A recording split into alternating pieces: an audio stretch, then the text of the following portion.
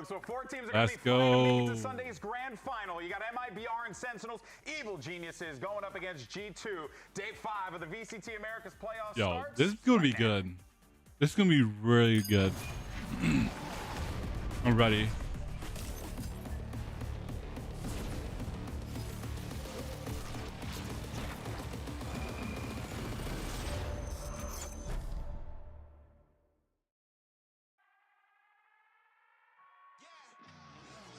When you're on that grand final stage, they're gonna remember you for what you did that day. Those 5 maps that you played, that's gonna be where everybody's gonna be like, damn, I saw that clip on Twitter, I saw that clip on YouTube, I saw that on VCT. And I mean, I'm always good for it.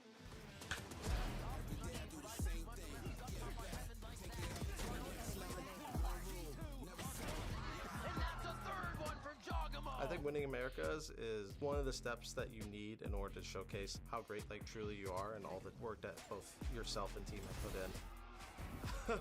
You're a force to be reckoned with, basically.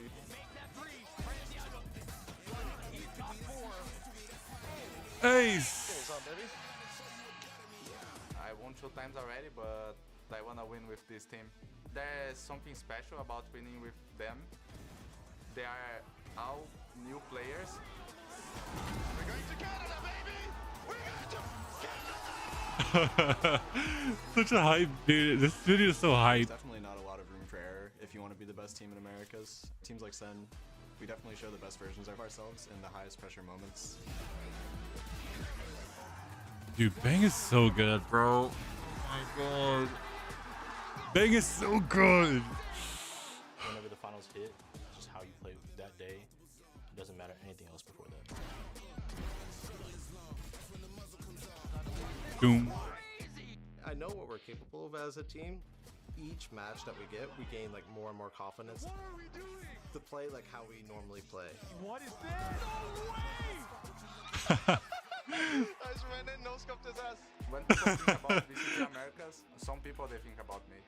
And it just makes me want to be better at the game.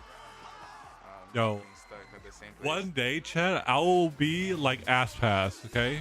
One day. I'm just kidding. Finals are the games where everyone's watching, so if you make a cool play or do something huge for your team, everyone's going to remember it. Definitely a huge opportunity to be remembered for being great. I want to be remembered as like someone who did some great things. I think it would be nice to reprove myself again. There has to be a superstar. There has to be an X factor in the team, willing to make those big plays or make sure the team's on point, or the X factor that's willing to just call what needs to be said. That'll show you why people win champions. Just by having my presence there in the team during the game, I know that my teammates they are more confident because if something is going wrong, they can have in the back of their heads, it's okay, he's there. I have Aspas on my team. Dude. I will get my aim like ass pass. Okay? I will. Soon. Soon, chat. Soon. Riot Games Arena, it's time for our first match of the day. E eles já têm a vaga, mas agora queremos o título. Faz barulho pro Mibr!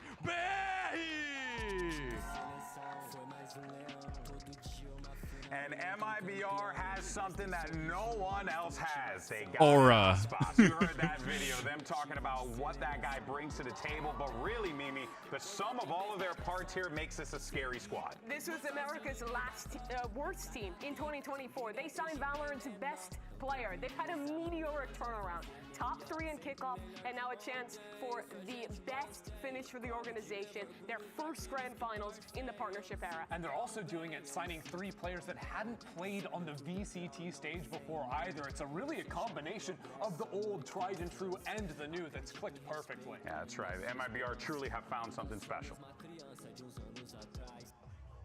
And now, let's bring out their opponents for this matchup. Make some noise for Sentinels!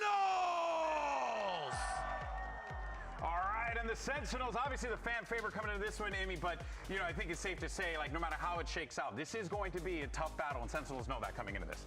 Yeah, it's definitely going to be a tough battle. They need Zek in prime form to deal with Aspas, I think. Everyone pumping up. Pumping up is the biggest thing for them. Yeah. And you know, Sentinels, they've got one guy that no one else in the world has. Aspas? No, it's Qbert, the sixth man, showing up in a big way. You know, we got the preview of the 1v1 matchup, Sakura, MIBR's cute little puppy, but Qbert, this guy is red in the face. He's angry. He wants to win, Mimi. I'm not. The dog eats the cube. I will not lie. The dog does eat the cube. At the very least, it turns into a true toy. But that being said, though, very much looking forward to this one, Mimi. Amy, you were talking about this asking Sen to ban Icebox. They've done Lotus that, Split, and now they get Haven. both Split and Haven in the pool. Those last two maps to me feel like gimmies for Sentinels. I think this is perfect for Sentinels. Lotus might be a toss-up, but they need to play Vice, I think. They need to go back to the Vice. They go back to the Vice, and they can deal with the Neon. And then it'll be a 2-0. If not, 2-1 Sentinels. What have you thought about MIBR's Neon comp on this map? They've changed to it, won twice since pulling that off. Is it going to be tough for Sen to play into? It will be if they don't play the Vice, I think. If they go no Sentinel, I think they're going to have trouble. Yeah, because Sen had previously been playing the double smokes with a Viper in the mix, and you're Okay. asking for the Viper So- to turn into a Vice? Yes. MBR playing the standard MBR comp. Shut down that explosive potential. That See a Yoru. Potentially be seen Yoru, on the opposite side of the field there. We'll see, of course, what we end up getting as far as agents go. I'm curious if anyone's going to try and throw out something different to try and throw someone off the scent. I think the first map would be the chance to do that. Reminder of the stakes here. You win this map, you're the first team into the grand finals. You get to play with a double ban advantage and have a hell of a chance to win the Americas title heading into a Masters here in North America. One step closer to winning a trophy, a big thing for all these players here. Now, agents are going to be coming up in a moment. We'll see what we end up getting out of this one. You know, I am really curious, Ender. Like, there's so many directions we could end up seeing. Yeah, and we've got some time as the agents slowly roll out. Honestly, Sentinels, we haven't seen them play this map in almost a month. Last time they played it was up against Loud. That was a map they lost 13-11, where, again, we were talking about the Viper coming in for them. Zelsis was on that, so he's the guy to wait and see what he eventually goes for. But Osboss is just going to be max chilling until we get there. Yeah, he's got a long time to wait that one out there. Oh, man. Obviously, there were some changes to Teo. Not in this patch, without a doubt, but curious to see how that plays out in the future. Yeah, along the horizon. We'll see how that one plays out. But for now, back behind the barn. You might find Tejo. You might find Tejo and Old Yeller right behind the barn after today, or after, rather, this event.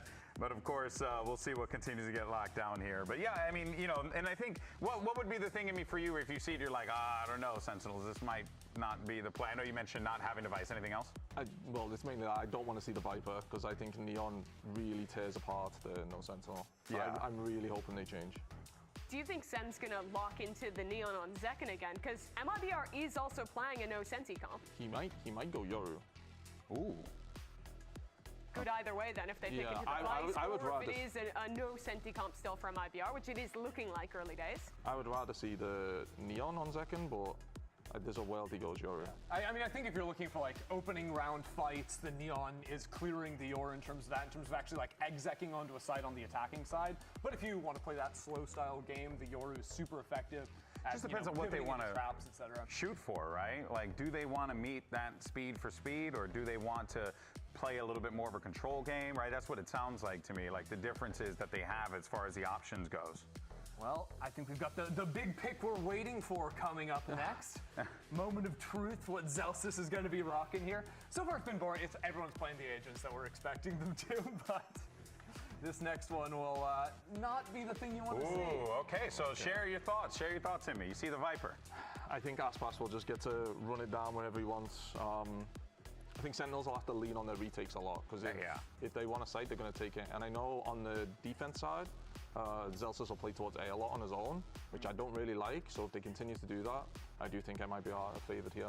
Yeah, how are we feeling, guys? Do you think same thing here as far as not seeing that Viper goes, or seeing that Viper rather pop up here? Yeah, Emmy sold me on this. Yeah, it is interesting because it is a straight up mirror match here between the two double controller, no Senti, Neon compositions on both of our teams. Wait, they have no Senti? I think a lot of this game is going to come down to, it's not a mirror. He is pivoting to that Yoru. Okay. Good call. But similar idea where it's going to come down to a lot of like C retake ideas in these late rounds that are going to have to be really drilled, especially for Sen. I mean, this is just the G2 ripoff comp going for the Yoru, right? Which slows down your tempo a lot in sort of like the early round ideas, but it gives you a stronger upper if you want to take the forward lines. Where are the pitfalls with this composition? I mean, the pitfalls come when you're trying to actually win opening fights, because I think the neon stun and like the mobility of the slide is like just very powerful. But also when it comes to execing into a side, I think neon sort of clears on that. Both comp don't have a sun gate. They're going to really struggle to beat They do have a breach to have. Rebel fights. I think MIBR is going to be able to take that early space. All right, boys. Yeah, I think that's why they've gone to the Euro. I think they're going to let them take the space, and they're going to take it back. Like, yeah, I think they're going to let them do what they want and slow the game right down. Yeah, the way G2 usually plays that is like, you know, you'll step forward to take maybe an early fight just on the Yoru, but very quick to teleport out after taking a shot or two, and just like keep moving back the lines of scrimmage. You're not trying to have this decisive fight at the start of the rounds. You're trying to slowly whittle them away and bait them into you. All right, well, let's see how this all shakes out, folks. It's now time to start our first match of the day, and let's send it over to your casters for this one. You got two of the best on the mic. It's Uber and Wyatt. Let's go. Thank you very much, Golden Boy. Great to be here in the Riot Games Arena. This one is bound to be a banger. Aspas has taken, historically, the worst team in Brazil at this level, the worst team in Americas, and now turned them into a true contender with their best finish already on the docket. An undefeated run in maps through playoffs so far. And they're going up against the team that just handed G2 their first loss of the season. The team that looked unbeatable, they were able to stop. The only team that could stop them. Time for your Samsung match start, folks. Load up fast with Samsung SSDs. It'll be Sentinels starting on this attack side. Both teams without Sentinels in their compositions, and this is the third different Sen comp in 3 outings on Lotus that we've seen. And so let's far, go. The 2 prior outings in Stage 2 have been back-to-back losses. So perhaps this first series of the day. Yoru, which Zekken has been playing constantly in 2025, could be the recipe for improvement to try and steal away MIBR's map pick. We are grouped here for a bit of a pop in towards B main. Is some toggling of the door. It's actually pulling the B defenders away somewhat, and there's a gate crash there ready for an overload onto the middle of the map, but that expires. Zekken has other ideas. Just going to wander all the way into tree. Doesn't actually have a gate crash to get out. All of the utility expended from MIBR, who are inclined to oh my god, bro. They're fight towards rubble if the Sentinels team had been there, but they're not. They're getting this B site entirely for free. Zekken's the bait. He hasn't done anything but mill around tree for the time being, and so MIBR going to check rubble, trying to clear this. They know there's a player in the vicinity, but they don't know if Zekken TP'd out with gate crash or not. Now they know, of course. Wait, Zekken has good timing here. And Zelsis is ready to take contact. Paranoia actually ended up hitting onto the drone, and Zelsis emerges. Ooh. First blood struck for Sentinels. But Verno knows something's afoot here over in that corner. Timing. Oh. Some action here. Shenom had to afflict that. He was not ready on the line. John pops up for 1 here on this B side of the map now. Still 3 up for MIBR. Make it 2. It's up to the bromance duo. Ooh. To get themselves out of this, but they're both very low. Less than 50 points of health combined. They're going to go for it off a timing. Bang is ready for What a round by Sen. I love the way that Sentinels played around rubble with multiple players using That was actually Zelsis' nice. wall, including Zelsis himself. To That was actually really nice by Sentinel. Put all of those MIBR players that had prior ran through Baby Door into rubble in the mid-round in an uncomfortable spot when they had to retake back into B. Great positional play overall. And Bang already starting hot in this game. Coming into this series, he's actually the highest rated average ACS player of anyone on Sentinels in the playoffs so far. He's really been showing out. Last time these two teams played, it was in kickoff. The lower bracket final where Sentinels knocked MIBR out of contention for Bangkok, and where Zelsis was that match MVP with an unbelievable performance. One we'd rarely ever seen from him. Let's see what today pans out to be. It's a slow drift in that seaside direction, and a very passive hold for Shenom on that site. And Zekken will be happy to absorb any aggression that could come from MIBR if they opt to push into spawn. Can try and just get that Dude, one of course they and push, just right? teleport to the rest of the squad, hit C together as a unit. Shenom's inching forward now. His control utility was exchanged at C. Sen implying a walk up, but Zekken has been very patient here at A. Lurking. Trying to draw everything he can out of this part of the map. He's got Tessia! Okay, a bit of a wave Oh. He almost got away with it too. In fact, it's Zelsis. Wait, hold on, that confused me as well. Zelsis just... Actually, I mean, he took the bullet for him out of nowhere, Proper saved get Zekken. down Mr. President vibes over there. That is insane. I'd be so confused. Like, wait, what the hell? How is he alive, man? He doesn't get out with the Bulldog. He doesn't Wait. get out with the Bulldog. He ends up walking away with the Stinger and doesn't exchange. So Verno's been Wait, able to snap what? it up. But outside of that, there's really not much to be done here. Why would for second? MIBR. It's Aspas and Verno once again, the last two alive. And That's a free gun. Aspas has a little bit of history with Sen on this very map. I mean, yeah, last year was when Aspas dropped a kill record of 47 for 19 deaths on Sen playing Lotus.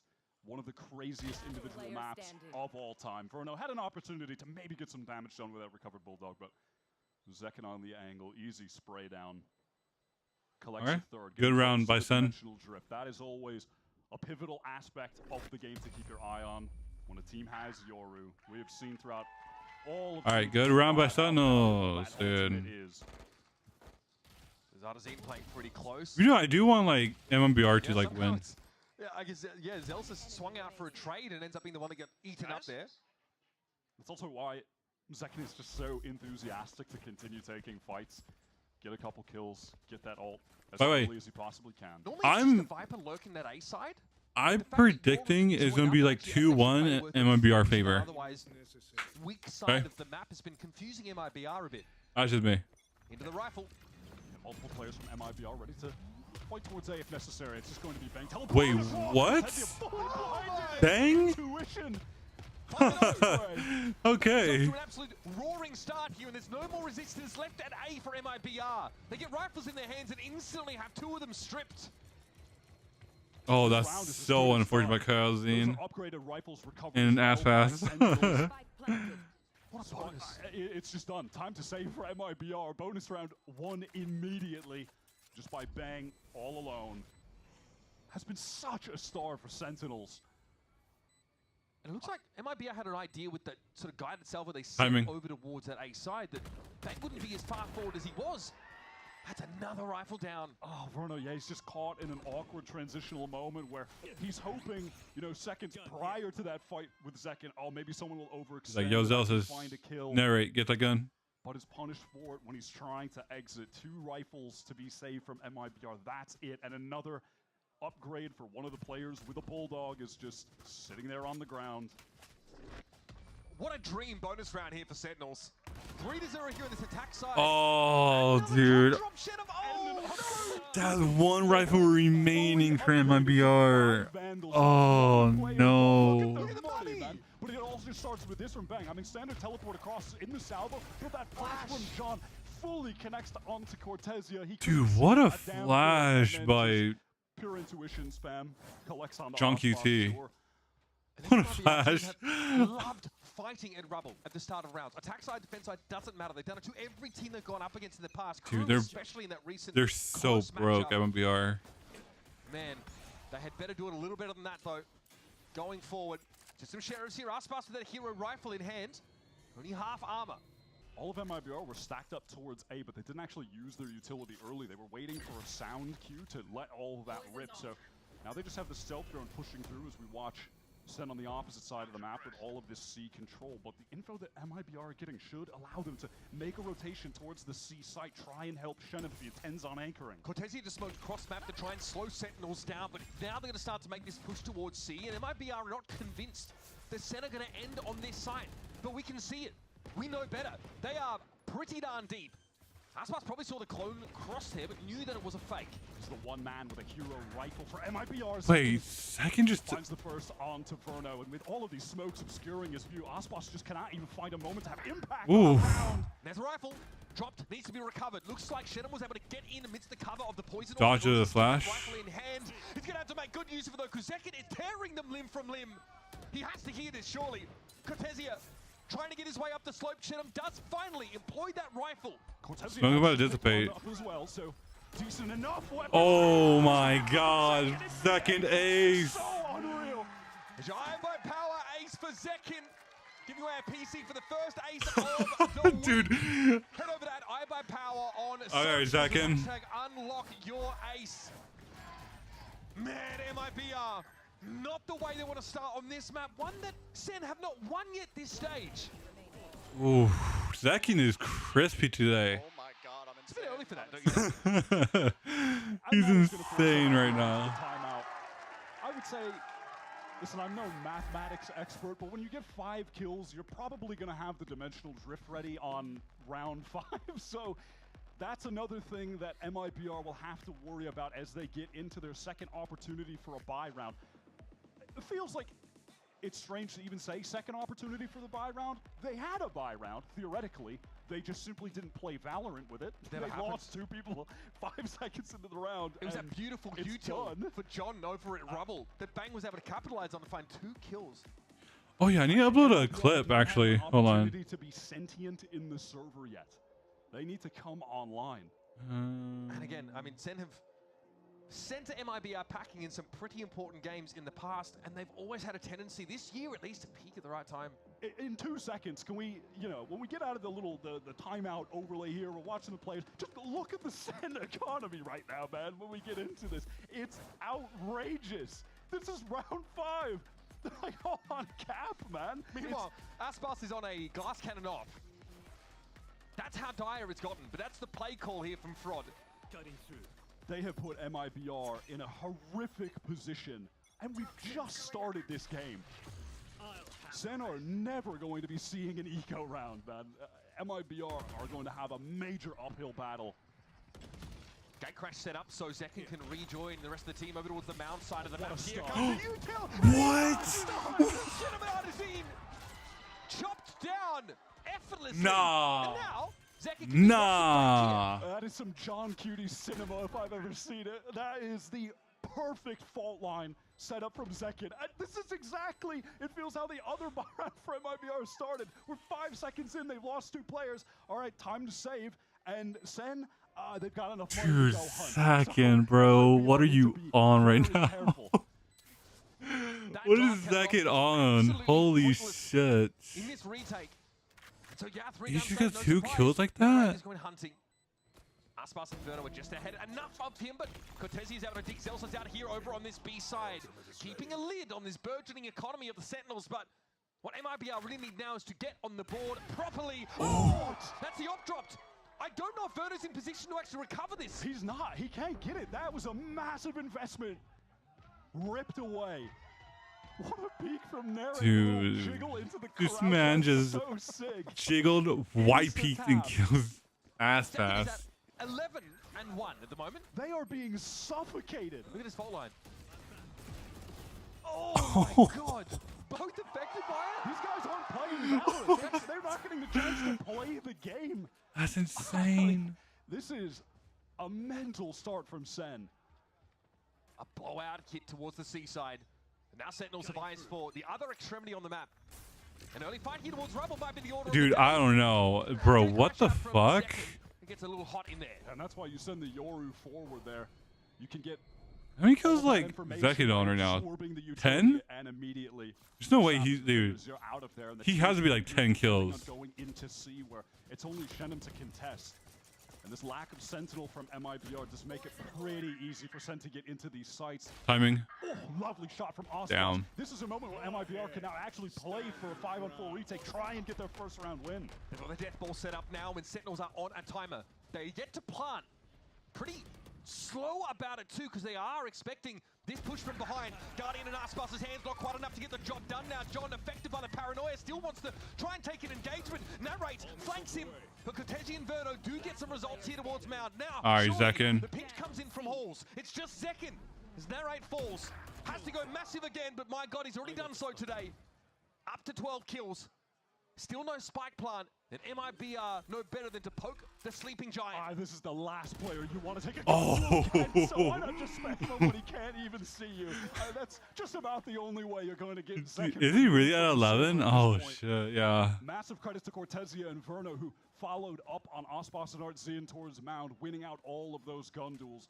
Were really sharp with the aim there, because that initial spacing here, when we saw Aspas go down, wasn't great. He was far ahead of the rest, outpaced the utility. Nice! Let's go! Man, you can always rely on that man okay, to shoot. 1-5. That's all the rookies leading the charge right now for MIBR. Cortezia, Verno, Shenum. At least 2 of those players verified Rookie of the Year candidates right now. Youngblood leads by example. And that gets MIBR onto the board, but Sen have done a good job at stacking up these very important attack side rounds.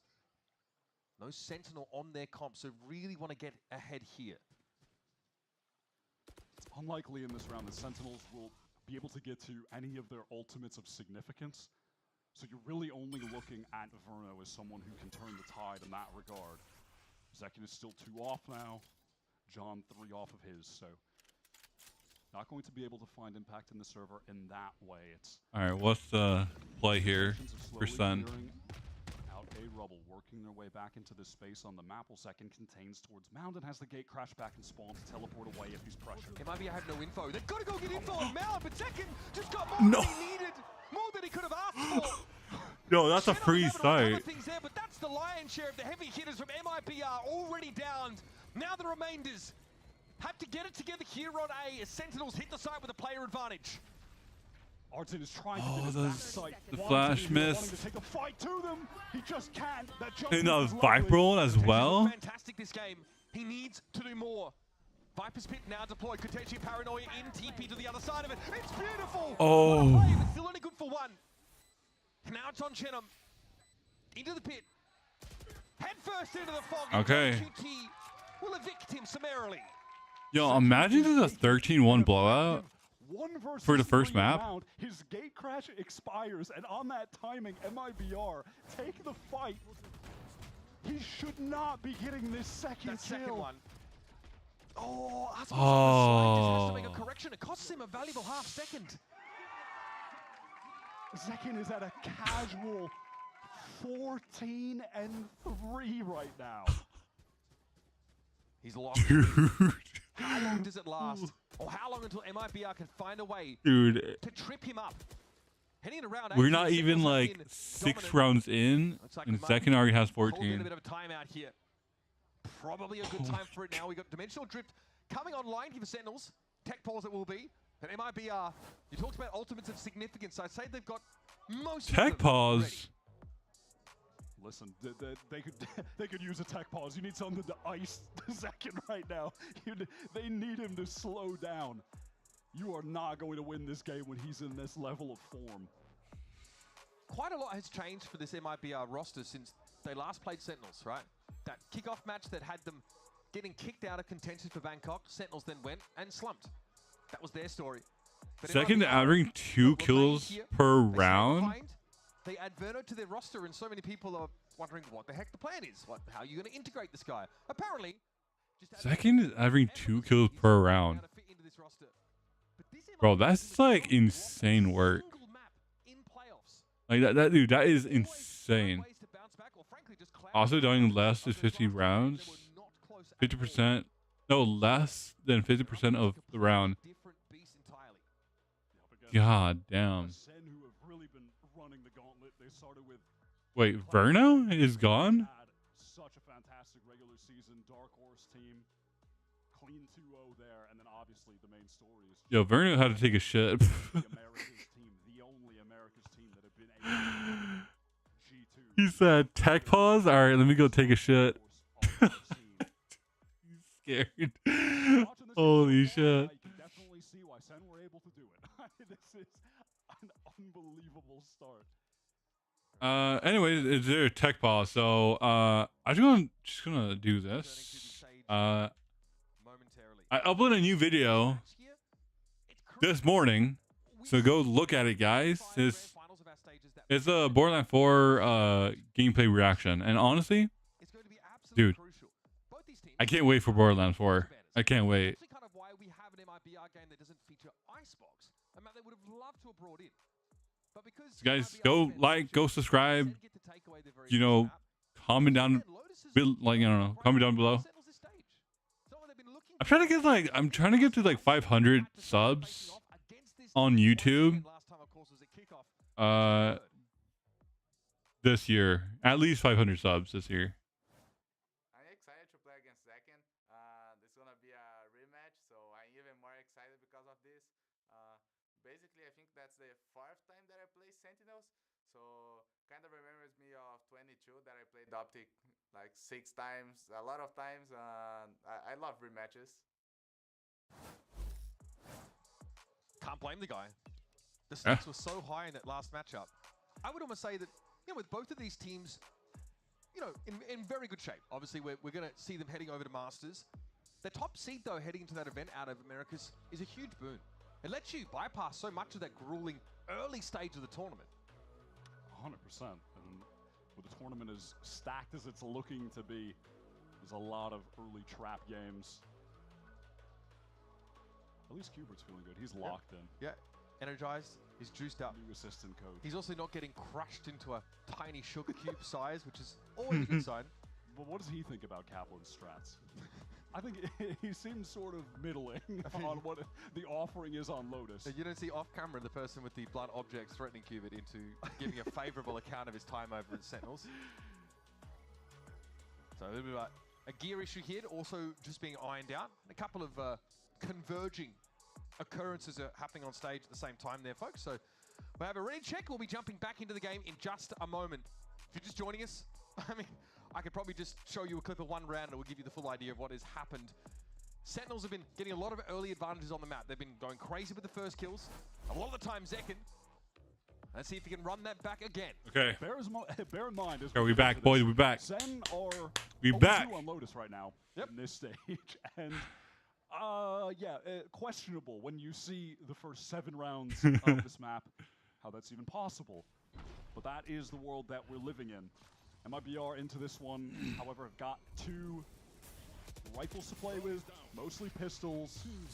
Let's see if Ospas and Artzin can turn up the heat. Another dimensional drift here developed for second. Gets a decent bit of information about what's happening at Baby Door now, and Trouble, so doing a lot of scouting for his team. Oh, there was that was a nice stun. Off the back of that, Bang got so far forward, and second flattens Cortesia. These early round engagements are not favoring MIBR. A second time, we just see the dimensional drift into the fault line. Net 3 kills for second. Bang off the flash, gets another one. The utility from John Cutie has just been superb. Look at the extra spacing now created by that guided salvo. Gives Zekin the room to perch up in this pocket and play off the one-way. Time to jump. Should MIBR dare to test it, the final boss will be waiting for them. Gun here. Just wants to make sure that they can't recover that phantom slide in from Oh my god, bro. Okay, bro. Holy shit. Them down with the phantom. Yep. I mean, again, they're working with pistols, right? Sheriffs to some degree. But man, no one is able to stop Zekin in that position. Dude, how is Zekin not cleared? Again, that initial kill where I mentioned it's just the dimensional drift into the fault line. What, they have passion. They have passion, Zach. I respect that. Fucking hell, bro. It definitely looked like a passionate 3-player push, for sure. Great coverage, like you mentioned, for Bang. Saucy reaction. Oh my god, we should like see his reaction. Out of that, it feels like they might be reading into that pass. Hey, Ochoa, if you have a clip of saucy reaction, just like put it in the chat. I want to see some. I think Nary just okay. All right, Nary. All right. Is just working in their favor. And that's the Viper with the I look at him like in turns off the wall over towards the time, like the retake wall, the screen. You know, switch sides. MIBR to shore up their position. One of the worst plays they could lose early. Bang just hears the audio cue of that drone running forward, so stops it before it can even round the corner. And now here's Nere trying to get some information back in towards Rubble, so Sentinels can attempt to re-clear this. It's going to be difficult playing around some of these defensive walls, and there is that forward position still held by Cortesia. Tells us ahead of the wall, knows Cortesia is there, but is brought down. Aspas is able to spring forward, and nobody can really see Cortesia. Dude, there. no one is. He has to just TP out. No one can take out Cortesia. Second has been retaining this space in the mound. The intentions are to go for the C hit where Artzin is fully entrenched. Fault line ideally buys a bit of time. Zekin definitely affected by it. Here comes the rolling thunder though. Artzin is about to feel the heat, and every Zekin always seems to be on the correct side of the kill feed. Bang with a second, shuts down Ospas. Time is dwindling, and there's an Armageddon left for Verno. They've got to kill Cortesia, but that Armageddon Verno has come to the rescue. Spike is down, but John is now in a 1 versus 2. All right, John, you don't lose these, bro. You don't lose these. You lose it, you getting cut, my boy. I'm not even a Sen fan, but I still cut you. All right, you cut, man. Was that before connected, or was that a cosmetic stun? Either way, You're gonna replace my Boostio. continuing to be the headshot machine as always. Time just dwindled so low for Sen. Just waiting and waiting for Verno to eventually rip that Armageddon. John was able to get the spike down, but at that point they had just lost too many players. That's so Hano and unfortunate. Cortese have been the duo Ooh. earning this MIBR Ooh, team that at the moment. was nasty. For MIBR, that's got to get you out of your seat. Still a smile on John's face. He knew it was tough. Again, the fall line was pretty good. Wait, Joe, who we? Squarely. You part of the team? Oh, no, I wasn't aware. By every round, with the exception Who we? of that first one. They've been in very, very good shape, but Kaplan here calls a timeout. There might be a couple of ults close to being online, or maybe he's trying to get Sen to play around what MIBR still has, because they have a Rolling Thunder, they have a Viper's Pit. There's a couple of things that could be a little difficult for Sentinels to play into in this round. Sen will never be in danger. Wait, bro, talking shit to someone who smurf your peak? I said, I wasn't talking shit. I said, John QT, if you don't win this one-on-one, you're getting cut. I'm not even part of the team, but you're getting cut. How is that talking shit? You know what? It's fine. When these sides swap, so Kaplan wants to ensure that they don't give anything away before we get there. And this is a round where things can really begin to shift for MIBR because of all those aforementioned. I mean, it's a round 1 versus 2. I win those 1 versus 2s any day. I win those. Maybe. I don't know. And of course, money not a problem for Sen City. Maybe. Maybe. Second just walks across here. Interesting gap left in the salvo. Trying to count for a TP across. Which typically has been the case.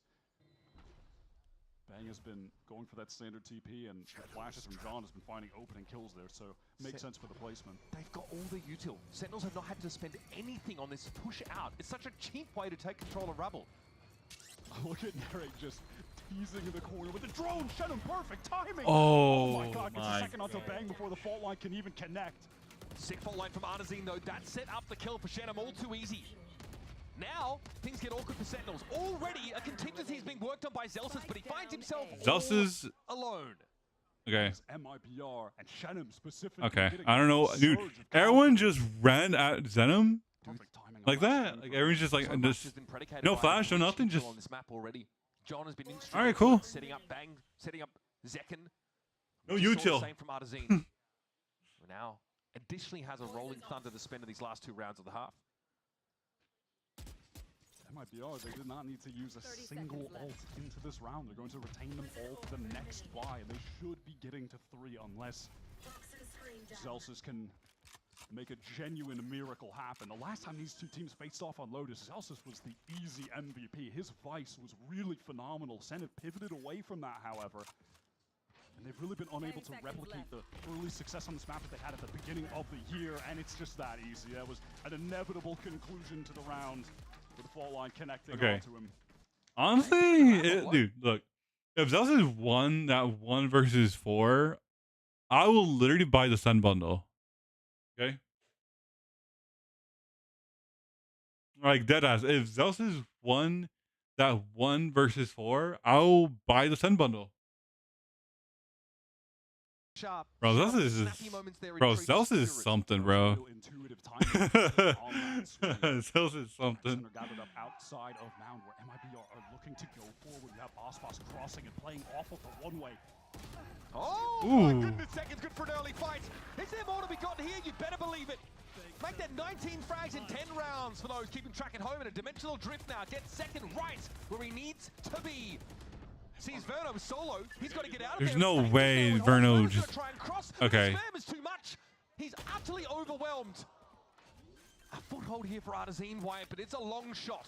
Yeah, he catches Zekken, but ultimately, does that even matter? They can try to go into this 2 versus 4, see if they can find another kill. They've still got enough money to buy again. I think they found Artazine. Playing up by Waterfall. How does he How do you go from rated to diamond aim? So consistent too. I don't know. Wait. Now they've got to scale through this smoke at some point. It's Oh, he's dinked. Celsius though on the move has to back away. Shenum deals with Bang. Now an aftershock from the attackers. John trying to deny any sort of defuse, but Shenum is fighting. He's hungry, drooling for an engagement, and John will give it to him. Ooh, okay, John QT. All right. And with the spike planted at mound there, it's just a matter of time waste for Sen. And when you're forced to stick the spike, it's just so easy to get the free swings, deny someone from defusing. Just comes down to this early engagement. How many times have we seen Sen open a round with a two-piece? Just off the back of a John QT flash? Most of them. That was off nasty. The back of that, and also, listen, let's not. Like, I'm going to be frank, this has been a poor map from Dude. Oswald so far. He is not in the I game. love how like Inside Bang swap, he parents just support him. That'll be his time to shine. I fucking love that. He wants to take a fight early. Overdrive. Ponting's looking for something, but stunned up. Has to fast lane for a bit of cover. Okay, Bang, can he get out of there? Oh. Yes. Does it the old-fashioned way, though. Get a kill? How is he allowed to go 1-for-1? On an ulting Aspas, of all things. Last round of the half starts pretty well for Sentinels, but Verno might have other things to say. The one-way's in place, and he tries to play off of it. Oh, what a great ult from Ardzin to retain this space to support Verno. Now find the advantage, and they can just back away.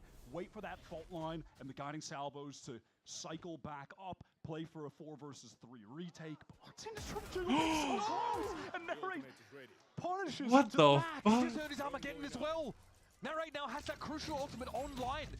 And Senna undecided still. They even have Zelsus to toggle this wall. So they're really going to keep MIBR in the dark of these movements across the map after that early engagement. Shenum has to peek for info. There's no other safe way for him to get it. And he'd give himself away in doing so. Oh my God, John QT. Look at this. Gets the orb, is going to get the plant, and have his rolling thunder Dude. versus 2. Yes, Verno and Cortesia, incredible rookies, but now have to face 2 of the most powerful ultimates in Valorant. Cortesia probably wants to get to the site pretty quick. Oh, dude, this is so annoying. They have Breachel and Tail. It's confirmed. Oh my He has to push up God. and take a fight. Narrate's not watching the cross right now. A little awkward for Zelsus, but man, he's good for it anyway. And there's a rolling thunder. Verno affected by it now in the 1 versus 3. Yo, Verno, you are fucked, my boy. You're so fucked here. I'm sorry. Guess what? Forces Verno away. 5, 4, 3, 2, 1. Let it rip. Never mind. Never mind. Never mind. For them to win in that situation, because John finds that kill onto Shenum, who You know what? Yo, dude, I will fucking let it rip. I don't care. Oh, that's so unfortunate. The strategy, or at least the tactics in some of these rounds have been on point. The util set up for John. Remember, he moved over from I want to let it rip. to take up this initiator role. Last round? All right, bet. Absolutely terrifying for anybody who wants to try and face down this Sentinel squad. It's a 9-3 half. Yeah, just some, See if MIBR. just some post-round firework. Just.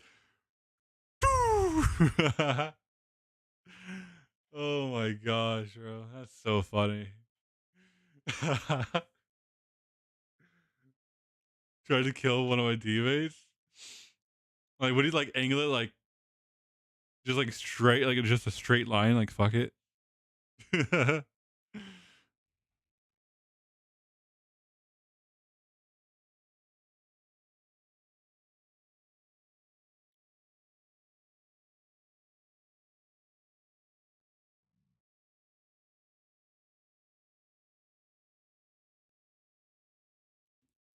Okay, 9-3 at the half. Okay. There's no way Sen give up a 9-3 pistol. Right? There's no way. Ochoa. If Sen will lose this map, you have to buy the 100 bundle. Alright? If Sen will lose his map, 9 in a row. Wait, is it 9 in a row? Wait, 9? No.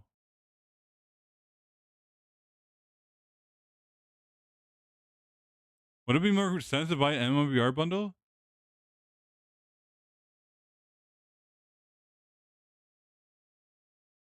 I mean, would it make a little more sense? I don't even know. Yeah, fuck it. Yeah, yeah. No, buy the 100 bundle. It's much cleaner. MIBR fan, there was one thing, and one thing only on your mind. Where is Aspas? He has to wake up. It was a pretty poor defense half from him. So uncharacteristic. We led this map off talking about how last year he dropped 47 on Sentinels for a kill record on Lotus. Now that I he's will on attack playing take the bet, 100 Thieves. If you buy the Sun bundle, fine. He's got to take liberties. Fine, I buy the Sun bundle. Stopping power for Sentinels outside of a bullet to the cranium. That's always a risk. I think it's like $10, right? If you have the Aspas has gotten deep onto the B side, allow other one. Take, but of course, they're double initiator. I think it's $10, right? How do they want to reach I already, MIBR now that they've got? because I already have the Sun bundle from last season. By the drone and swung onto by multiple players. Paranoia I check. right now. John might want to play off this, but Artazine was Wait. wholly unaffected. Chance to reload now. Here comes the fight. Artazine deals with Zelsis, almost too quick to see. Those are some excellent salvos coming in from Verno. Make the space for Artazine. Oh. Pushing up into upper. And this is going to Okay. be a one, folks. Here come All right, MIBR. send one pistol. Need a pistol. That was really smooth from them. Okay. Orton got They in a one very pistol. uncomfortable situation up there in heaven. He was the only player pushed up. Wait, they're and was forcing? forced to reload because he was right Wait, there. they're forcing. 3 bullets left. Verno sends out perfectly timed missiles into heaven to divide the 2 players who were trying to kill our Zin. They are right back into this game. I almost know how to finish that sentence. It's a new half. MIBR trying to treat it like a new match entirely. They've got a little bit of a deficit to make up. We're set up for a big clash towards A if Sen have intentions of pushing past this wall, but Aspas, 3 spam, 3 kill. Dude, if I'm Sen, I'm forcing. One good turn deserves another. Fuck it, bro. I'm forcing the shit. The second round of the game, doing We just need 2. on the receiving end of it. Shenum will be inserted Imagine. on this A side of the map, and we have some drift across for Sen. They definitely are. Like, Sen should have won pistol. They should have. This is going to be absolutely free for the taken C site by the MIBR team. Sen really little hope at this point of the round of even doing much damage. They've only got classics into this, so real opportunity here for MIBR to get their economy rolling, stabilize things, and the way that they bought into this round with the 2 pistols. I mean, I feel like year 1, like, Sen won, like, almost Teo Salvo round. pretty much all the pistols, no? Sendo do group up I don't on know. Waterfall. The question of whether they push any further past this point or not remains to be seen. A couple pistols still on the side of MIBR, and his Aspas going down to get a proper rifle. That one is dropped. There's a proper fight here on the side. Zekin holds his own. Inferno's there on the corner, sprayed through to get the second, still asking for more. But John is punishing. There's no way. Time though is of the essence. Shenum knows he can cover the defuse, and John does not have the time. Nice shot. I mean, they're not going to win the round, but feels like they might as well have. Shenum can't even. Dude, that's rifle. The only weapon they brought in. that's so bad for MMBR. How do they get away with doing that much damage? Funneling through Waterfall with classics. Oh, I know how. That's the Phantom and Guardian lost. They missed. They just didn't hit shots. How many teams in that situation, though, don't even bother going for the retake for Incense position? We see it all the time. There, baby.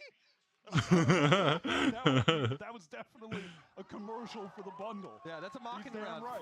That was some great marketing.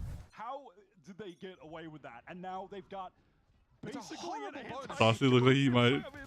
He actually might cry. I don't know if it's the lighting. Shenum now knows he needs to do a little more. That's just. In a round like this. Ooh. Sheriff, good thing he saved it. Now he's going to upgrade. Very snappy from Shenum yet again, but Narrate quickly will punish. Sen definitely favored here. Spike already down. A very fast B hit from MIBR. And it's an Dude, MIBR I want to again like. trying to take his full control. I mean, look at the top of them. I want to like play like Premiere, All the way through trying to wrap like this act. Waterfall. Art's in close up. Shotgun at Baby Door. Narrate. Oh my God, he whiffed. Baby Door control secured. Now center on the side, but Verno was on a backstab angle that John is all too ready for.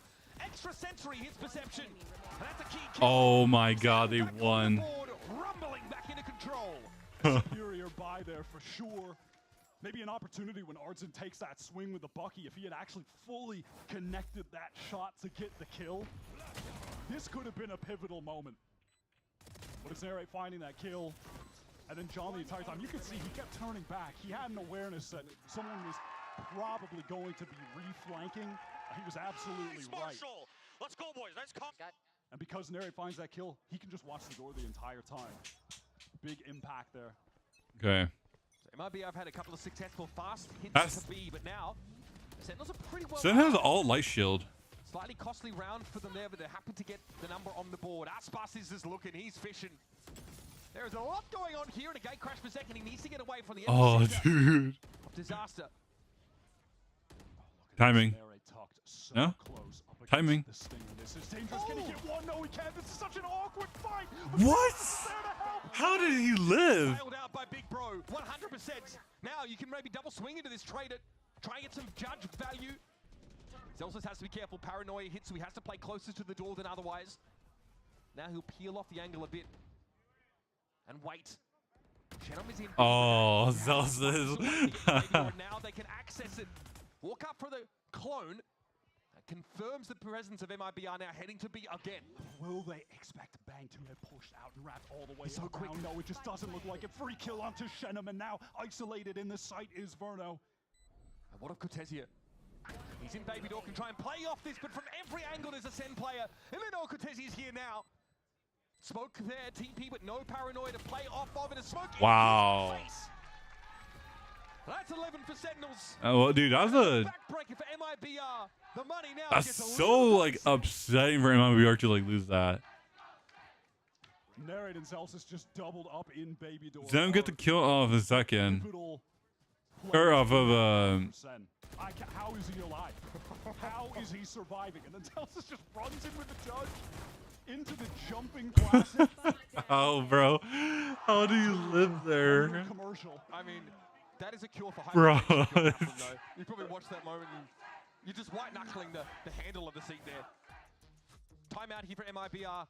Oh my god. Dude, the fact that Neri lived that long is insane. There, maybe Sheriff. They're encroaching on their two powerful initiator ultimates though. So for those fast hits or to shut down maybe a potential flood for Sentinels, there are options for MIBR. Yeah, bro, this man still kills one with a classic. I'm like, okay, yeah, you know, it just, yeah. Proactive decisions at the same time. Holy crap, bro, that's insane. All of that action was happening in Baby Door. Bang cleared out all of the seaside, was wrapping behind for the flank. It's just all set up so perfectly. The players are playing with a lot of confidence. This is really some of the best Obscen that we've seen all year. If you're Kaplan, hands down on this playoff run. You just worry about history repeating itself maybe. So strong in playoffs domestically. They want to maintain, they want to bottle this lightning for the next couple of series and then into Masters. A brief pause there on the stage. Mild audio issue. Oh. And a chance Or to here be for tech pause. the Sen crew just to lean back into it a little bit. I hope Sen released the original jersey. Wait, how does the original jersey look like? Going right, they lose that pistol and that bizarre. Oh, it's just all red, right? Just all red. Classics and take all the guns away from MIBR, forcing them onto. Yeah, dude. I said this like beginning when they released those jerseys. Like, I don't like the. Like, I don't like this jersey. I like it when, like, all red, like the original, you know, all red with a black logo. Like that's like. I would say that the rim jersey goes hard. This one, kind of mid, like just low key, just my preference.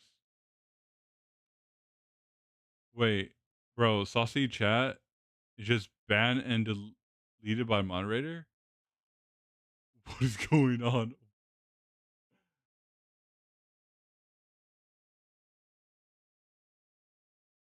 Wait, who got banned? Wait, who got banned? Did you get banned? Air one. Should we like look at it? Do I follow Saucy? I don't think I follow Saucy.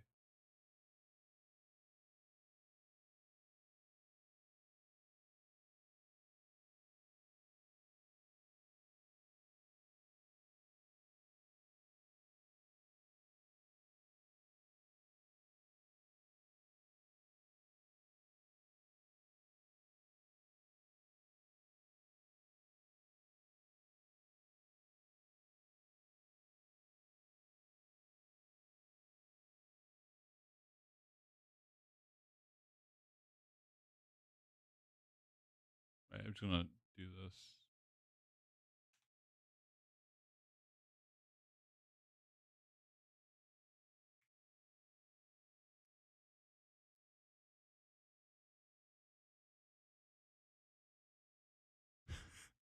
Não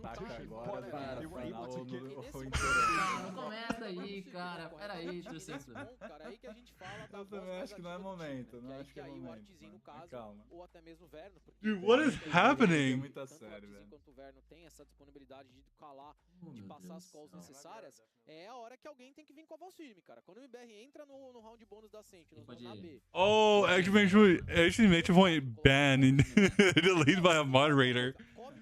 What the fuck? Ajuda o Xenon que tá no Vale nada, vale vaga pra grande final, cara.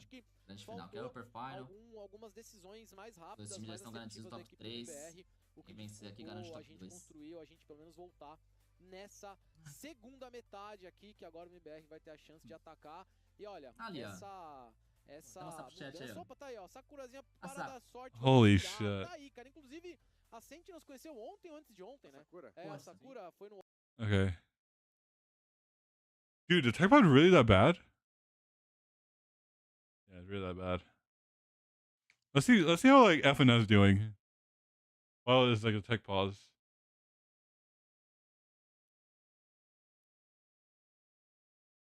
Long C Haven? 1v1 Sam vs Verno? Nah, I don't know, bro. Like both trying their hardest? Fuck, that's hard. Sam, think about it. You have to look at it logically. Sam plays C on Haven. So long C Haven, I think Sam takes it.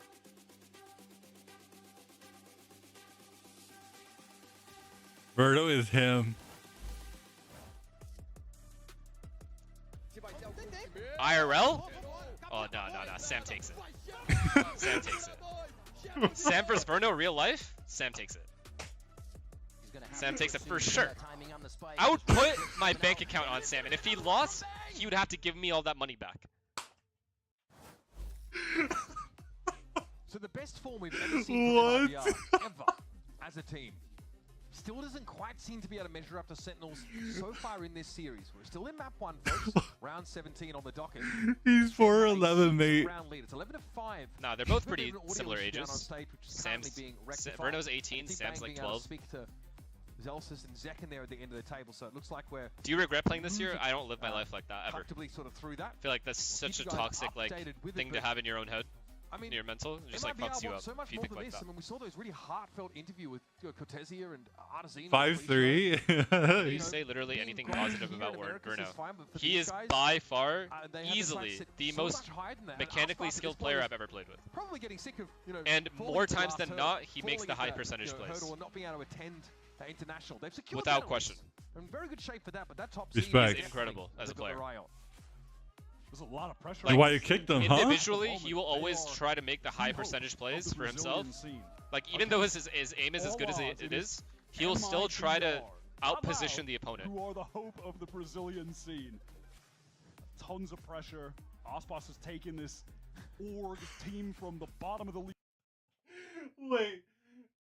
But hey, as an Ethiopian said, my height isn't from the ground to my head, but a head to the havens.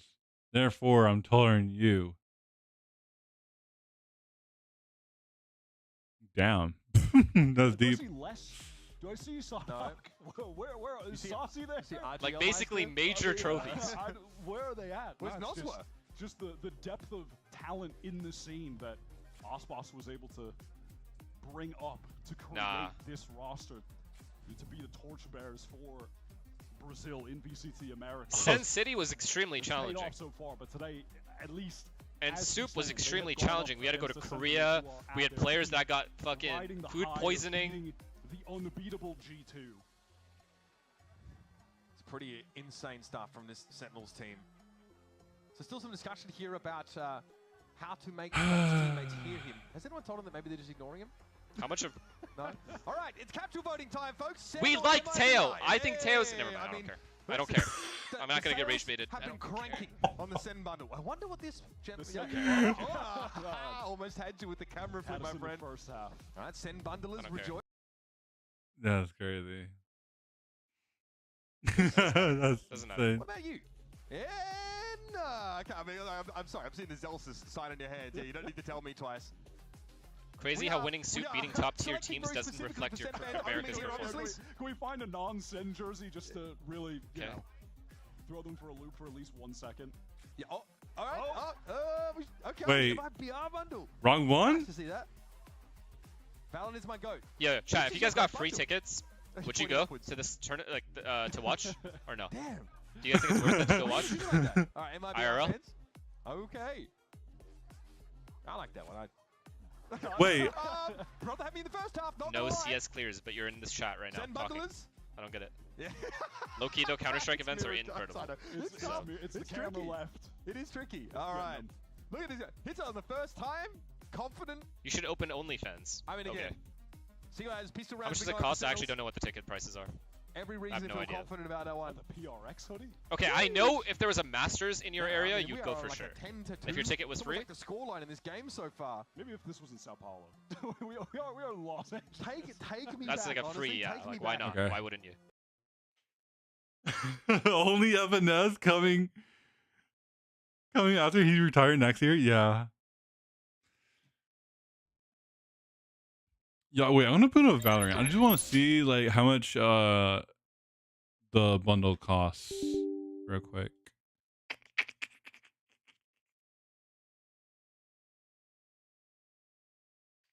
I just wanna see how much it costs.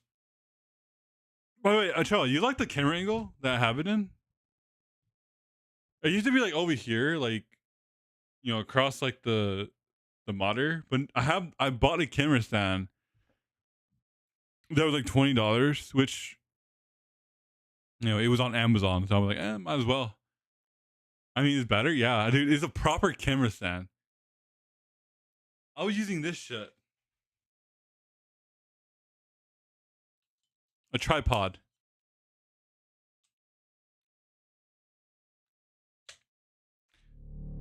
And I'm gonna use this for the second camera that I'm gonna be getting. So, yeah. So the second camera is gonna be across where my ring light is, and it's gonna like do like a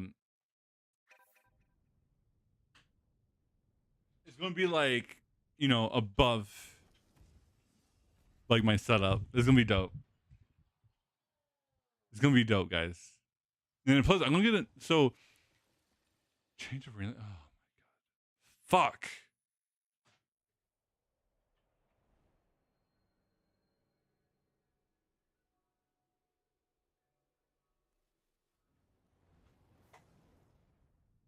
Dude, I'm wearing red.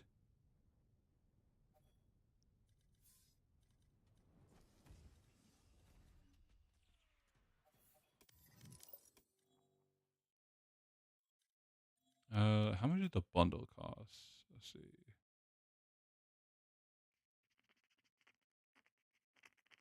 Okay. It's so it's 165. 1,065.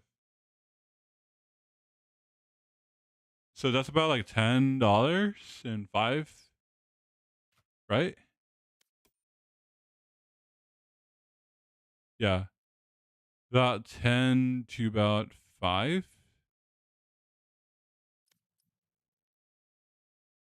I can't do math. It's 20.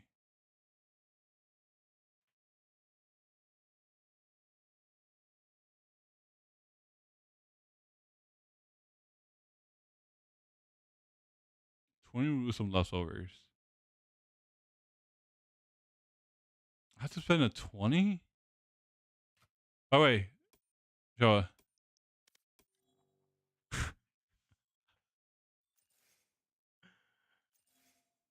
So Joe, we can find a match.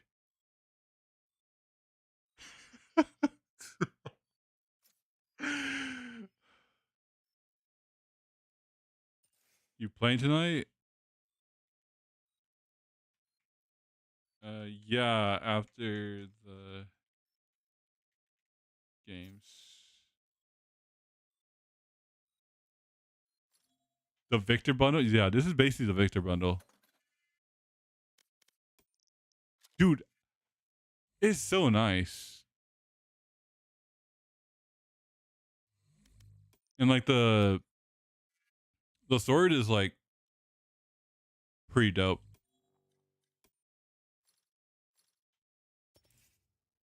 Wait, I don't have this card?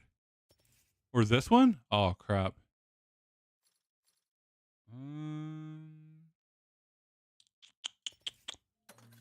Get it. I don't get it. Can't believe I don't have that card. Alright, getting back.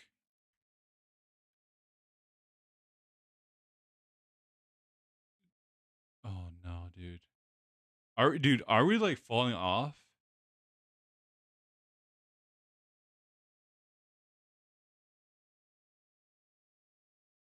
Just upgrading everything and last. But I would prefer that the skin with what I do. What I do. Some chance.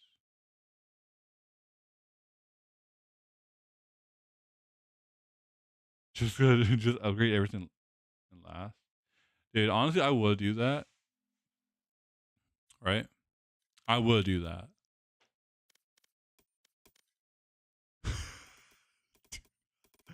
Dude, I can't believe after 10 hours of streaming last Wednesday. Yeah, it was like Wednesday. Oh my god. Dude, I literally holy shit, bro. That's insane.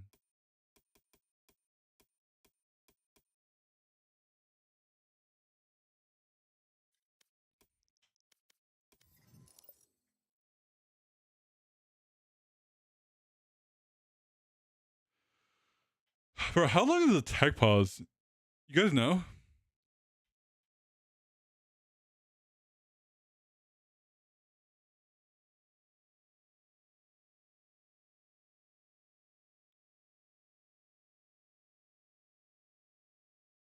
Dude, it's 5:11.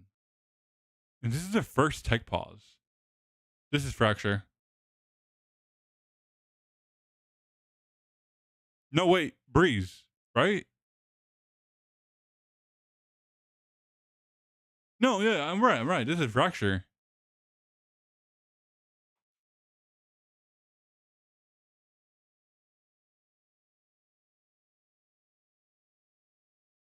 Dude, I gotta say, like, the animation kind of like mid in this new bundle.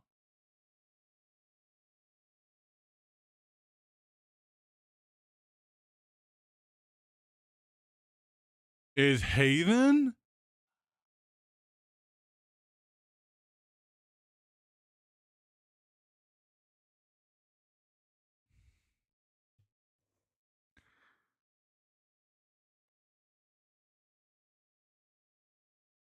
Okay.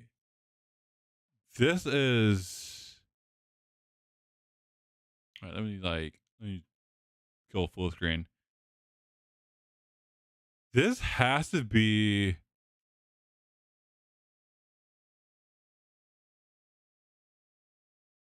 This is bind.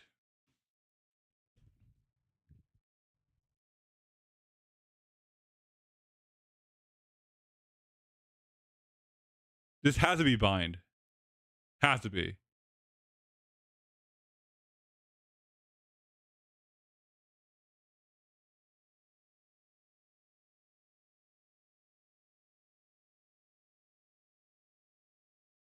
Mother.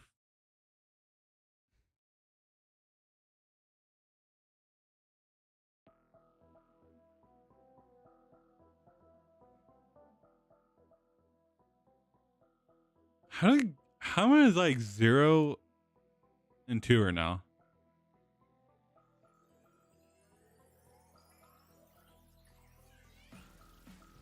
Okay. This is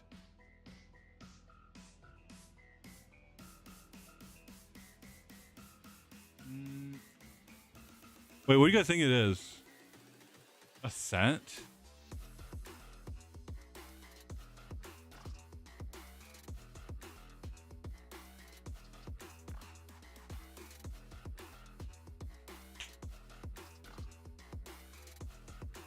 Fracture?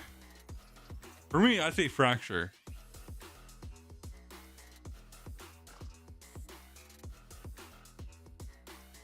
Ascent. Okay, yeah, okay, Joe, you won and won?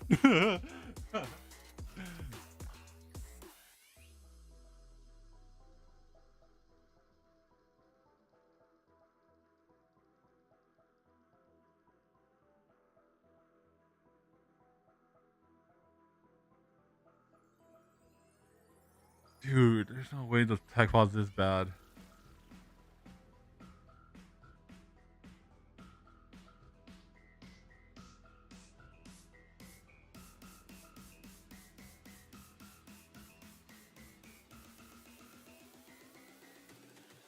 Wait, what? Bro, what the fuck? Broke?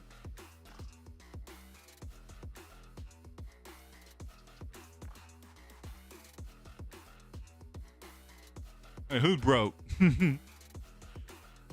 Oh, narrate?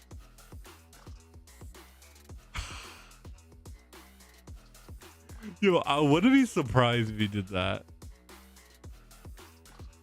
I literally cannot believe if he would do that.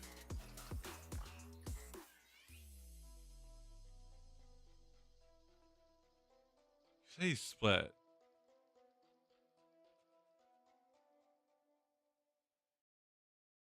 Is Bree, dude, is fucking, oh my god.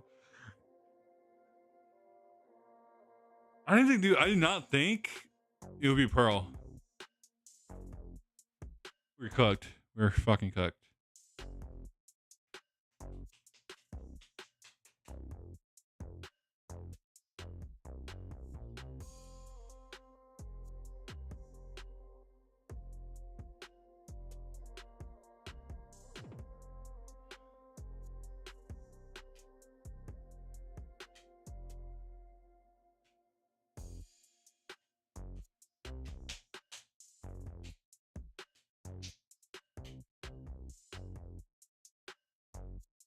Wait, we back, right? We back? He's sending this one back over to the casters, so now it's their responsibility to speak for a while. Let's hope it's going to be for a short one. Fellas, over to you. Okay. Great to be back here in the castle. There's no way. Be a negative type pause. 17 of the first map between Sentinels and Mibr to score. For those who may have forgotten, 11-5 with Sentinels winning the last 2 in a row. Coming up on another heavy hitter. Yeah, and okay, additionally, here we go. If you have short-term memory, Zekin is going crazy. He is getting. Dude, wait, they're 4-0 with a crazy spray transfer. John is throwing a perfect utility on the breach. Sen are looking the best that they've looked all year. I'm gonna be honest. These past couple games, this playoff run from them has been lights out. Aspas has had upwards of a kill per round in the second half after 1 in every 4 in the previous one. So an improvement here for Mibr's star duelist. But it's going to take a little bit more than that to close this ever-widening gap. Crucially, into this round, Mibr, they have brought their economy down to nothing just to get 3 Guardians. They have 2 rifles, some light armors, not an ideal buy, but they do not want Sen to get to 12, but Zekin has other ideas. Dude, he got dinked. Unstoppable, man. And that's one of your bigger controllers off the map already. Hitting this site could be tricky. Bang catches Shenom. That's over to the A side of the map. So now confirmation that this is a real deal hit over towards C. Aspas is trying to trend forwards here, but Sen are just going to give it up for now. They know that Verno has an Armageddon. How on earth can Mibr possibly win this 3 versus 5? Narrate has an Armageddon of his own. John has a full kit. Faultline is coming in. Zekin is getting the info. There's a Sen Armageddon coming in, and Artazine can't quite get out alive. Oh my god. And taking candy from Baby, and Verno is in the 1v5. Mibr bleed their economy just to have a competitive round, and it looks anything. All right, GG. That's game, bro. That is game. Get it to 12. John that is even game. So he can have the Rolling Thunder on top of everything else to close out this game and go to Sen's map pick split. This wasn't even their map pick, damn it. They looked this good. And they haven't even won this map yet in this stage. This is the third time they're playing it and the third time that they've switched their comp. So I don't kill him and you take the bomb from me. At least Marshall had the decency to say, Jordan, this is your clutch. What gesture was he sending to a teammate there? He just cut off at the top of the camera. Unfortunate, really. Here it is, though. MIB That's are now funny. forcing for the rest of the game. And they've got the Rolling Thunder Armageddon ready to go. And a fault line that doesn't shake bang a little bit as Aspas wants to follow up. They'll throw up the fast lane and not commit just yet. Great dodge of the Rolling Thunder. Ooh. And Bang is ready for Aspas. He has been shut down, neutralized entirely over the course of this game. But Yo, Zelsis, why are you baiting, bro? Wow. Why are you baiting? But the movement was Bang there. Typically so good for those anchoring kills. Barrett swings in, does get a free one of the darts in, but the trades are instantaneous. Second now. Ew. Would have been a long climb. Back in the round anyway. So MIBR are still looking for a chance to stabilize now. Gun-wise. Yo, if I'm Zelsis there, I'm getting that trade. But ideally, rifles in hand and some form of armor. Best they can hope for. This round exclusively comes down to their IGL Artzin deciding to go crazy, find those opening kills. And from there, they set up a man advantage post plant, trade very rapidly when the Sen players try to swing back in. Verno hits a nice stun in that corner to get them on One the Guardian. All right, brick by brick, MIBR are trying to build their way back into the match. One of the major issues for them as they try to make this comeback a reality is the fact that Sen already are sitting on multiple ultimates. Taking that duel, shuts down Zekin. A rare sentence to be spoken in this game. That's 2 quiet rounds for Zekin. Viper's Pit over at B now, so that's a non-option for MIBR. A looks much more tantalizing, but we will have John and Narrate on patrol. Already going to try and push up here. Narrate was clear of the fault line, but has to try and re-clear this space, and a lot of util is being spent to keep it cleared out. Back at the site, looks like Bang TP's in, so there's more Sen players now in attendance. Zaspas heads to drop. Nothing to see just yet, and here comes that plant. Salvos, dangerous for Arzine. But he's able to walk away now as a Viper's Pit is deployed, and there's Aspas. He's just one step ahead of Bang there. Down to 3, Sentinels have to dig them out. It's going to be so tough, though. Do they feel like they're just going to save? Do they want to regroup, try to push through stairs? No, they feel like they need to get out of there with the rifle. They're going to save? After that pit came down and Bang drops, loses the duel to Aspas. The round is essentially over. Trying to root players out of that pit would be incredibly difficult. Yeah, I mean, what best they have is Rolling Thunder, and that's never guaranteed. Sometimes it's a bit cosmetic.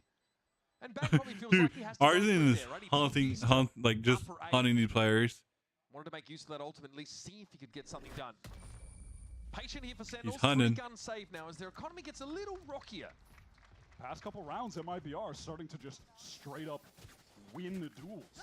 That was never happening throughout this game. Aspas as well. He wins that duel against Bang when he. Oh, can we like wrap this up? Can you like wrap it up? Bang had won that. They are going for the retake. I need to use the restroom. Can we like wrap it up, son? Very different. And then on the prior, Artzin swings in. Bro, I gotta go to the restroom, bro. Too little, too late. But these guys could be individually starting to come to life for map 2. The game looks so different when the lurking Viper is taking and winning duels. And that's been Shenom's MO so far this half. No fight for rubber from the defenders. Senna stacked at B instead. MIBR Bloods hitting that site. The fast Neon hits early in the half at least. Now slowing it down. Stealthrun going to clear out those close positions so MIBR can slowly contact their way forward. On the opposite side, the defensive Stealthrun goes all the way through B into spawn. Doesn't spot anything for Sen. A lot of pressure could be applied to Zelsis here, who is fairly committed to this site hold, depending on how close MIBR get. Depending on how quickly they can actually get onto him. He is stunned and weak. And there might not be anywhere to go here. John has to be careful. Has a Rolling Thunder, so might want to set up for a flood retake, but look at Zelsis, he stayed alive. He stayed alive! And he gets the spike loose. That's a backbreaker. Now Aspas has to deal with him, and he can. But there's more where that came from Sentinels, plus that Rolling Thunder still. I love how Zelsis played that, realizing that all he needed to do there was be a nuisance by living, playing within his own smoke, drawing attention from MIBR. Rolling Thunder comes in, Aspas is very, very low, and in comes Zekin now. Flash to tree, wants to check it out, finds one, but Aspas at 3 health is giving a good account of himself. Wait, Bang didn't. Wait, Bang. And he converts, it's up to Shenum. I don't think they saw Shenum. They're not aware, but now they certainly are as the door is tapped. 10 seconds left. Shenum now has to fight to 1 victory. Oh my god. Okay. All right. First time this stage, Sentinels take Lotus, the map pick of MIBR. A nasty blow to Ask and you shall receive. Thank you. In these playoffs, MIBR have dropped a map 4-0 until this About point. time they wrapped this shit up. Stole that one away. Zekin was on an absolute heater, start to finish. The way this map opened, if you think back, the first 5 we rounds get felt like they were split. over in, I don't know, 5 minutes or less. That duo, John and Zekin. The fragging. All right, baby. All right. And then those I'll be right back too. flashes and stuns that John was sending out were picture perfect over and over. That was some really superb play to start off this series from Sen. Walking away massively impressed by these guys. We're going over to split next. Their own map pick. MIBR, they kind of started shooting towards the end though, so maybe they can rally back. Yeah, they definitely seem to be awake. It's too late to save Lotus, but the rest of the series still remains in question. A casual little 346 ACS from Zekin really punctuates the point on that map. We're going to step away, but up next, Golden Boy and Analyst Desk. We're going to break down this first map of our best of 3 to decide the top seed heading into the grand final.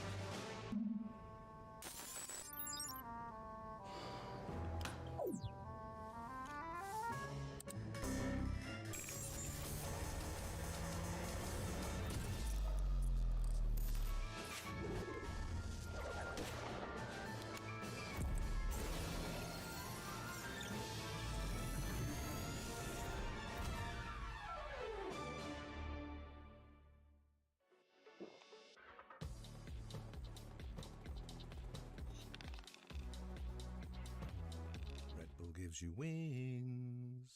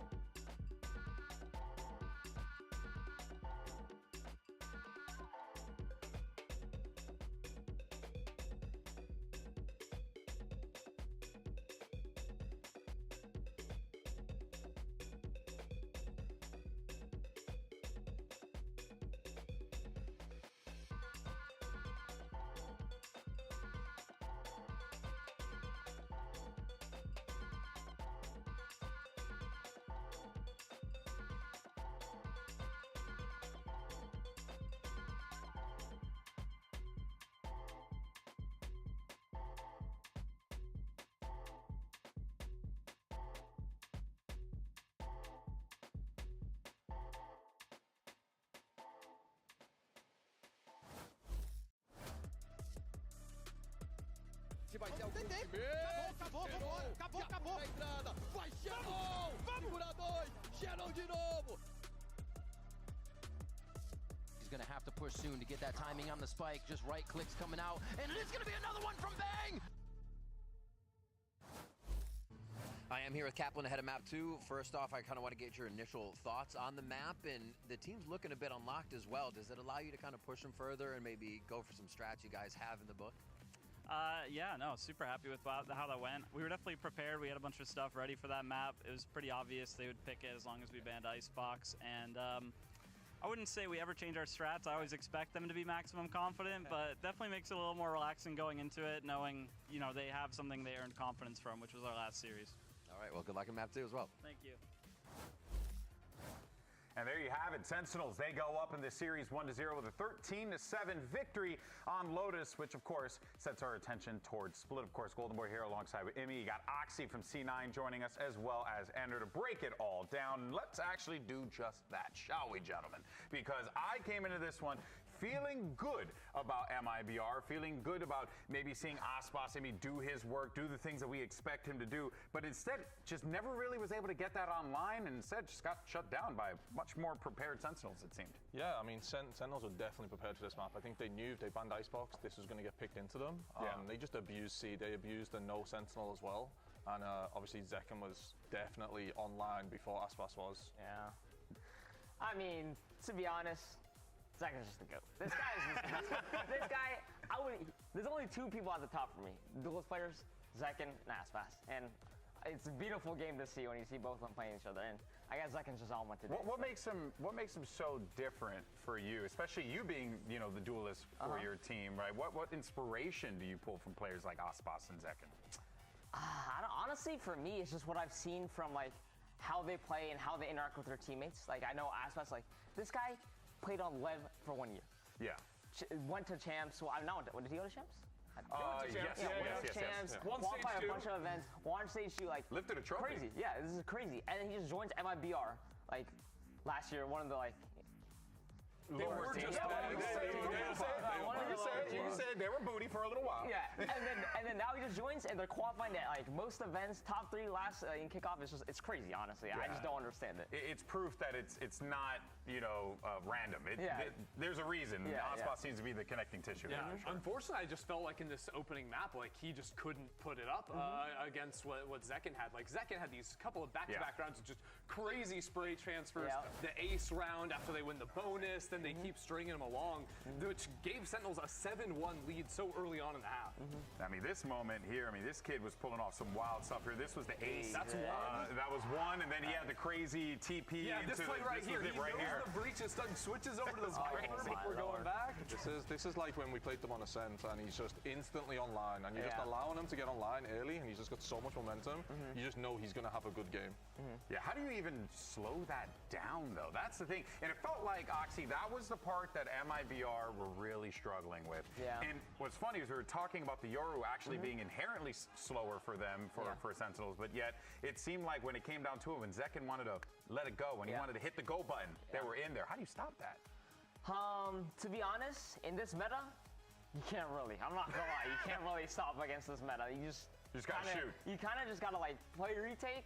Yeah, you gotta play the timings, you gotta play breach utility, Teo utility, and that's just kind of how the meta goes right now. Yeah, it's all about timings. Like you've got to keep note of timings. Like if breach uses your stun, you have to give that information to your team straight away. Yeah, and it's all about the utility advantage, and then you know if you can play in or you have to play out. Yeah, because you see it even in those clips, like the utility that Sentinels is setting up behind Zekken to take those fights too is always there for him. Yeah, very well done there, obviously, from Sentinels. Mibr still needing to figure it out, and they have a great coach to do that. It's Coach Fraud on standby ahead of map 2. Let's get his thoughts.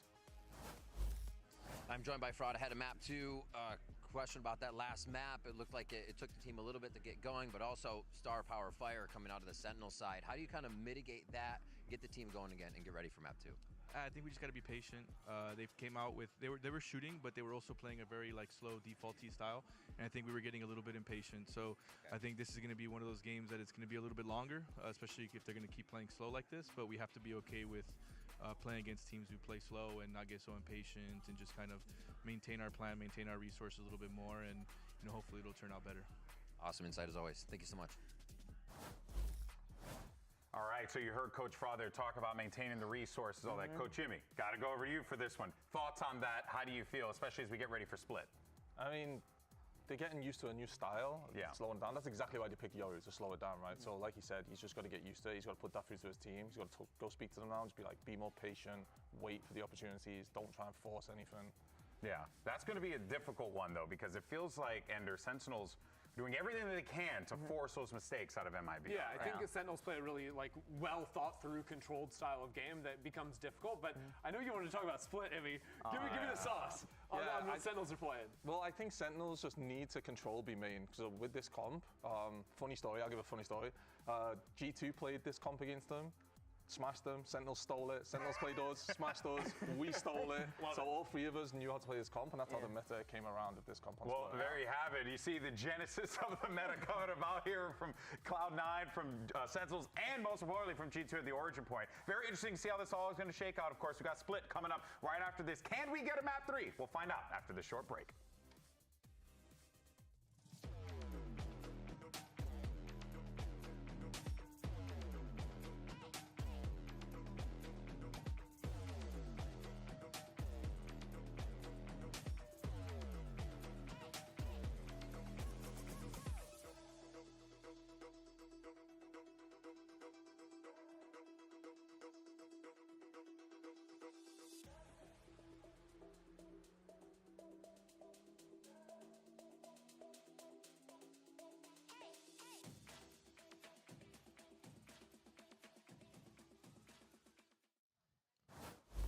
So it was MIBR that selected the first map in the series. That was Lotus. It looked anything but their home ground. First engagements almost always went against them as Sentinels took those advantages right at the beginning of the rounds. Absolutely. It was Zekin in particular who walks away from that map with 7 first kills. But overall, Sen leading 14-6. That is utter dominance from them in those early round fights. We saw it every single time. Now headed over to Split, can MIBR turn the tide, and specifically can Aspas? He's back on Jet, which is just his agent. He defined Jet. That has been his go-to for years. And even when this MIBR team earlier in 2025 were behind the meta, they were finding success just by virtue of him on that agent being one of one. Did they ever play Teho in kickoff? They did in the first game, actually, yes, and then they moved away from it. I mean, at the start of this year, the MIBR team were the most successful team not playing the meta, and now they are. They have ended up in the exact same, well, not exact same, but, you know, they are at least in the top 3, so same result at minimum as kickoff. But now they are integrating the Teho like everyone else. But they keep the classic, you know, sense to their compositions quite often, so that's something worth keeping eyes on. The Jet. They're going to let Aspas be comfortable here on the Jet while still playing the other meta initiators. Rough first map for MIBR. Now it's Sen's battleground of choice, but Split has been very good for MIBR so far in stage 1. Undefeated, but against some weaker teams. We'll start the pistol with Aspas immediately taking an engagement here against John. The B site's already open for Young and Old. Oh, that was dangerous for a second, but Zekin is able to find Shenum. Not before he does a significant amount of damage, however. Zekin, somewhat weak. Zelsis, very low, susceptible to even just a single shot. Aspas wants to press forward, but is punished for it by the double swing. Again, no better way to shut down a star player than to overload him. This now puts Sen at a player advantage, and they're slowly encroaching their control of Heaven. Cortesia playing a bit further forward towards B main to try and cut Zekin off. It's going to be a battle of shooters on that part of the map. Sen will want a way into the B site, and Zekin might use this commotion to do so. Look at the timing he's found! Cortesia not sticking around quite long enough. Verno takes a tap to the shoulder here as Sentinels are going to get about it now. Verno and Artazine have to dig in now. Time is short, but Sentinels have the numbers to spend. Here's a tap. Zekin gets ahead of it though. 4 kills on the pistol. And a defuse to get Sen started on the right foot again. That's going to bring Zekin 2 orbs away from the dimensional drift when they get to their bonus round, assuming they can convert the anti-eco coming up on round 2. That post-plant play, though, from Zekin as well, is so good. He finds his kill on Shenum, wraps a B main there, and just before that, he was waiting for his team to make all the noise so he could hit the go button, and there was a little moment where Cortez... Bro, we get it, bro. You want to ult. I mean, yes, it is the high percentage play. Relax. But they do such a great job of setting him up for success there by drawing all the attention to Heaven, allowing him to flank through B main, and Zekin is starting this map just as electric as he left us on Lotus. A dimensional drift for the bonus. What a tantalizing prospect for the defenders. MIBR here are grouped up, even Cortesia joining them after early presence on the B side. Johnny might have a decent timing to send this off on. He's one player testing the wall, and call comes out that there might be some action from MIBR hitting A. They are biding their time now, but off a fault line. Artesian is going to try and... I'm back. I'm back. For MIBR. In we go. Smoke over towards Heaven side here. Fault line came out from the defender side. That's John trying I have to take my dog outside, guys. Rather, getting ahead of My the bad. smoke in screens. And now as the wall expires, MIBR are hoping to take an engagement as a unit towards Heaven. Sen have everything covered, playing those long-range angles with the superior guns. They are looking so strong today. If they can win their map here, they'll be headed to the grand finals with that significant map ban advantage going up against whichever team wins the lower final. A lot of trust being put in John and Narrate here. Sen have not rushed to reinforce them on the A side. A lot of this util still at their disposal. Delsa's maybe had a timing. Opts not to take it. Fighting out in front though with the Sheriff claims one. John's about to get busy. Tries to flick. No good. Right click though is right there. Bang and Zekin now have to try and recover, but perfect util from Verno. Set second off kilter. And it's Bang's Bulldog that needs to bark and bite in equal measure now. Does have a couple weak players who get easy kills against. One of them was Cortesia. Oh, he missed the blind. Timing. Bang instrumental for the Sen team so far in their run to play. Oh, dude, I really thought Bang gonna do it to him. Key thrifty there for MIBR, and once again Cortesia trying to get him motivated. Just waits out the moment for the perfect free backstab to close out that round after hitting a really fantastic stun in a 1v1 against Zekin in Heaven. The players' backside, you mentioned it, they were left on their lonesome, so much trust placed in them, and they just couldn't come up in that situation. Vamos! There's no info really for Sen. Just how far into mid had MIBR gone, they just couldn't tell. Has Cortesia really turned into the hype man for MIBR or what though? Every time they're finding success, he's been the guy standing up, screaming, getting out of his chair. Early play for the B-side orb and insertion by Zekin. He's actually already looking to wrap around them. So MIBR, they're on a timer. And they know it. Pushing out over towards his A side now. It's going to be Aspas up front and Personal focusing on Bang. Deals to the controller. Narrate still tucked behind that kiosk, but doesn't really know when to swing. It's on the move. Celsius gets completely caught out. Oh, he dinked him. Swing that. Also dinked a second player. Verno goes low after that encounter. All right. The classic is a long way from the action, and Zenom is vastly better armed. Oh my god, that got a little awkward for a second with the jump up, but overall, a well-paced hit from MIBR. Scaling into the site, they slowed things down, allowed a moment for Aspas to Dude, send one pistol, but like... Pop out, engagement against Bang, wrap around elbow, the rest of them flood in. A little bit of damage. He's just thirsty Sen. Clean, and definitely a look at what their typical A-hit is going to be looking like as we go forward, trying to play around the jet that they've got. Lotus is the 7th time in a row? Not sure who Louts are. 7 times? Oh, God. MIBR, they say, why not go away again? It's worked 2 times in a row. Yeah, obviously, good point. Emma Senov going up ahead in these first halves. There's Bang with a spray. Aspas down. Oh. What a beautiful second, though. Stunned up by Artesian, still able to deal with the breach. And there's John.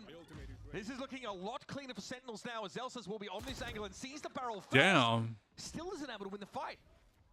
Narrate just knows he needs to live here. The good decision from him. He's not trying to take the engagement. Come to him, but it doesn't matter. Spike. It is loose. John QT studiously watching this push from A main in order to recover it. And Verno just has a free haircut handed out. Reverse Mohawk though, sorry mate, you can't choose. Shannon at 16. Gun barrel protruding. Yo, you guys think like Narrate pissed? He has to be pissed, bro. There's no way. In his element, that is where he thrives. Feels like when you watch him sometimes, he just has 360 vision. I mean, in this moment, he just starts off with, I mean, listen, in this one, it's just a little crazy cosmetic stun. But then on the third, he swings. He sees the teleport animation from Cortesia, calls out he's going into the smoke. They spam. Yo, I need a Red Bull. Pass one over. Kaplan probably a little frustrated about the encounter there in heaven. It definitely worked against Zelsis, even though he had the drop. He'll put it behind him now, I'm sure, as we have an even game. And a Dimensional Drift, of course, that second built really early has still been held back. Maybe now's the time. Now we've seen 3 rounds in a row where MIBR were 5 stacked, pushing up towards A on this one. Zekken opts to play forward. He has that gate crash back to get out towards screen, so he wants to take the engagement and leave. He wins against Aspas there. Ideal situation for the duelist with a getaway mechanic. And so he did. Back to screens off the gate crash after having taken that first picket. Ooh. Shannon there, tucked on that corner. Second moving up to reclear, so clearly Sentinels have sniffed this out. Can they snuff it out? Look at Zekken's gate crash, by the way. It's in B main. Wait, what? Insane. Damn, that thing's got a mind of its own. Do it. Do it, Zekken. Do it. Still over an A, though, is Zekken. Cortezio, not aware of it. It is fake to the What? That is a proper jump scare. He shields his nose. He might go over to A. He's considering it from the shadows. It was so There's funny. No reason really to be here outside of selling stuff. He's going to smoke that heaven side. TP to A. Zekken. What? Zekken! Oh, he's not aware. Cortezio gets to appear in his midst and take him down. That was Bang also trying to get some info. Doesn't confirm Shennom's position. And that Armageddon's going to make this painful. Dying seconds of the round. Plant secure for Cortezio. 3 up now for MIBR, and we're even in numbers. It's an Armageddon for screen. This is a scary prospect, and John didn't know where to go. Oh, kills Zelsis. To the Teho ultimate.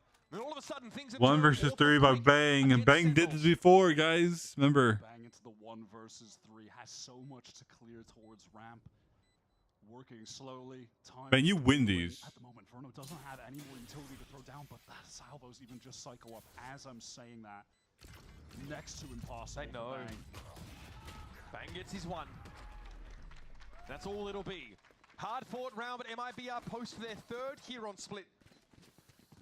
Sentinels get a little bit turned around there, but that Armageddon over towards screens was off a perfect timing. I mean, it's also just hilarious in the mid-round.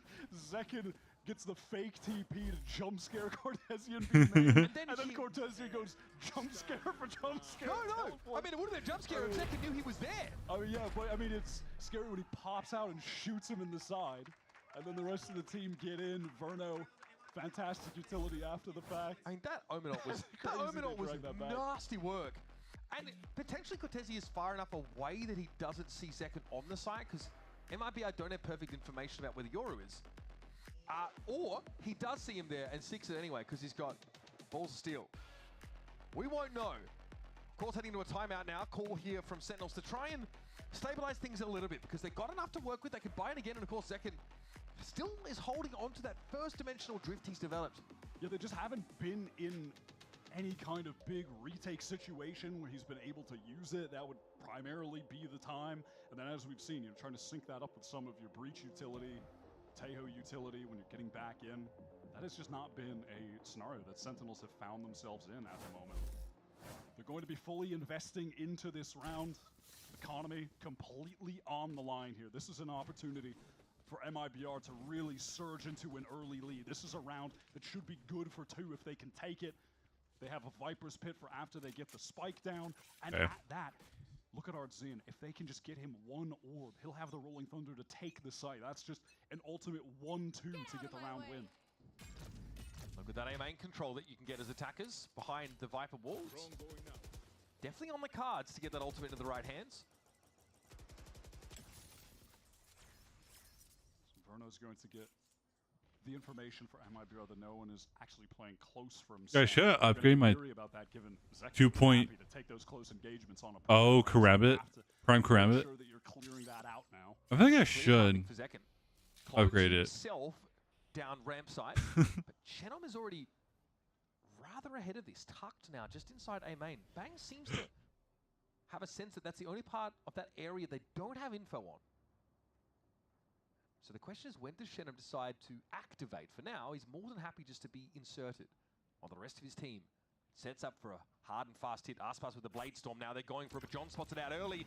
Here comes the util flood. John affected by the fault line now, but the salvos come down. It's the rate. What? Oh. 2 with the aftershock. Ah, yes. All about that gunplay, folks. A lot of util eliminations here for Sam, but they're still cut down to 3. Seconds patience, though, pays dividends. He shut down that A presence, and now Verno doesn't know where to go. Yeah, the save. He's just going to try to double back over towards B. Sentinels had such a read on the situation on the map there. Stacking up the 3 towards B, all of that util ready to deny the hit when it did come in from MIBR, resulted in 3 utility kills. Verno on the save here. Nothing really more to do. And you'll notice the red X is there on the map. It's that B side. There's a brilliant aftershock shot through the wooden wall there that catches MIBR because they're held in place by the Tejo salvo.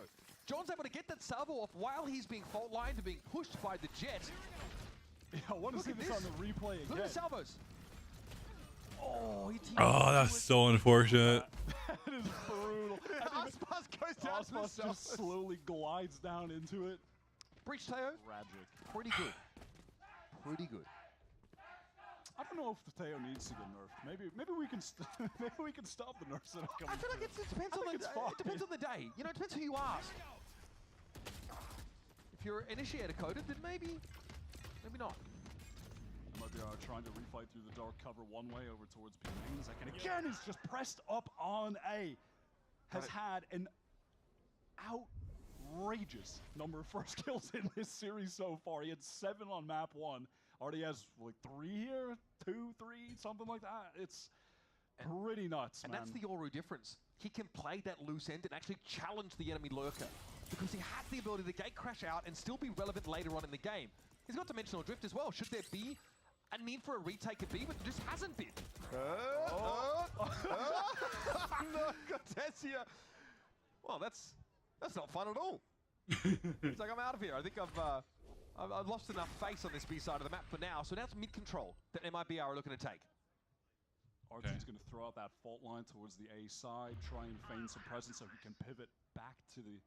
Dude, I don't like this. God in heaven, go for this B split, but Sentinel there, they have 3 players here. The stun from there right into the salvos will keep everyone in heaven at bay. Cortesia is not going to have a moment to help from B main just yet. Rolling Thunder. Double? Aspas first to the side now. It's John who just can't hang in that duel. The deck is stacked against him. Vizekin's looking for a royal flush here from this high ground. It'll take the 1. Bang. Ooh, bang. Can't be shifted. Zekin, okay, shorty action, fair enough. Dang. Bang off the Titanic. They would never have hit that iceberg. That thing would have stopped dead. He is, I mean, I'm speechless when I'm watching him on the defense side. There is no one like him in these situations. This is a guy who came in to replace Tens, one of the all-time greats of the game. And I don't want to say... Dude, I'm such a big fan of Bang. This man is crazy. Kind of controller player, and he's an utterly amazing one. He is the one Omen that I would love to, to get training from. You know? But he feels like he's overstayed his welcome. He's the only player that I would like slow down for MIBR. See how you're playing. That wave of utility coming through from the 2 initiators on the defensive side, and now with the wall up, they want to try and get back into this space. But John knows now is the time to drone. This is when they could be walking up. And he's right. I'm not sure if he got around the corner and saw any of those other players, however. They know now. They absolutely know now. They know the breach. Teo both here. John, death-defying stunt, gets across A main, and this is slowed down a lot for MIBR. They have that insert of Cortesia to prevent them from being flanked, so they know that on a huge timer, they've got options. They have still 45 seconds or so to pivot back, which is what they're intending on doing now, going back to the sewers as Cortesia wants to get that control. I don't know. Dude, I'm like trying to wrap it. Yeah, that was a nasty shot. To accelerate into B heaven though, and I love this reposition for Bang. If he kills Cortesia here, Center in a great position. The Teo Breach are also out on the B side, but as they move, it's Artisan get another one. There's Bang. He's always in such a ratty spot. And Narrate's found 2. That should be enough to slow MIBR up and even the odds. Swing. Shenom is sharp, man. Sharp as they come. But now Zekin at 11 and 3. Damn. Cannot convert. Sick round from Shenum. 2 crucial kills to even up the game again. I mean, listen, we give a lot of well-deserved hype to Cortezia and Verno as some of the best rookies coming in this year, but Shenum has been the best player for MIBR today. Not even close. He's been the one getting them crucial first kills at times. That kill onto Bang there, mega impact. Bang played that situation so well, pivoting into B main, catches out Cortezia, has the perfect angle to be able to kill Shenum, but he's just so fast. Oh, you shall not pass there, Zekin. Oh, Zekin. Doesn't pay off. Ray wants to pick up the angle immediately. Okay. Doesn't work out for him either. Forced away by all that util. Now he realizes there's a lot more than just a couple players here. The whole kit and caboodle for MIBR have been deployed on the B side of the map, and there's Ray dropping down. Not too shabby. Aspas defeated by the high-low setup. And Bang. Wait, Bang just teleported behind him. There's no way Verno's going to be ready for this. Bang has the timing. He has his moment. He has a window. And a bullet with Verno's name on it. Cortezia too low to stand. And now Shenum, star player for this MIBR outfit, has to play 2 Nice. separate Dude, angles. that's such a good play by Bang. Solid gold again. Good play. A little wry smile. Kind of feeling like he knows he's him right now. Nah, let's go Bang. To just encircle all of MIBR was perfect, and prior to that, Sentinels using their Man, it's 12 and 5. blood out of heaven, catch the perfect timing window where they're fighting MIBR while they're trying to get out of main.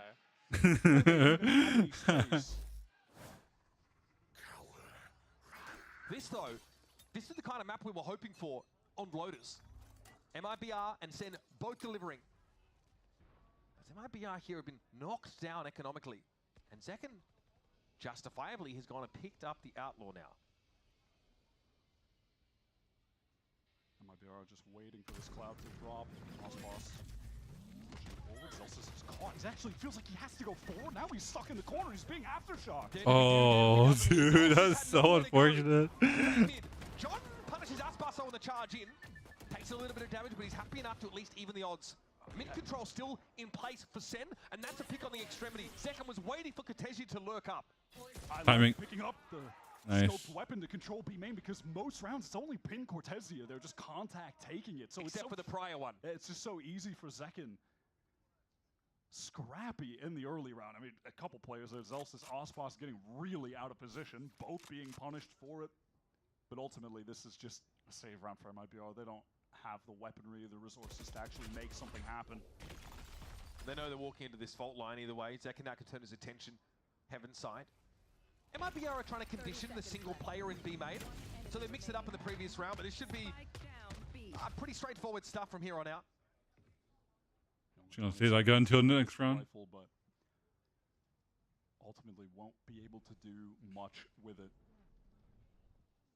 Paranoid there. That is just going to clear heaven side of B. Sentinels dotting their I's, crossing their T's. And MIBR have to take another L. But this, like you mentioned, was a bit of a save round. Sen, though. Dude, how's like some of these rounds like close? On defense side would be pretty devastating. MIBR got to find one of the next 2 at least. Coming into this one, they're going to have a fair amount of ultimates to play with. Like what? One away from a Rolling Thunder right now. And they've still got that Viper's Pit from Shenum if they can get into a post-plant situation. But Sen are stopping them from even getting there because they're playing so swiftly in the flood situations. That is where they have been finding the most success. So a couple things to look for here from MIBR for the remainder of the half. They've set a condition up now on the B side just to send Cortezia there, and you've seen them try and throw a variation every now and then. Dude, Aspas is just chilling. That's when things went wrong for Zekin early. So he picked up an Outlaw just to try and hold against that kind of contact play that walk up. Mid is the weak point for Sentinels right now. Delsa's not able to get much done in mid, getting hit with that util flood that's frustrating even for the best player. So he has not been able to find a kill yet this game. Basically, a pink ward. A pink ward. Honestly, I did not even notice that he's sitting on the goose egg right now, because it hasn't really felt like it. It hasn't been a detriment. Listen, so he's been a very good Cypher cam so far, but you know, A really good sniper cam. He is a pink ward. Oh my god, he's at 0 and 9. Zekken over at A. So definitely feel like they're going to want to pressure mid, maybe sometimes more towards the mid rounds here. But Sen have been very good on both those sites. All right, the two just have, yet again, Cortesia set up to control this B side of the map. Cortesia, by the way, who has just been playing so much Omen as of late. Started, we only really saw him on Sentinel, and now he's been playing a ton of controller for this team. Get out of my way. And specifically when they have Is 0 and 9. looks on maps that they've been playing very frequently, and he has been putting up outrageous numbers. Yeah, I mean, double controllers making its way into MIBR's map pool a lot more. I mean, Icebox is obviously the best example of this, but now on split 2. Coming into this series, in the playoffs, Cortesia actually has the highest stats of any Omen, which is really bizarre. I mean, obviously the sample size is incredibly low. It's only been a couple maps, but... Even so, I mean, you've got amazing Omens here in the league. Bang, King sometimes, I guess. A lot of fantastic controls, Som. Right, so the one way is going to be thrown down by Bang, who has just had absolute control of the B side of the map. He's been a brick wall that MIBR cannot break through. So again, that conditioning about a light B hold being broken again. This time Bang not quite as aggressive though as Zekken was for that part of the map, but the initiators were a long way away for Sen. Oh, that's a breach ult. The gate crash isn't close to B either, so it's not like Zekken can get there quickly. This is a situation where Bang just needs to get out, but he can't. He stays in and he gets in. Dude. He can't even trade. He TP'd forward. Oh my god, MIBR. And now the momentum's definitely been slowed up. MIBR need to make a way in. Nice little special delivery, and John is dishing it out. The stall plus the aftershock leaves MIBR an absolute bloody What the fuck is happening? Inferno's been in this position before. Damn. Everything's coming up Millhouse for Sen City. Oh, bro. How is Bang just... Every time the hit is coming in from MIBR, There's no, like... multi-stunned, all of the damaged abilities are being thrown out. Yeah, I'm going to change my... Osmos is in on Do I change my color? It's a TP of, this is literally the only place I can go. And no one is able to trade onto him. And then 25 seconds they have to get in. John is throwing a stun at them. They're so cooked. That Armageddon, I've got to say, from John is so important. Once again, it's a fast hit on B for MIBR that just dies to the initiator util. Shenum has been sitting on this Viper's Pit for eons at this point. There has not come It's become fossil fuel. It's been so long. There is no opportunity for him to even use it. Because Sen are stuffing them at the choke, getting in, flooding together so effectively. But here's the adaptation for Sen. They now just sort of pull out a mid entirely, bring Zelsus back onto the A side. This will allow MIBR to move into heaven, but it's about to get pretty busy there for Sentinels. They re-establish that control. And this is going to bleed the There's clock nothing. further and further. Say Amen. He's just pushing all the way out of A, gets all of the information as to the fact that MIBR, Ooh. they are for real splitting B, and everyone can stack up to stop them. Special delivery does force John away, but Bang is going to do his thing. Because only Bang can. The timing of that was pretty bloody good, wasn't it? That slows things down. Cortesia has the TP forward and narrates it. Narrate. Don't think so. Narrate is... Not today. Just got 3 Flawless out of round that. to end the half for Sentinels, who again are back in that world-beating form, or so it seems. They're making me struggle to remember when MIBR even got 4 rounds on the board because they looked utterly dominant for the last several rounds. Bang. Nice shot by Narrate. His defensive play is Nice, boys. Let's go. just on a totally different level. Watching the way he positions himself, how cerebral he is as to where the util is coming at him, where players are coming at him from, and then the floods from Sen. They are so on point right now. This playoff run has been incredible. They are doing all of this without a Sentinel in their comp. Double controller, double initiator, they are dishing it. We're going to head to a quick break, folks. When we come back, MIBR. Oh my gosh, dude. They're just toying with Let's see what they've MIBR. got for us after this. By the way, I'm only rooting for Bang. All right. Joe, I just gonna let you know, I'm only cheering for Bang. My boy Shanzo, all right? He's the only person I'm rooting for Fuck Sentinels though. All right. Fair enough. All right. Fair enough.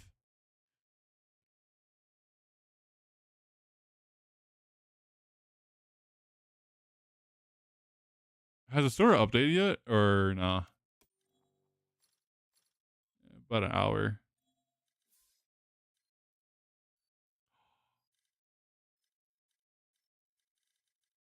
Wait, she already hit diamond?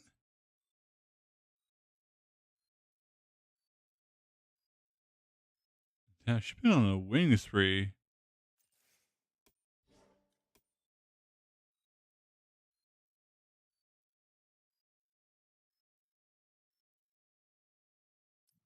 Damn, all right.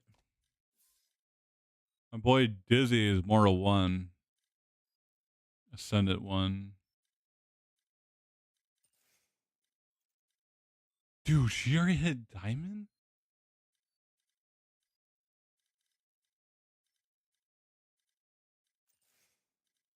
Bro, am I really this behind? I think I am.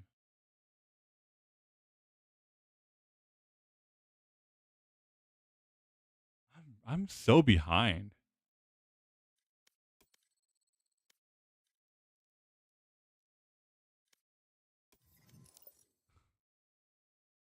Fuck,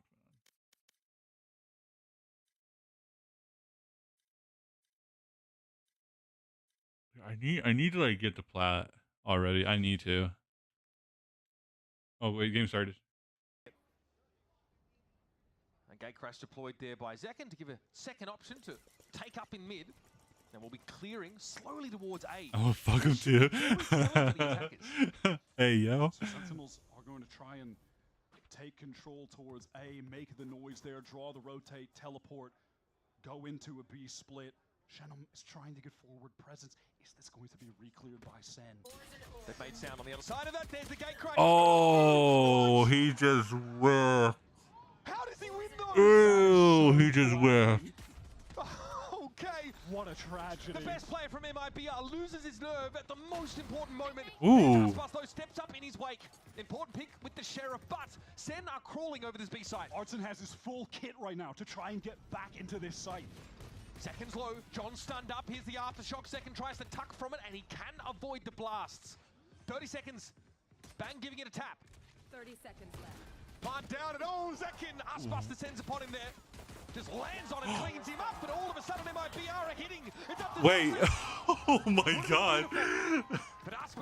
Yo, I thought that's gonna do it to I him. mean, you said the best player for MIBR right Oh now my goes god. down like that. Aspas said, Beth, time to finally step up in this game. He has really not been on point today until this round. What happened here? That first one in heaven, swings back in, cleans things up. Well, I think it's Full screen flick shot on me is also for his third kill. For his third kill. Why does it matter? Why does it matter how many? Oh, dude, he's about to be pie. Oh, Zelsis. Well, Aspas hit the top of the scoreboard pretty quickly, didn't he, Wyatt? Let's see if this is where. What do you mean watching 100 Thieves, bro? You've been. They have not That's some Fury type of shit. at any point in this series on either map. They have been clawing to get Oh, Key Fury was through that. win when it could come their way. Even the anti-E. But 100 Thieves, we win those. weren't clean either. That lineup is such nasty work. Makes a lot of space for the attackers to move in through that Viper orb. Zekin's having to overload Cortez here, but he got his. Shannon drops down. No Zekin is tucked in the box, and Aspas will be able to clear him out. It's the Sen classic that goes to work with John QT. But MIBR bounce back, get that 2 in a row, and close the gap. Artson wasn't able to recover a rifle, so a bit of economic damage done there by Sen that they'll be happy. When are 100 Thieves playing next? To the bonus with a They play tomorrow, bro. You get a G2. On Lotus, he was forced into a retake and actually ended up dying with the weapon late in the round. So he wants to control an extremity. Dumbass format. Mid. Are Sen going to be Fucking hate this. I hate this format so much. Will they be playing around the potential Like, bro, they have to wait three months to play next. It's actually been a bit of a pattern from Aspas in the past. Sure. On this map, though, It's very May. and honestly, on split, taking it to mid. This is an MIBR that have essentially So fully economically dude, the format is so fucked. to have a bank after this round. You see like CS playing every single fucking week. And you come to Valorant, you play every single 5 years. They hear Sentinels coming as they make enough noise to wake the dead. They'll hope that MIBR will join them. Salvos come in, Zekin and Bang takes a bunch of damage and still is able to win the fight on the move, no less. Down to 1 HP. Ooh. Wow, all right, the headshot. That's a bit of overkill, buddy. But he finds the trade nonetheless. John wins out that fight as well without taking any damage. That is so big. Aspas on the glass cannon op has to find a way to put it to use. Has the Blade Storm already too, by the way, Shenum. Bro, what a standout today. The spike is off to Shenum's left. This is very dangerous now for Sentinels, who have no util to speak of. 30 seconds left. None. Shenum doesn't have to do a thing. He can let Ospas player this angle. Easy. And by the way, they've got an op. You just discovered that little tragic fact. Yep, the other shoe dropped at the worst time for Sen. Yo, John Cutie, not gonna lie, if I was you, I'm grabbing that orb and dip. Single dollar to his Just grab that orb. Just collect them. Yep, shuffling away in his little moccasins. MIBR, they fully committed economically to this round. And they pull it off. Beautiful. Paid off well. Aspas actually had full armor, so wasn't quite as risky as we'd expected. All right, let's go. Very quickly, he's gotten back into the half in a big way. The game has now shrunk to a 1-round difference, and Senna coming into this one. There's no way that was a headshot. I mean, Bang can't be too hard on himself. He finds that first kill on the move. I need a drop. I think Shenum killed at least one through the Viper wall. Tough though, tough round to win here for Sen. Looks 4 like stingers? even ledger. Fuck it. They are on an interesting buy right now. John and Zekin, not a lot of cash left, a lot of stingers, and Zekin has been thrown the hero rifle that John saved from that prior one. Interesting as casters speak for Rancid, folks, in case you were wondering. Zekin, though, with that hero rifle, artfully dispatches of the breach and already was swarming over the site. Sentinels do get in position. Verno trying to challenge, but he ends up taking a clone out. Dangerous. Wayward spray through the smoke, but the traces aren't there.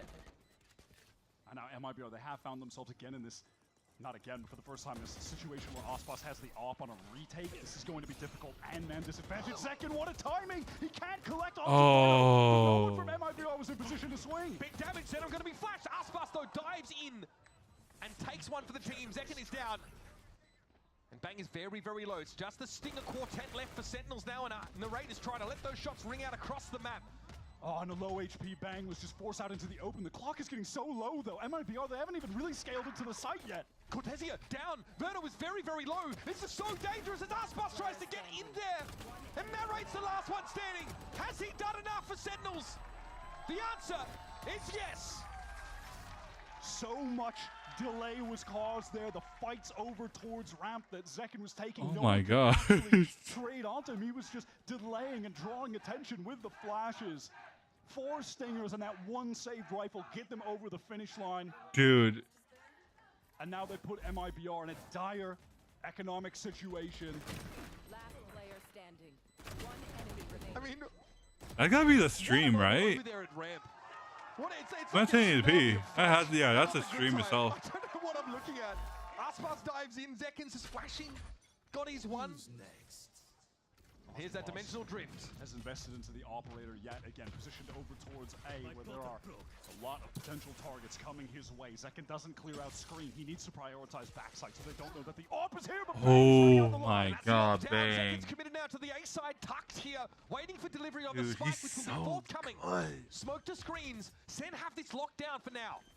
Shenum is repositioned to ramp, wanting to make sure that no one can actually walk up there. Zekin lets one shot rattle off, doesn't connect. Artsin and John, awkward fight, nothing hitting. No defensive initiator ultimates available. MIBR have nothing really to flood with outside of Artisan's util.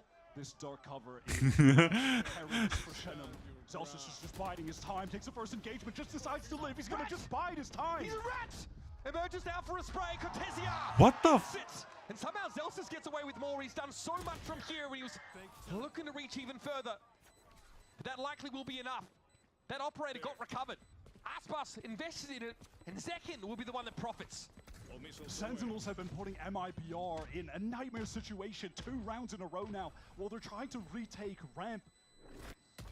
They've just layered that area of the map with too many potential dangers. Dude, that's like so unfortunate for MIBR. That's so unfortunate. Just the existence of that dark cover is going to cause so much confusion, and I love how Zelsis plays that. I mean, this is also just ridiculous. I don't think was Shenum. No, he was partially blinded in that moment. Yeah, I believe. He just run and gun. I mean, Cortezia can only laugh it off. He just run and gun just to kill Cat. Did he get hit by Cortezia? Is that why he was partially Too blind? funny. That is too funny.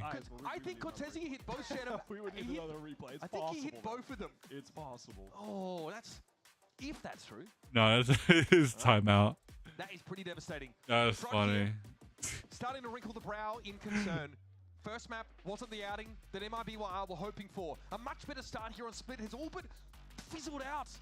After a pistol round win conversion there from the Brazilian squad now. Once again, Sentinels have been allowed back into the driver's seat. And they're hitting top gear. They put serious cash at MIBR into getting this up into Aspas' hands on a number of rounds, and it just has not actually paid dividends. At this point, they can only afford. I think the op only worked like 1 round. That's it. And frankly, how things have been going, maybe that'll even be to their benefit. I mean, they're skimpily dressed coming into the round as well. 4 half armors. You know, back at the beginning of this stage, I remember, I think it might have been literally the first map at MIBR. A tech pod. What is this? EMEA? ACS on Split. Wasn't he trolling with the judge a bunch that game? He got a lot of kills with the judge. Kidding. Pretty absurd. It's not been that kind of game. Maybe he can make it one to get MIBR. But guess what? They're going A. Take this. Jeez. That scoreline is so uncharacteristic out of Cortezia. He was like the solo lurking B-side attack player. He was just in horrific situations on attack. He could never find an opening towards B playing alone. Oh, bang. Bang is patient. King of the offense. Oh, no. That just swings a little wider than Bang expected. He had his crosshair placed for the jiggle peak, and it just did not end up working out. No heaven presence, though, for MIBR. Wait. Oh, Okay. Zelsis. Someone's starting to get a bit more. Yeah, Zelsis is throwing. Go for the quiet re-clear. Very quiet, yes. Still picked off. Walks into the crosshair. Are we doing this? They certainly thought about it. Shenum here, just enjoying his own brand for most of the round, I suspect. Sentinels are inching, scaling into heaven. 30 seconds Looks like Werner's pulled himself back from mid-A side there. Aspas will see a player crossing if the timing's correct, but you'd have to hold that position. Dude, I'm so upset I didn't get that Chan Vandal. Seconds going to send in that gate crash backside. Try to get the clone out, try to get a flash. He's going to go in, committed while stunned. Oh, the double flash is good. Aspas gets away, Werner not quite so lucky. Shorty in hand, but Jordan can handle it himself apparently. Just enough time for a plant. Narrate going to sit on an aftershock here as well, which will delay a flood that comes in, but Zekin will be instrumental. He's trying to wrap, he's leaving. Narrate on his own for the time being. What the hell? Shenum is down, Narrate holds his own.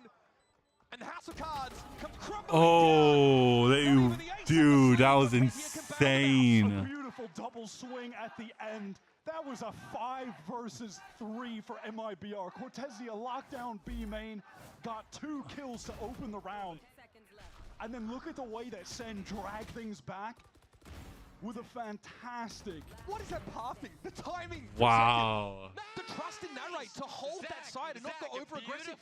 It was a fantastic array of utility. Holy crap, dude. That was actually... That's actually like a pretty nice play by Zekin. Second flash to follow it up. And now Sen are getting some ultimates online. Cortezia, great round the last one. Scales into B main, gets a second kill on Zelsis. This time, though, he will have his hands full. Cover going out.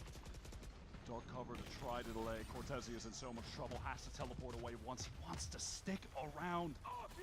Zekin got in the back corner. Cortezia knows it, but now the Rolling Thunder's going to come in. He's going to be forced away. Zekin once more. He's Cortezia served up like a snack. John will wait in the drop, sees Artazine step out. It's an easy take for the veteran.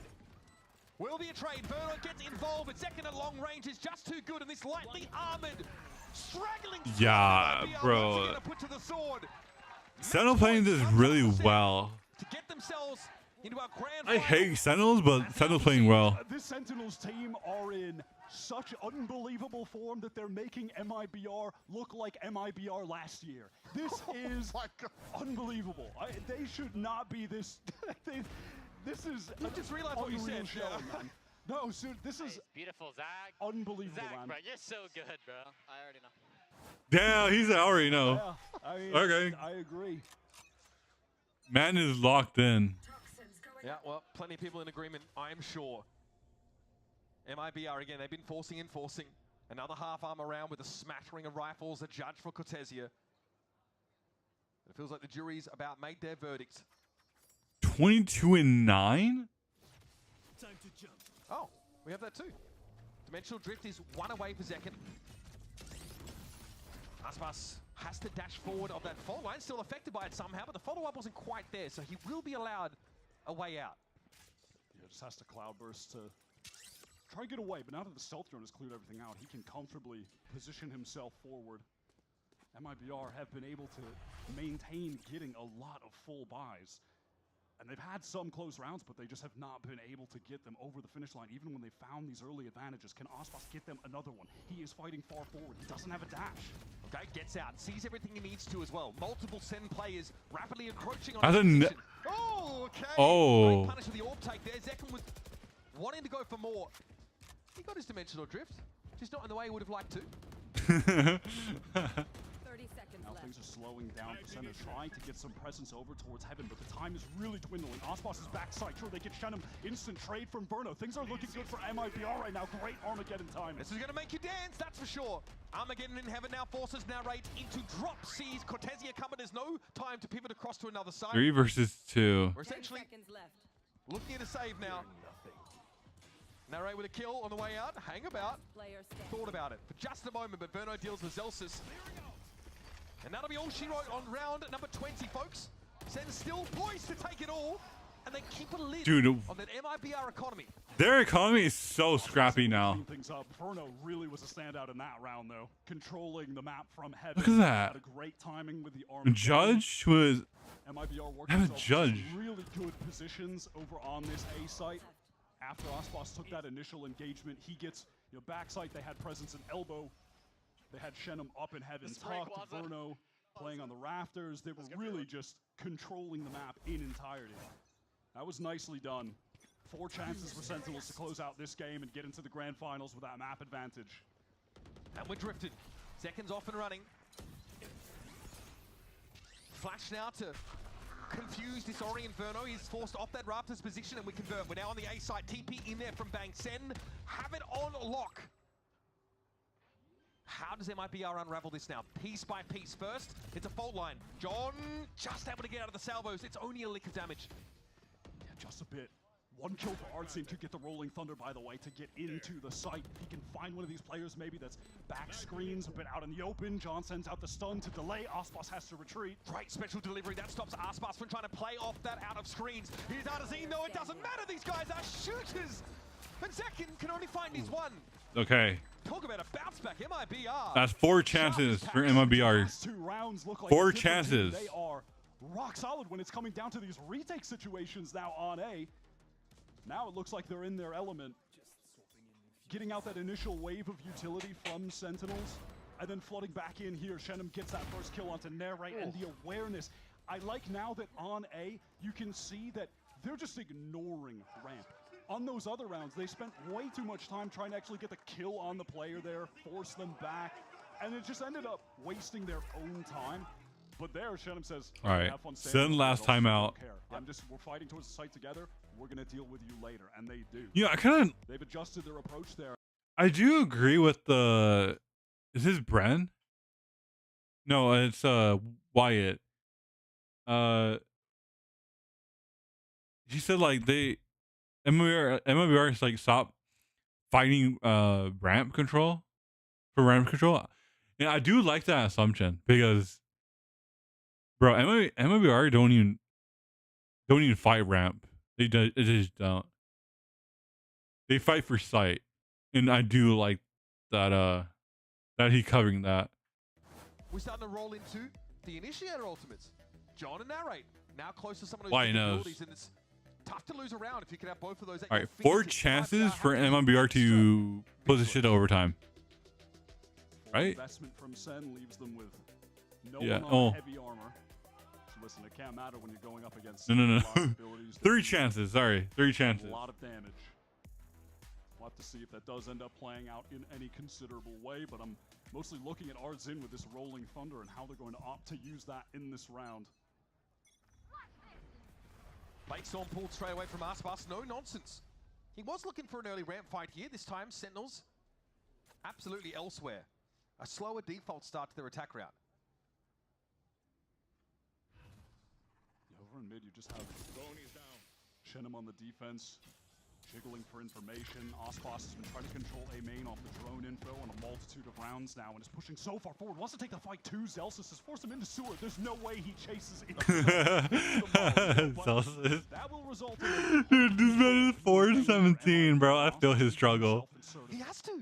All right, Zelsis could just lurk out and be a nuisance today and make use of that Viper Wall. Aspas plays in this position. And eventually, you know, Zelsis will try and reassume this spot. Does he know? Does he suspect that the human tornado is waiting with a gift just for him? Oh my god, this timing.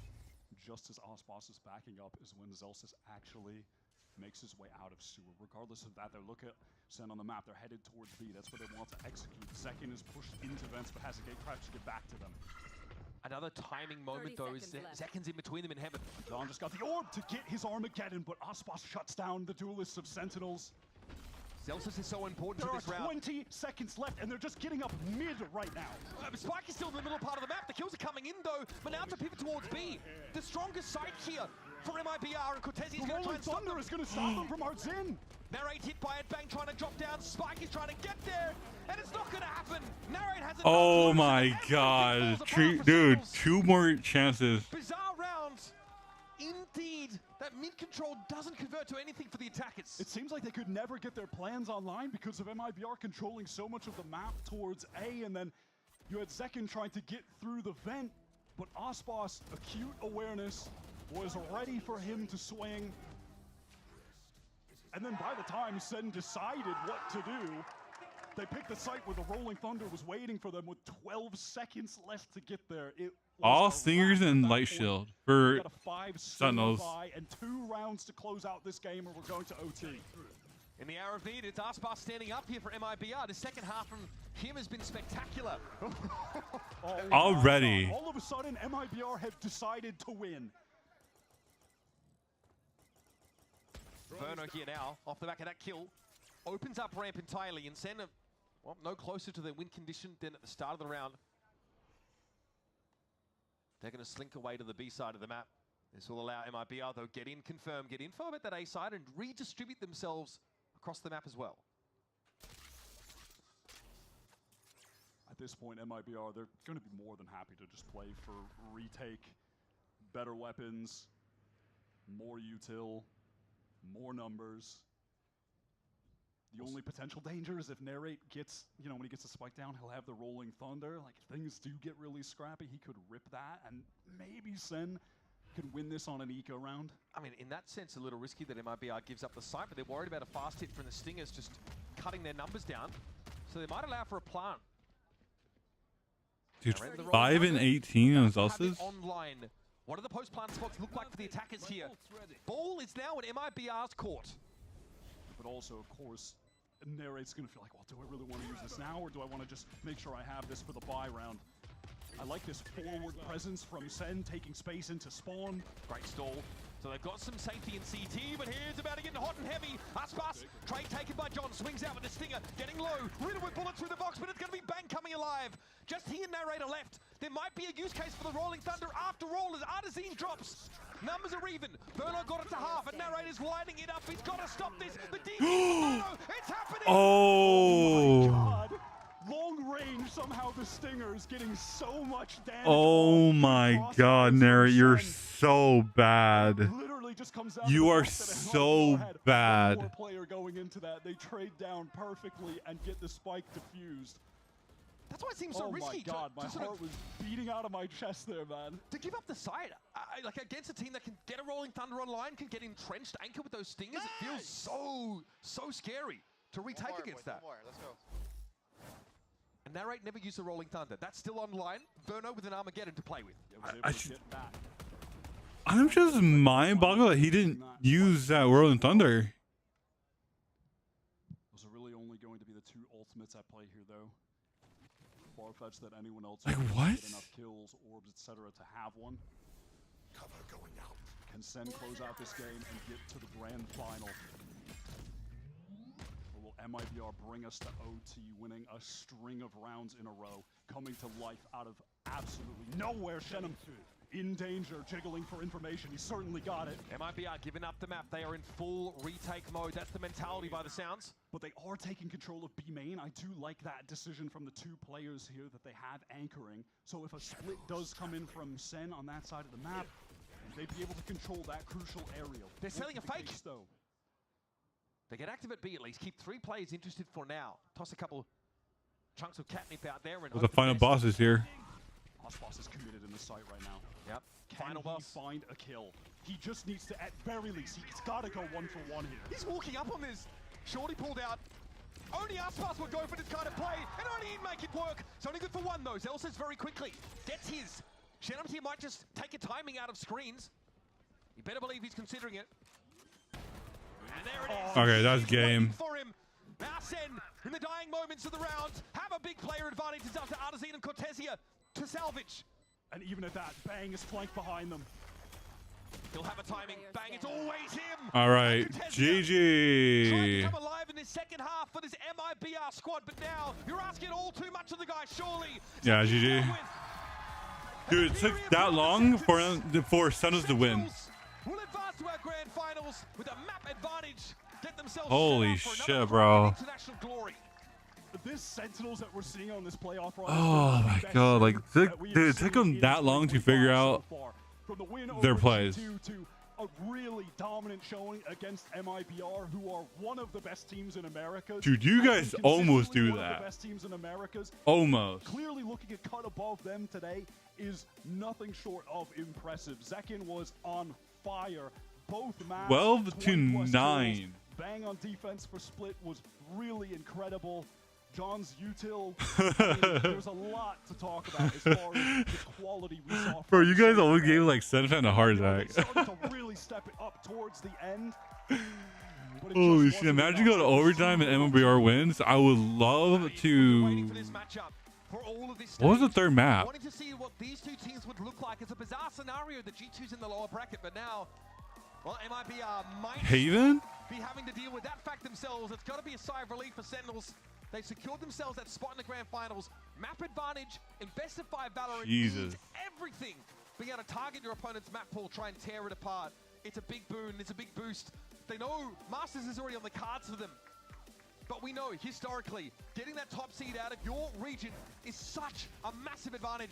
Bang, incredible anchoring over the course of the series. I've got to say, stunning stuff on this B side, backed up by the I'm playing like FNS. that stuffed every fast hit that came out from MIBR. This one especially. Aspas could get nothing going on the first half. I'm sorry, bro. I'm sorry. This man playing like Zelsa's. Man is Zelsa's playing like FNS. So on point in regard to providing the supportive utility that guys like Zekin could capitalize off of, and on defense, Bang could capitalize off of by being the ones swinging into the players who have to dodge that wave of stuns, damaging abilities coming at them. Yeah, but we win. Play in that sense was just so lights out. Dude, like, why was having like such a rough series? Again, on the MIBR side, Shenum probably the standout player over the whole series. Aspas was muted, basically absent in that first map. Lotus was really tough. I mean, when you come into a series against a team like Sentinels and you secure that Lotus map for yourself, you've absolutely got to take it away. That's tough. To bounce back like they did on Split, very impressive. Not enough against a team of Sentinels caliber. Let's now head over to Rib down on the stage for the Verizon post-match interview with Narrate. You guys getting Narrate of all people? You guys getting Narrate, not Bang? as well. It's got to feel good. You guys are going to be going into grand final set up perfectly. I got to ask you there at the end, though. Started to get close again. A little reminiscent of last week. What's kind of been plaguing the team in those last moments, but what's the solution as well to make sure you win the map? What's fun for a viewer if you don't have an easy win? Like, come on. We're making it close for the fans. Heck yeah, heck yeah. And you had a pretty hot game today, especially on Split. How are you feeling? How are things going for Narrate? I mean, I'm still obviously a little bit inconsistent in terms of, like, you know, how I am feeling when I go into the game, but overall, like, as the longer the game goes on, I feel the better. Like, it's good that they got it's good. experience that situation. So much more emotion on stage. Yeah, I mean, people just like crash out and lose. Kind of being your biggest critic. What's been the solution to that? Oh my God, guys! I see EG. On the game the whole time. I mean, you just said it yourself. It's just try to focus on the game mainly, and like obviously mental really matters a lot in this game. Just trying to focus on, you know, staying healthy as possible, you know, everything outside of the game, keeping it all in check, and then in game, you know, the results will come. And I'll talk about that, the big picture, back to grand finals. What's different about the squad here that's going to make a big change as you guys go into that best of 5? I mean, individually, we're all online right now, I feel. And I think that's like the biggest thing. Like, we have the strategy, we've had the strategy. It just comes down to whether on the game day, are we ready to play? And the team coming together to be ready to play. It looks like you guys are really coming online. What's it been like growing with Sentinels? How has it been with these guys over the course of this stage? This stage has been great. I'd say over the course of the team, it's been a little tough for me. I mean, as you could tell in the performance, but I think overall, like, we're growing really well as a team, and we're constantly learning new things as we go about ourselves and, you know, about how to play the game. So yeah, it's just great to play. That's amazing. Anybody super got your back out there? On the team? Yeah. Oh. You know who it is. It's John QT. Okay. He's him, bro. He's a little sly guy. He'll make some wise jokes out of nowhere. Like, he'll have quote of the day out of nowhere, and you just like, yep, this guy. Every time. It always brings a smile to my face. That's amazing. And as you continue to move on, you've been learning under one of the big brains, Kaplan. Final question for you. What's that been like to kind of learn and be tutored by that guy? Yeah, I mean, the difference between KC, like my old team, and Sentinels is that I was like the star player of KC. So the team was built around me, and now I'm kind of like fitting into a team that is already existing with tons of ideas and strats. So it's definitely been a bit of a struggle at the start, but I think I'm slowly learning how to implement how I want to play with how they want to play. So I think it's working really well now. Awesome insight. Narrate, thank you so much. Let's hear it one more time for Sentinels. Narrate, locking in the grand finals with the squad today over Mibr in a fast 2-0 fashion. And don't go anywhere. On the other side, we are going to have the analysts starting up our next match. That's going to be G2 Esports versus Evil Geniuses. Don't go anywhere. Oh, shit. We have the match of the week right here. Okay, I want to take this off. Okay, there you go. Much better lighting, right? So, like, better lighting.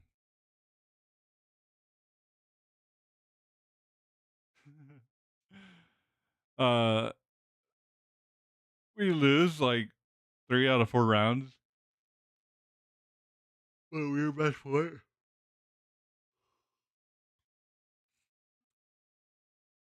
Yeah, see, I wish I could say the same about my ranked teammates. You know? We get a match point and it's just like throw. Like, okay. Like, alright.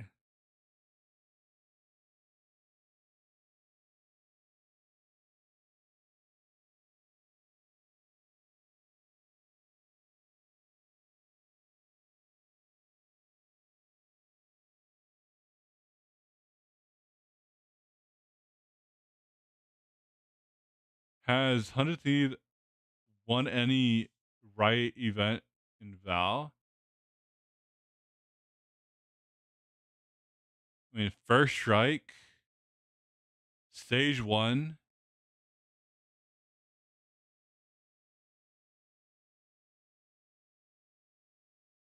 Does Red Bull Homeground count? Or no? Nah?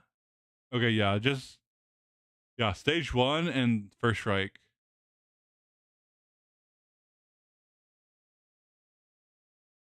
But international is like, see, champs in 2021. I think they fell to like Yeah, they failed.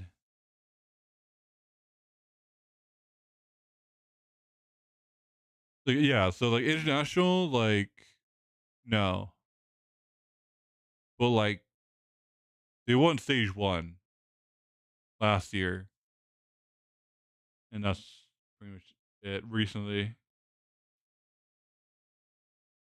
Which it kind of sucks, but yeah, it is what it is. Fuck, I gotta buy the send bundle. All right, hold on.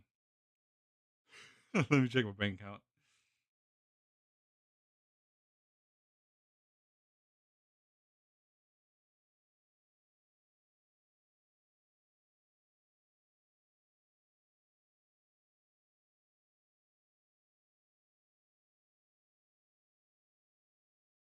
Dude, I need to take my bank out. I need to.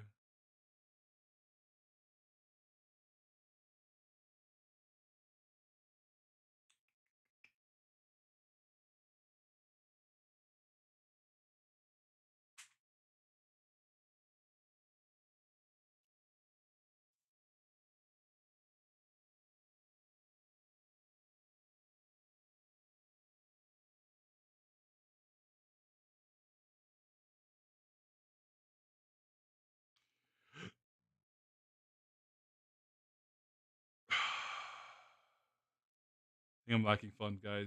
Not gonna lie, I think I'm lacking funds. We're going to be playing G2. It's going to be a real tough game. They've been to the finals before, and they've been looking like probably the strongest like NA team. Knowing this game is the do-or-die match, definitely a lot of pressure. In my eyes, it's like you have to beat everyone, you know?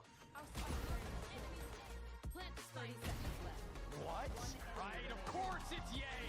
Ye's just built different. I think the game plan more than anything else is just stick to our game plan. As silly as it sounds, is like just stick to what's been working for us. There's a lot of situations you have to like put your physical body, your mental into the game and make sure like you don't ever want to leave that stage knowing that you didn't try hard enough. Because if you didn't try hard enough, you don't deserve to even be here. Who knows he's gonna be there? Oh, there's two. One in discipline and one behind the wall. They just don't expect it. Oh, and by the way, guys, is it like, so you know how the, It would be a crazy moment. Just like finish watching the video. And I'll talk about it. Finally paid off.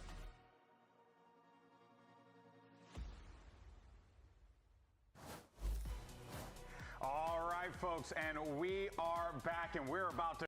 Okay, so apparently, a top 2 team from each region will make what's that event?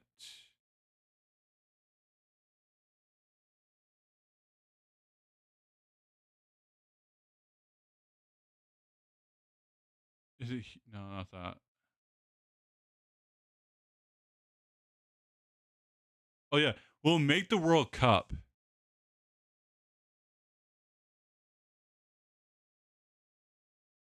Is a top 2 from each region.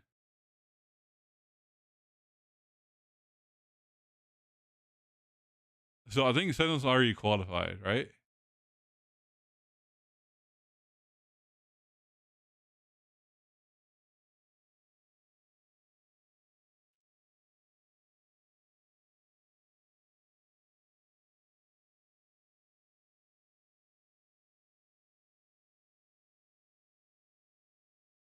Yeah. So the top 2 teams will get in from each region. Then they will have a qualifier for each region as well.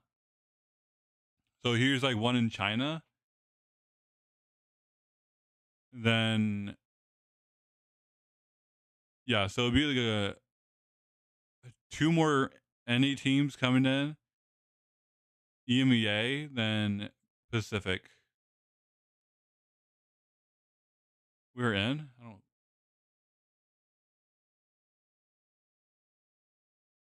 Keep refreshing it. Nothing happening.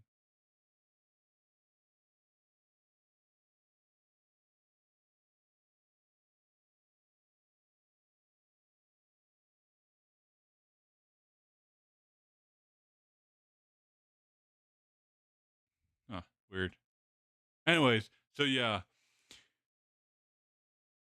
this is like really important. Whoever get like top 2 in this region,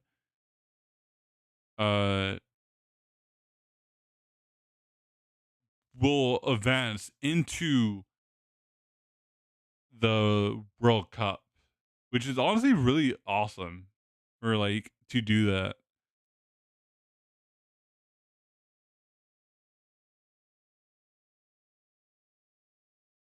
So honestly, I fuck with it.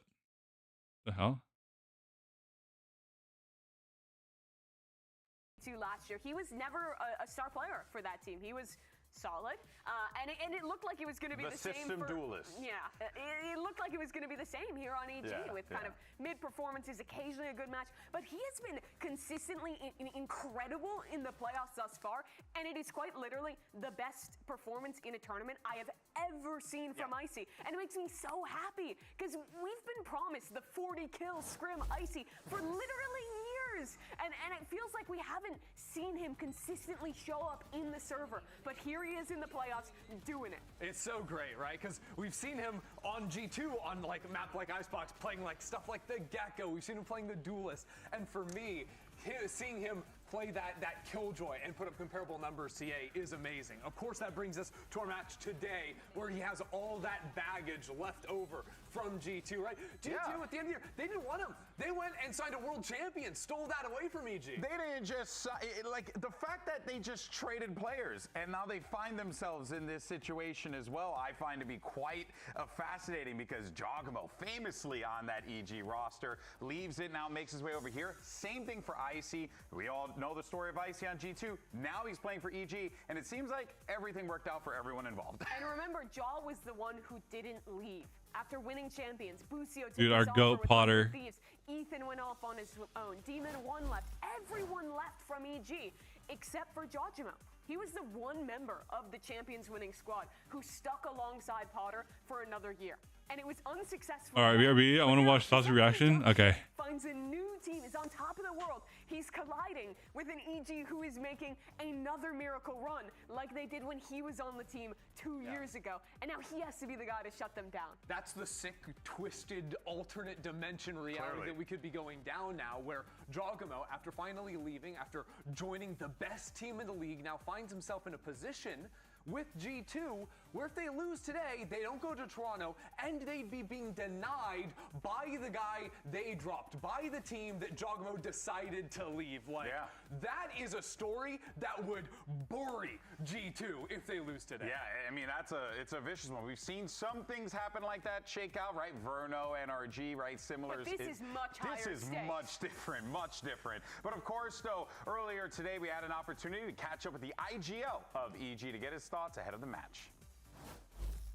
I'm here with EG's Nature before their match today. Thanks for the time. I got to ask you, going up against pretty much one of the best teams throughout the stages right now, what are you feeling? How is the counters coming in? Do you feel like you have a good counter for G2? I feel pretty good about like playing against them. I was actually like expecting it. So I would say that no team is like unbeatable for sure. And because they are the best team in America, is what everyone says. A lot of people and challengers, the people you scrim against, are also trying to copy their way. So not only have we been watching their play style, trying to counter it, but we've been playing it in practice a lot because everyone's trying to play like G2. Seems like good prep. Can't wait to see it. Good luck in the match. Thank you. Now, of course, EG is not going to have it easy today here because, well, they're going to be going up against G2. And you heard Nature there talk extensively about the influence that G2 has had on these players. And Mimi, we even heard Coach Jimmy talk about it, specifically on Split, how G2 has influenced so many of the squads in Americas. And a lot of teams have copied their compositions, their ideas on different maps, but not a lot of teams have been force buying as much as G2 has. They lose pistol. They're almost always forcing. And Christy, they're so successful at it. Yeah, what, 6-2 on the force buys? That's absolutely obscene, especially when you consider that their pistol win percentage is just about 50-50, all things considered. But what G2 are doing is basically anytime they're on the attacking side and they lose pistol, they're using that plant bonus, if they are able to plant the spike, to force up stingers and armor and win on out. They even have this defensive round on Ascent where they're almost forced to go for the force because they're down so brutally. But G2 with stingers is real scary. But to the point that dude, honestly, it's like crazy. I think we saw some of that come out in the Sen series. Sen had great prep on Icebox. They clearly knew exactly how the Waylay was going to play on Ascent, and that's who delivered. G2 their first ever loss. You know EG's a prep-heavy team, but doing it back-to-back, 2 upsets against G2, that's a hell of a task. Yeah, you got to hope that lightning can strike twice there, right? And that's going to be a difficult one for sure, especially when you have an IGL like Valen who puts up some great numbers and good calls in the server. We had an opportunity to catch up with him earlier today. Here's Riv. I'm here with Valen before today's big match. Josh, our team mentioned how you guys were able to maintain composure in the last matchup. Do you feel like that is the hardest the team has been pushed this season? I mean, yeah, season on the line, map 3 down 11-6, I gotta say so, but it feels like every game, it feels like the hardest one we've had, so I'm expecting the same thing today. We've been battling a lot of adversity, but coming out on top, so we're just maintaining a lot of composure, and I'm proud of the guys. Hopefully we can do it again today. What do you think the key to maintaining composure in that game was? Man, I think it just comes down to people being clutch in the moment, like people stepping up, taking lead, taking charge for others, helping each other when we're down. Sometimes Jogamo steps up and helps the team with the comm. Sometimes I step up. Everyone is just so good at this game and so high IQ, and so we can just help each other out when we're feeling low. Awesome to hear. Good luck in the match today. When you look back at the great teams in any sport, their stories are usually written in just a few critical moments. Those moments are what define their legacy. Think about last year for G2. What do you remember clearly? Well, to me, they were the new team that ascended into the league, and the games that ultimately shaped their story were faltering in back-to-back America's finals. Now think about this year. For me, there are 3 key matches. The first was the kickoff finals versus Sentinels after the addition of Jogamo. They cast off the curse of losing in back-to-back finals to take their first ever domestic title. They lived up to the hype. Fans stopped asking if they could win and questioned whether or not they could even lose. But expectations weigh heavy, and things changed in Bangkok.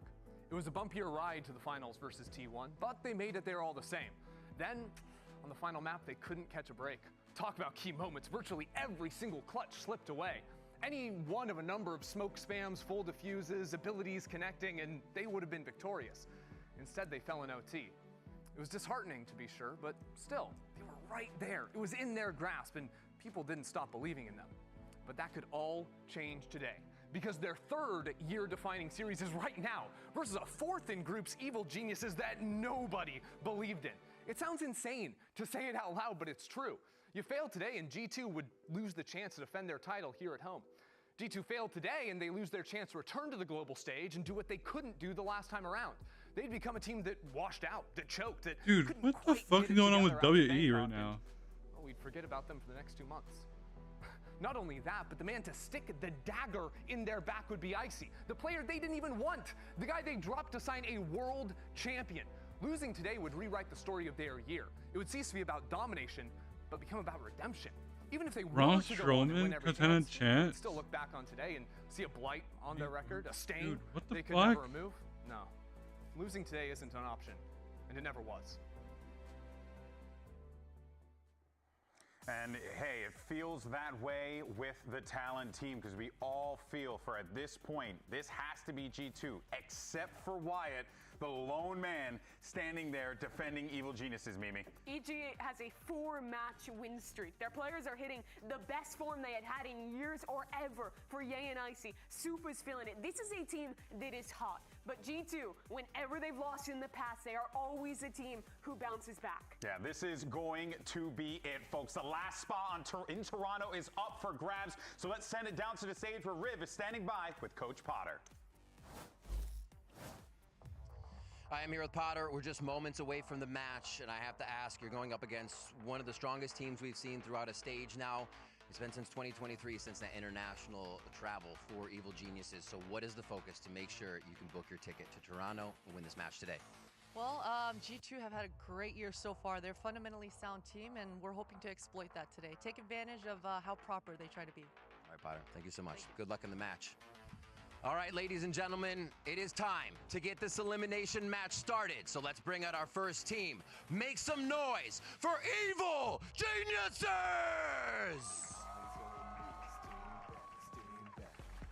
All on the line for this team. Evil Geniuses in a position here where they could very well shock the world. And this organization, that coach in particular, Potter, has done just that in the past with a bunch of misfits and brought them to a world title. So this isn't out of the realm of possibility for Evil Geniuses. That's the thing, though, right? This team is still coming in as massive, massive underdogs, and they will be the whole way through. At the beginning of the year, Potter said no one picked to be on EG. It was a team of second chances, of players looking for their redemption.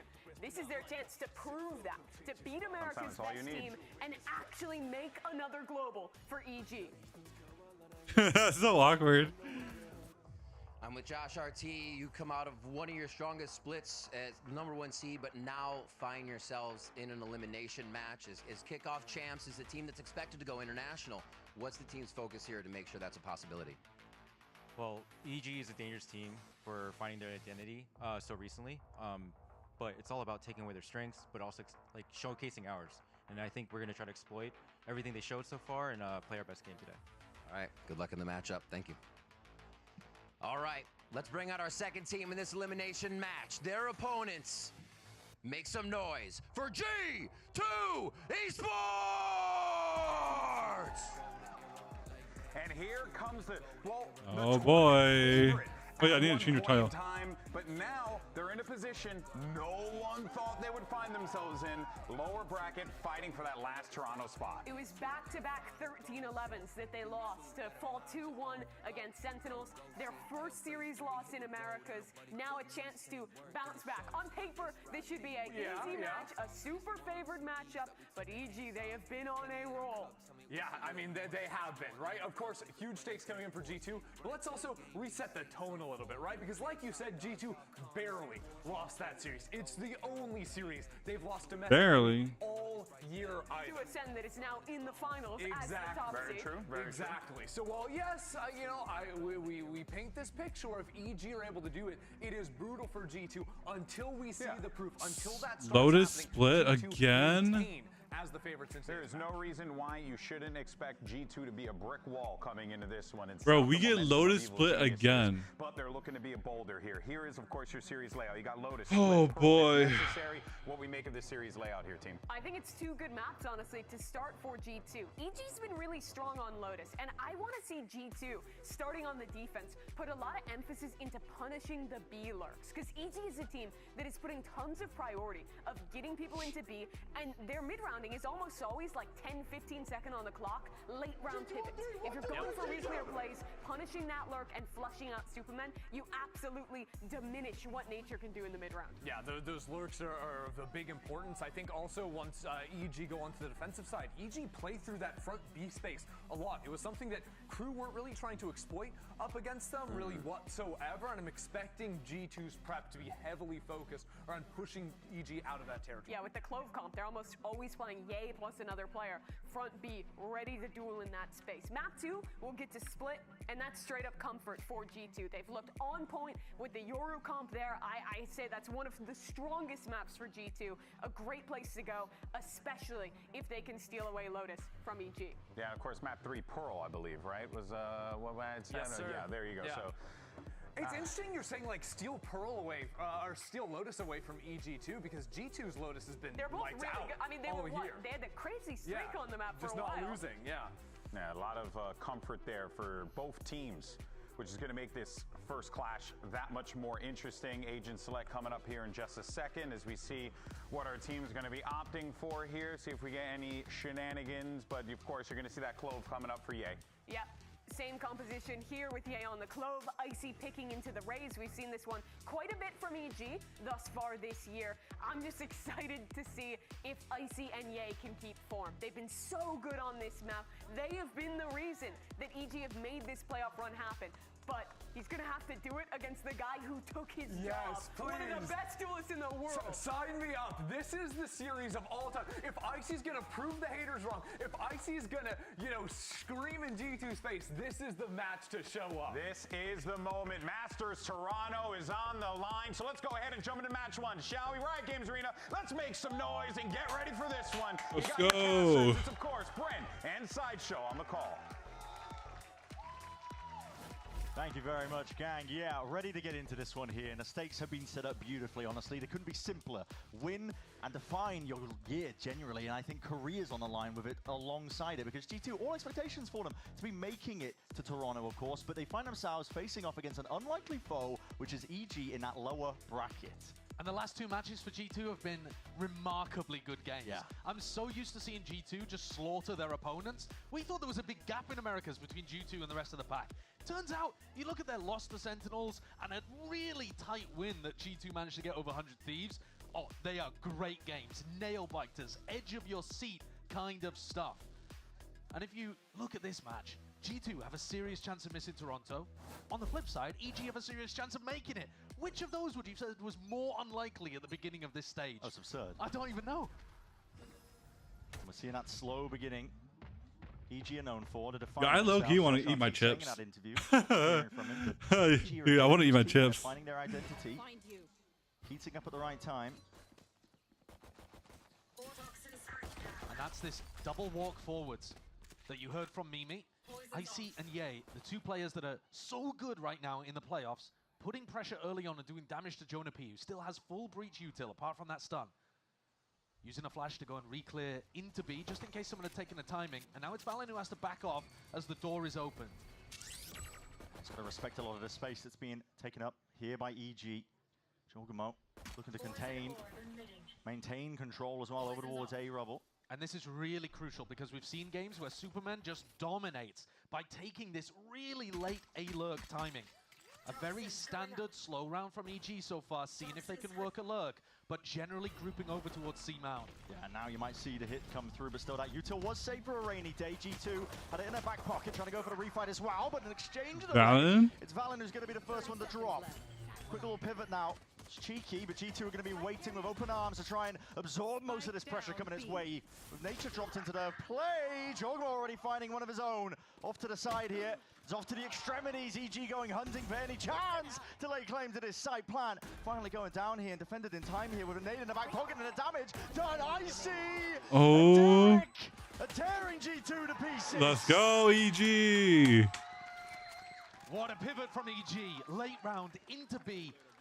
Icy springs forward and takes heaven control. The rest of the team gets stuck a little bit in the choke point. Jonah, despite his weak health, did everything he could. But Icy's kill onto Trent really opened the door. You're going to see a ton of this. EG, doesn't matter how much pressure they apply throughout the early and mid round, which generally they're going to be quite slow, it's the late round where all the action happens. Nice, let's go. Come on, baby. The last 30 seconds is just action, team fights, trying to get through the defense and hoping that they've bled out enough utility to make the site hit work.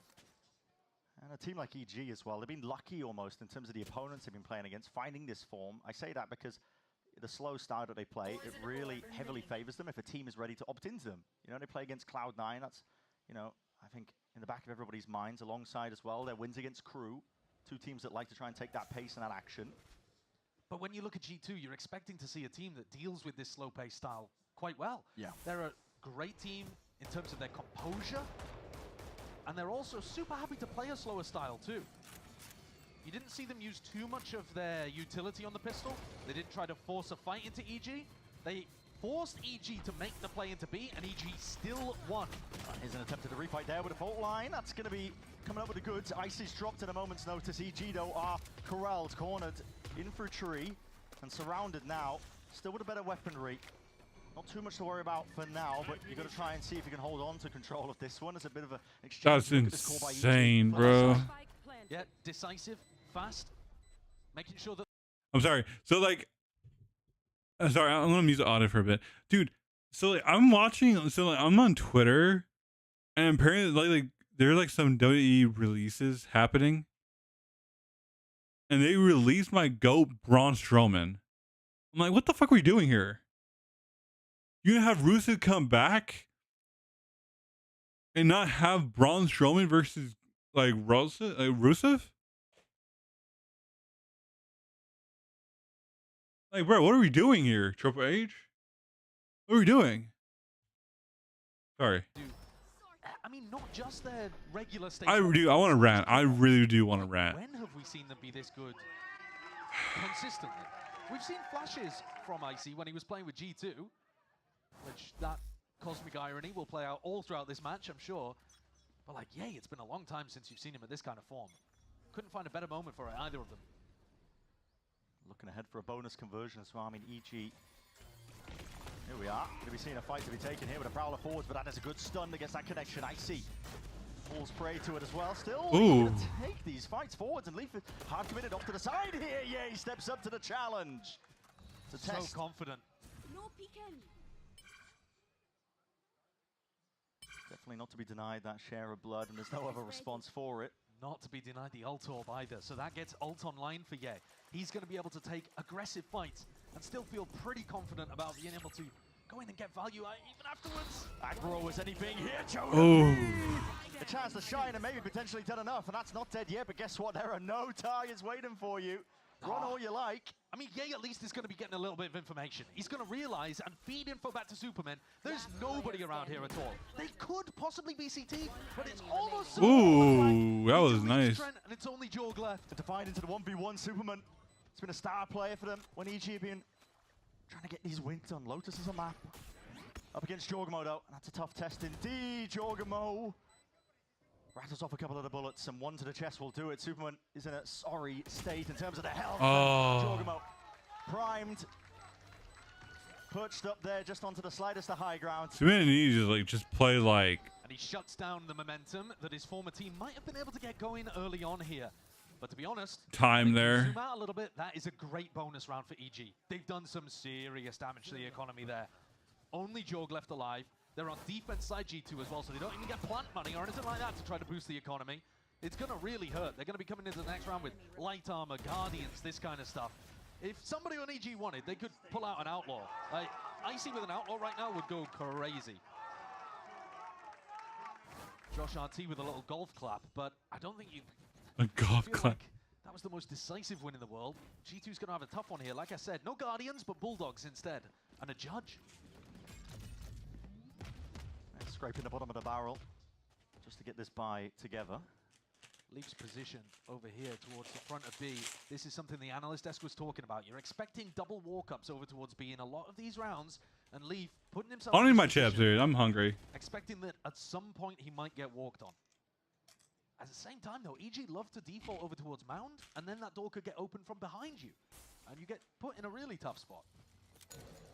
And not much control for it here. It's EG trying to lay claim to the space over towards A. G2 have been putting a heavy premium on controlling that space. We mentioned it prior, just Superman's lurks. Trying to deny that he could get value, and here comes the pivot now, up towards C Mound, and there's the danger. Leaf could be in. Leaf's going to be hearing a lot of this.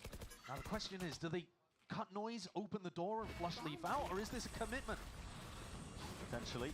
Narrowly avoiding there with a fault line, but here's the paranoia on top of it. Close quarters, nearsighted, not going to be doing too much at all. But here he is, from the side, laying claim to the site. Denying them a chance to set past the threshold, and they should be aware of this one. Superman has been doing it against teams. What was the tail end of stage one? Trent, fully aware. Locked right onto the head, Superman dropped. Now Derek's left to pick up the pieces in this one in a 1v4. 15 seconds left remaining into the round. Extremely unlikely indeed. An inclination as to where Trent was, but 9 seconds to do it, and they are right there behind you. Great idea of how Superman is going to be lurking. This has caught off a lot of teams. We heard the analyst talk about the fact that you want to be flushing out these lurk players, but what's caught other teams like Crew, for example, off guard playing against EG, is that the lurks come so late on. Like, this is 25 seconds left on the clock. Still watching for a lurk at that point in the time is tough. Not many teams play that slow. Now, I do want to give a lot of credit to Leaf there. You might not have thought that he got much action done in that round with his judge, but he heard all the rotates. And he told his team to go and stack C, and Jorg was there in time to get the double spray down and support Valen, who got stunned up.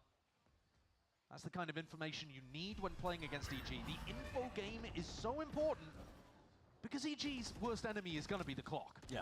They're hitting sites with 25 seconds left, so if you can find the right read in the late round without getting punished for grabbing that information, you're hunky-dory.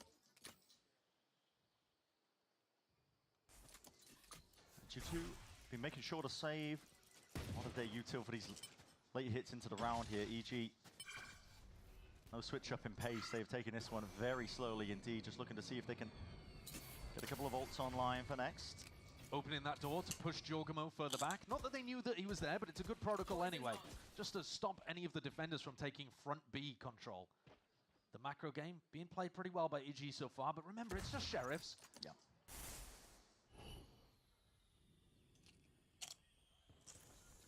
Spike is going to be steadily making its way over towards A here. And a lot of uncertainty. It is tough to gather information over here with Superman's 30 wall. seconds left. That's an ult expended. Okay. That's a really large expenditure. Anticipating that there'll be someone home at least onto the side, but G2 have completely evacuated. Dropping spike. No one was near. Dimensional What the fuck was that ult? Now by Jorgamo. He wants to get that extra information for his team. There's a late backstab that potentially could be occurring. Derek up the gut through mid. There's 9 seconds left. Finally, that plant's going down. Yay, forward, off angle. Sheriff in hand. And that's a nice little peek there from Jonah P. Crouched off into it. Are they aware of this one? Here's a Rolling Thunder even being committed, and Superman stunned up, round to the side leap. He deals with him. It's a swift hand necessary. Still 2 shots. All it takes for Derek finally coming alive and activating in through that backstab. But the sight is gained up now for G2. And this is applying the pressure indeed. Running with that plan. There's a salvos and a shot. Still, they haven't cleared out Nature. They haven't cleared out these players. Rooted into place. EG have a decent chance of this. Another tap to try and push them out. But composure maintained. Word of the day for a team like G2, and there's no real chance. Damn, bro. See if you can clean it up. You're talking about composure. I was worried watching that from G2's perspective. They weren't getting onto Icy, who was holding it backside. They weren't clearing out the pit, but they know better than me. They still had the patience to be able to slowly group up and clear it out, make sure that they were double facing their opponents, and just rely on the better weaponry. I was getting confused about the time. I thought they were potentially going to end up getting into squeaky territory there, but cool, calm, collected. And G2 get into the lead here. Yeah. But the ults favor EG right now. It's very important, I think, to not get flustered when the time gets low in these spots against a team like EG here. An attempt to try and take this one up and over towards the top. There's a flash to supplement. Quick TP back though, and a crash. Back to safety. Opening pick. You're going to be happy with that one if you're G2. Absolutely. A lot of teams brawl with EG at the start of this round, and they just can't quite handle the early round utility that they're using. That metal can be real nasty. So getting into a clean 5v4 is going to help a ton, especially because Icy is that tip of the spear that dives in on the XX. And if you don't have that with 30 seconds left on the clock, who the hell's going to be going in making space for you? Jorgamo, this is a precarious spot indeed. Lying in wait here, side of the smoke. Timing onto the drone, and a reposition is smart. Looking for options, looking for picks. There's danger here, crossing out into the open. He just spots out to the hand as well, and he's going to be laying claim, potentially over towards the side here. Yay! Sidestepping. What the fuck? Jorgamo punished for it. 36 seconds left, and what does a call now? With the Armageddon and a horn into the back. This is all onto Leaf now to put a stop to it. It's got that supplementary util though. It's an ult going to be expended of his own, but Ye's caught a timing. All the way through, 25 seconds left. Where are you taking the spike in the midst of all of this? Superman, he's found one of his own. Where's already the spike taking going? this space Back up. to B. Ring around the rosies, yet Superman. What the hell? And a backstab from Ye. How do they do it? Timings on timings on timings, with the clock ticking down at all times. That's absolutely remarkable. Ye gets into a weird position. Superman's lurk eventually pays off as well. And there's poor Derek with the spike, just wondering where he's going, getting pulled from site to site, trying to find a safe location. But Superman's 2 on B were perfect, and Valen in an essentially impossible situation. Not long for the word. If Derek can land that one, indeed he does. So 3-3. EG proving that he can really dish it out against the gun rounds. Things get so chaotic in the late rounds for this team, though, don't they? Yeah, they do. Sometimes you wish that they would pressure the sites just a little bit earlier so they had more wiggle room. But here, 25 seconds left on the clock. Superman essentially has to win both of those 1v1s that he catches the timing on in B. Otherwise, even if Jonah trades him, Jonah's going to be there, denying the spike from getting planted. And Ye talking about, I don't know how I got into that position, but I made it work.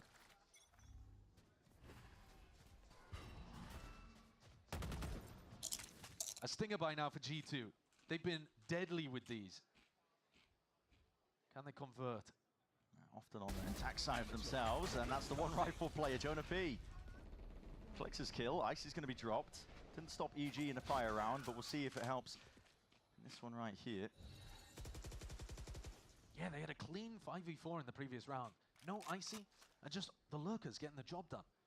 And now you see G2 holding a much more aggressive control over Rubble, trying to deny Superman any entry, and that spam for Jonah P, and it works like a charm. Sometimes better be lucky than good. Jonah P is both. So nope. He's got it in spades, really, hasn't he? G2 have really aggro positions now out towards B, and they are primed and ready here with the door opened up and a fault line towards it. It's a bit of a spray down, spam down. With guns in their hands, happy days for G2. And I think this macro is beautiful from G2. Complete control of Rubble with 2 players.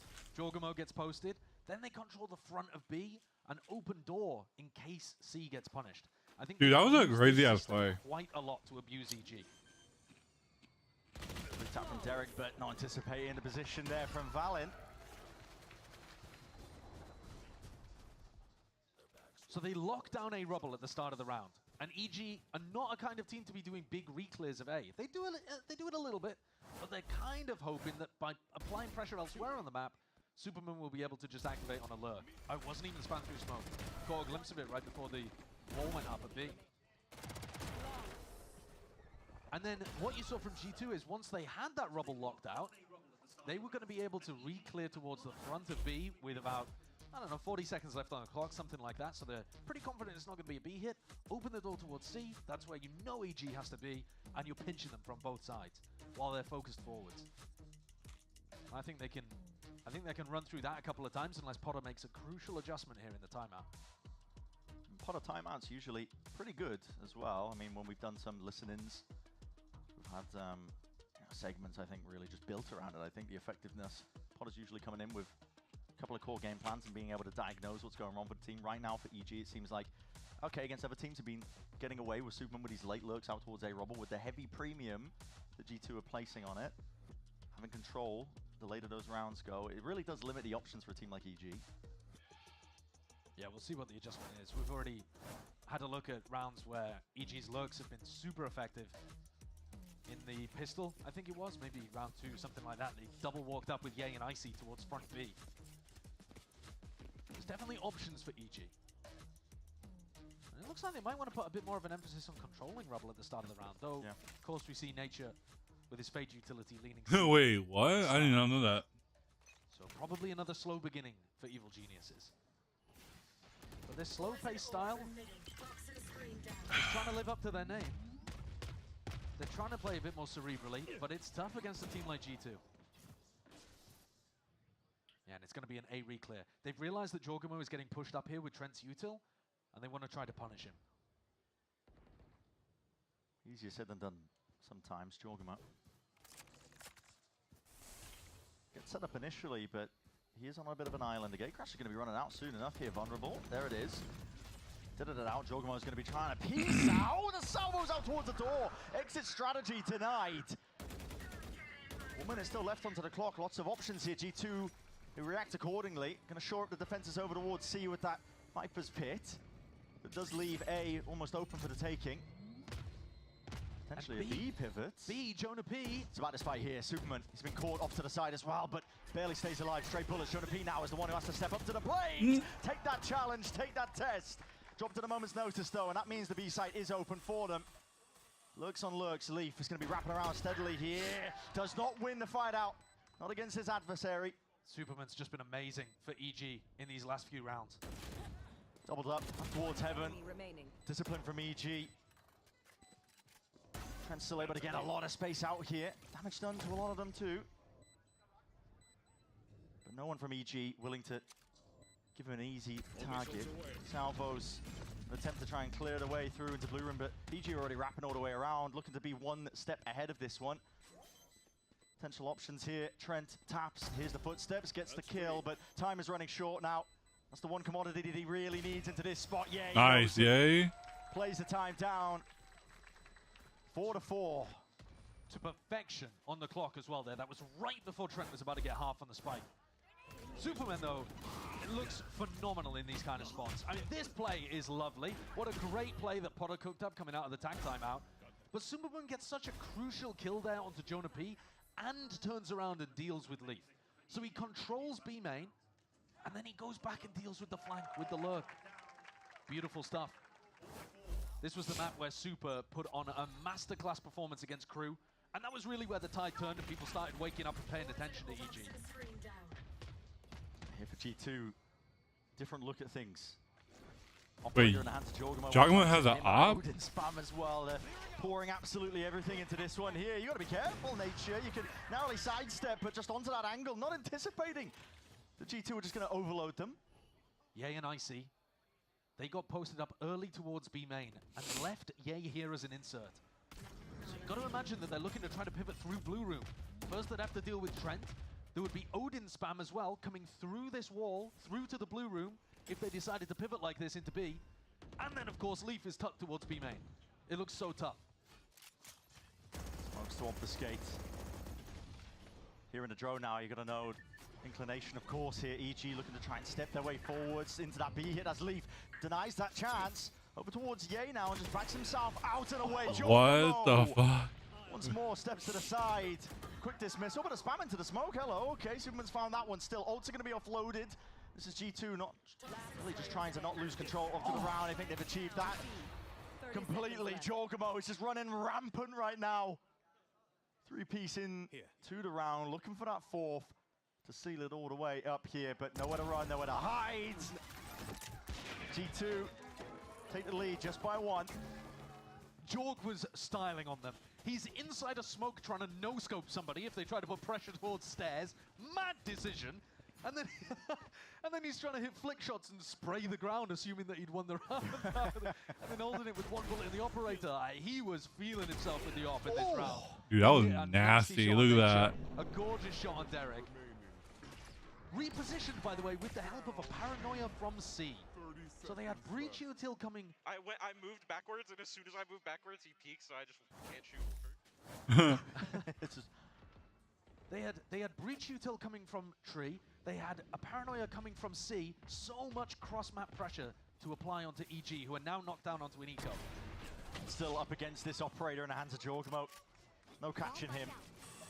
Back out and away here, but a tempo increase by EG is called for. No slowing down. Access to the A side is given up freely here. G2 have a lot of confidence in their ability. Try and play retake here. But they are going to be playing retake with an op. And an Odin. Could be slightly challenging. Derek, he spots it, he hears it. That pressure coming from the side. He's only got that ghost in. Ooh. No way whatsoever. There's no way Leaf lose that. G2, did they get a move on? They got to worry about their backs the entire time this is occurring. Trent is forwards as well. Should have been an easy kill, but he's left just wondering, laying in wait. What the hell is happening? And what has gone wrong so far? G2 throwing bodies at the wall, seeing if they can try and salvage this entire operation. It's an ult, not dead yet. Falling from the side, and Jonah P to put the squeeze down onto Yay, leaves it just down to Derek. He was the one to try and make it happen. Time. They got it. Yeah, narrow Bro, margins. that was super close. Less than a second by the look of things. Oh but they're my gonna be able god. to get the job done. That is so similar to the round that we saw That earlier. is so scrappy. EG take the site, and G2, they're trying to play it slow, trying to play it controlled, but there is chaos. Yeah. And credit to them, they've won both of those situations, but dude, Derek just fried Leaf at Blue Room. Do we really need to see this again? I mean, my pick for like the best player of 2025, and you're doing him dirty like that. There's a grimace from the coach in C2. 6-4. EG, they're putting pressure on, but remember, they won the pistol. So since then, have only won 2 rounds. It's not actually good in the scoreboard department. Oh, and just it's not getting any better. Waded out into the one-way. Jorgamo, he's getting so active. And this slow-paced style of EG, the slightly more contacty approach with the heavy lurk style, it just runs into the operator. That's the problem for them here. Leaf is tucked to the corner, a bit out into the open. Is Icy offloading with the ult off from the side. That's Nature, his savior. Still, Big wraparound now, G2 does 3 players. That's going to be called out by Superman. And what is the reaction now from EG? Push into CT, try and dominate some control, flip the map in some way or form. Maybe there's a chance for them, despite that player disadvantage. But Oh my god. G2 subvert expectations to wrap around again. EG thought they could get access towards it. Armageddon now lay it down, and this is Nature with no chance whatsoever. A beautiful round from G2. They push fully out through A, dominate the player that's in the lurk kind of position, Superman, who was tucked towards front B. And then that stun for Leaf, who was alone over towards CT, they knew would be under pressure. What a read this is. They know exactly what the adaptation is going to be from their opponent before it even comes through. That's the kind of G2 you're expecting to see on this stage. And a reminder that it hasn't been clean recently. No. They lost the Sentinels. A nail biter, edge of your seat. Dude, look at their buy. 100 Thieves. G2 could have been out very reasonably. 3 Guardians, but they 1 Vandal, 2 Vandals, and all Light Shield. Stamp authority on this. Oh boy. And actually, in both of those series, they kind of wiped the floor on the first map. They looked utterly dominant first map. And then their opponents started coming back into it. Can EG close out the half strong? That is the G2 effect. No, Jogamo. Superman not to be denied, not to be dropped. That snap as well to Jogamo is something else entirely. Derek wants to try and contain this space. Holding a bit of his U-turn, that's back to the walls. That's just the timing that's missed out, and yay, he picks it perfectly. Rolling Thunder forwards, Armageddon on top of it. This is Carnage, and Jonah P!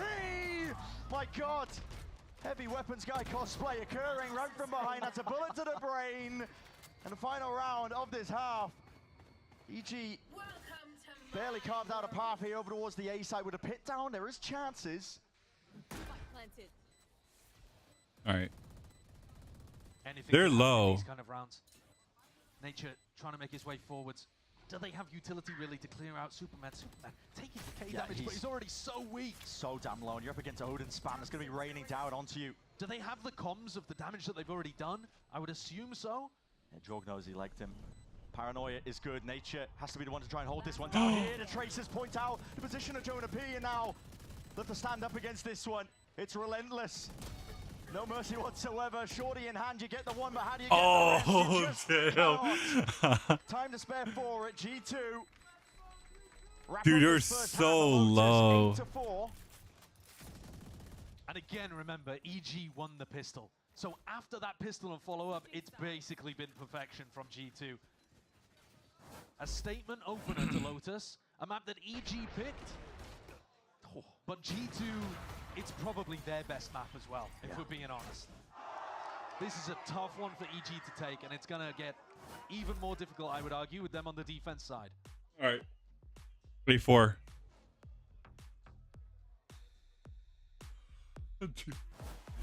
Dude, it's so like scrappy.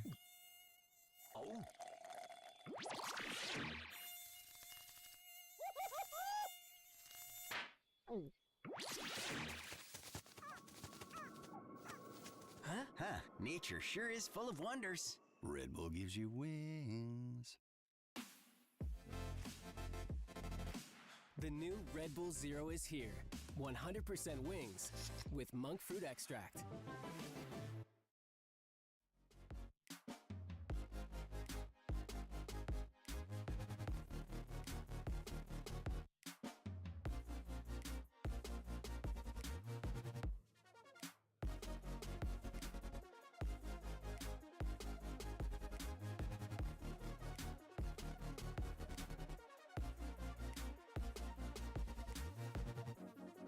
What a dude!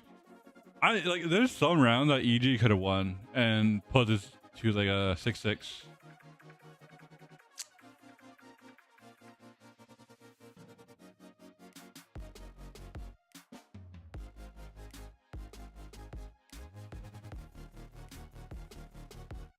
Like, not gonna lie, bro. Like, they should have put this to a 6-6. My gosh.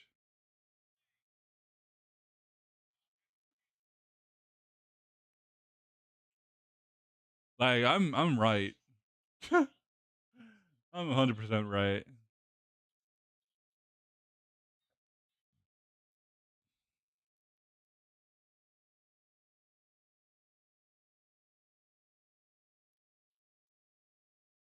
This is awesome. This is awesome.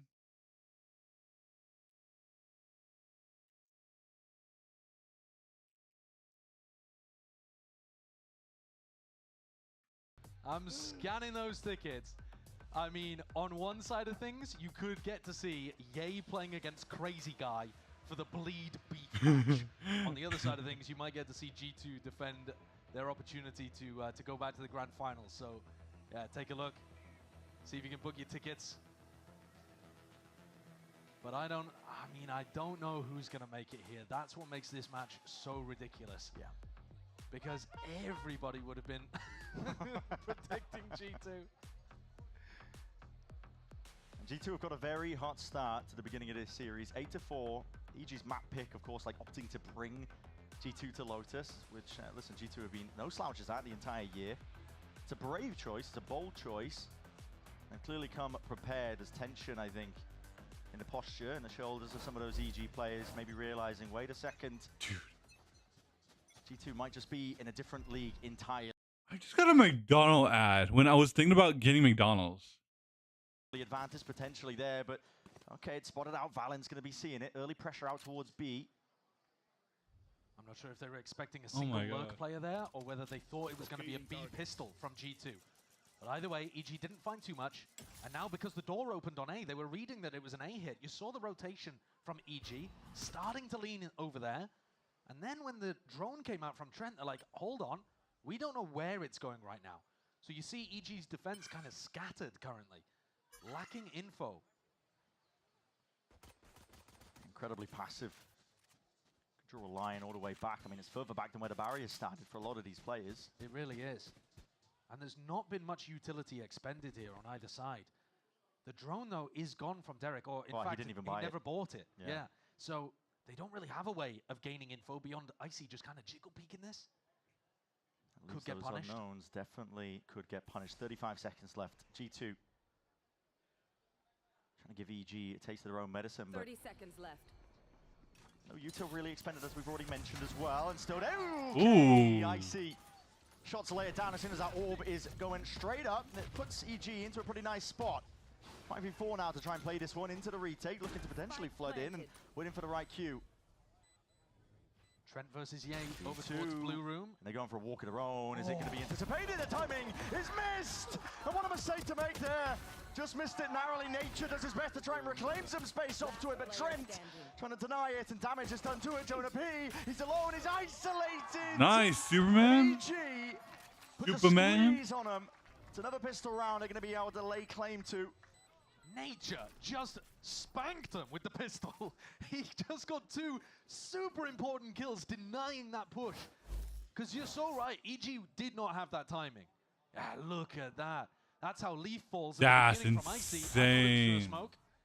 But here's that other push, completely caught Derek and Icy off guard. I thought that was it. Nature turns around and deals a death blow back to G2.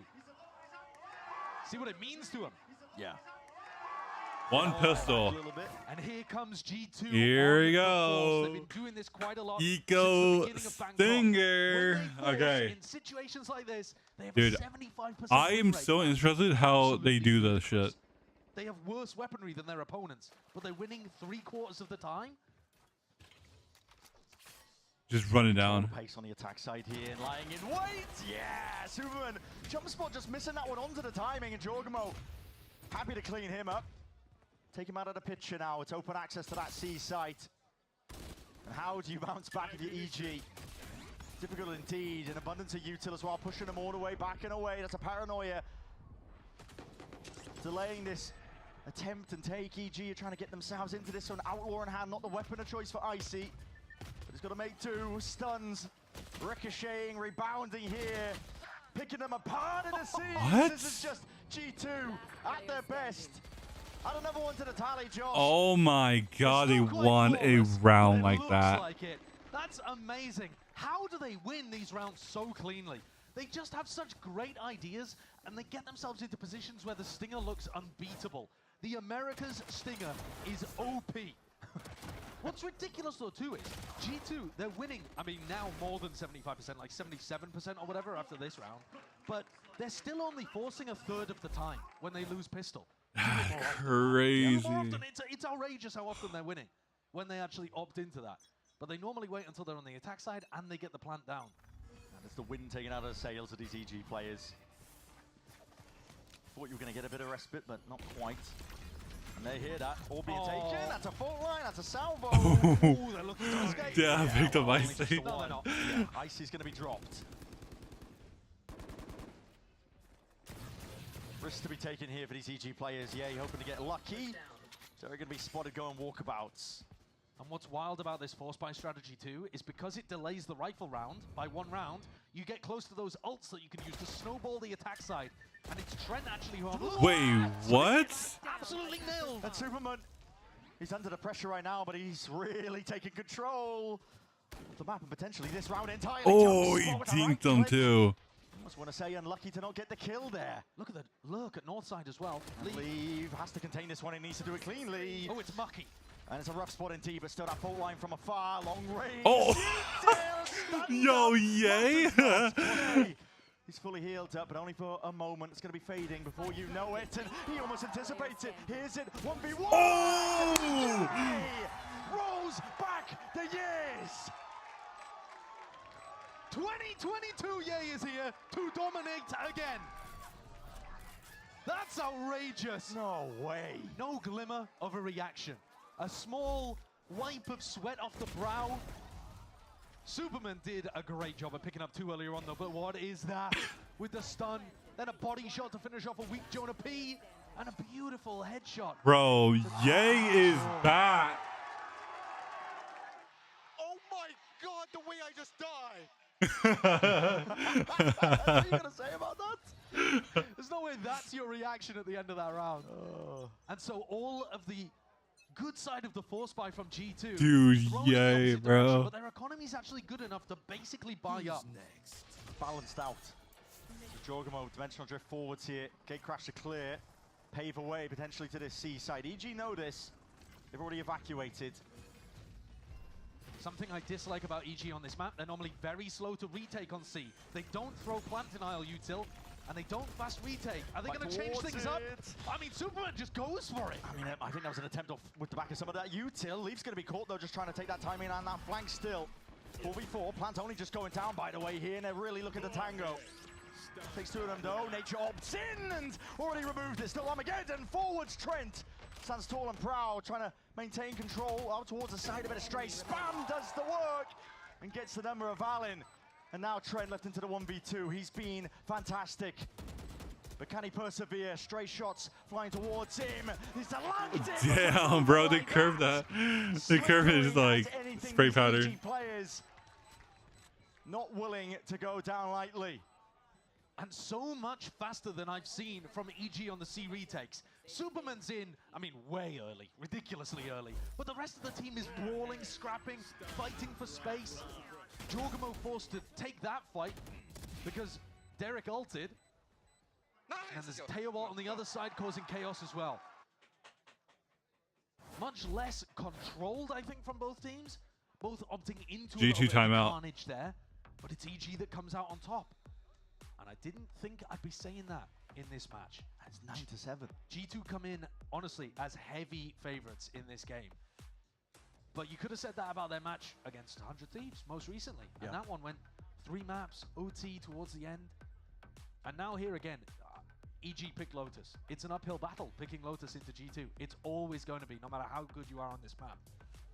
But here, EG are keeping it within 2, and they've knocked G2 down onto an eco. So in all likelihood, this is going to be a game where there's only 1 round separating these 2 teams. At the beginning of playoffs, it looked like an ocean was separating these 2 teams. Yeah, we were having talks about, oh, well, is the playoffs going to be a bit boring for G2? Are they just going to be sealing it up all the way through the upper? Not excitement, man. We got excitement, not a chance at all. One of the things that was rattling around my brain before we even got into this series was wondering, are EG going to keep evolving as a team? Seems like every single match they've gone through in that lower bracket, they haven't really been the favorites, but they've stood up to the challenge. They've done well. And they've developed even more as a team. They're finding their style, finding their footing. think you can see that evidence of that in this game too. Just in the terms of the way that they were brawling on that C retake, for example, actually. The ultimates are enormous for EG here, but the idea is to not have to use them in this round. You want to save them, if possible, for round 18, when it has the chance of breaking G2's economy again. Leaf has a rifle, and he could be the danger player there. Wait, that's a rolling. No, dude, that's a rolling thunder.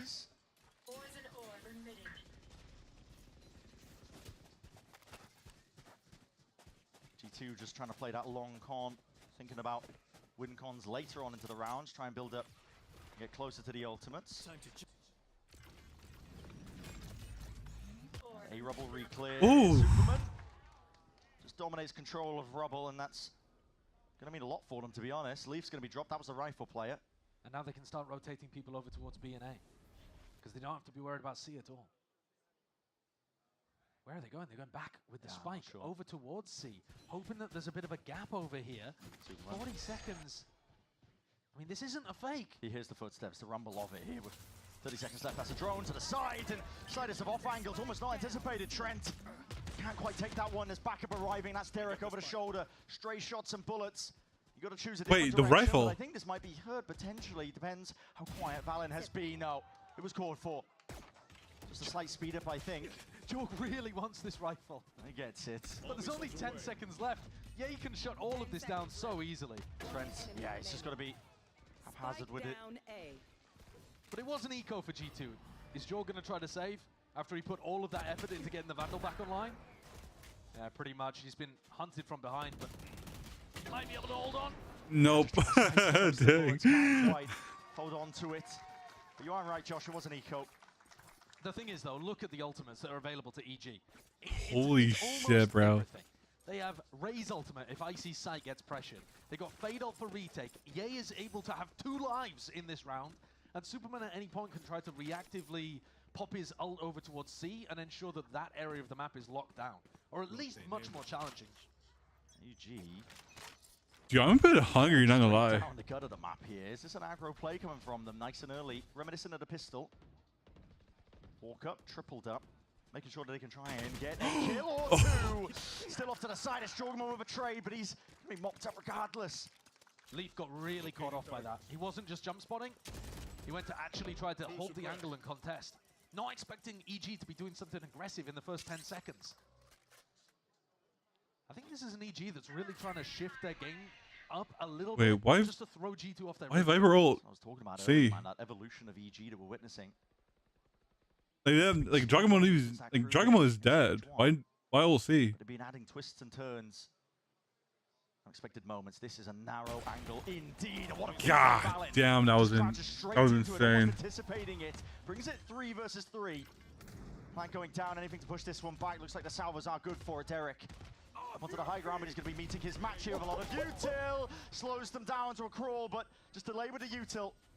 So another kill claimed. Spike finally planted. G2 feels like they've been permanently on the back foot in this round here, but finally with an advantage at least with the players. Yay. We'll look to even the odds. Waiting for a bit of pressure now from Superman. Opens up the door wide, but it's a triple face again. That's an ult popped off. Not dead yet. Not really anticipated. Still without plenty of util. And that's a snake bite wide to face. Kill needs to be claimed here. Ooh. Round and away. Yay!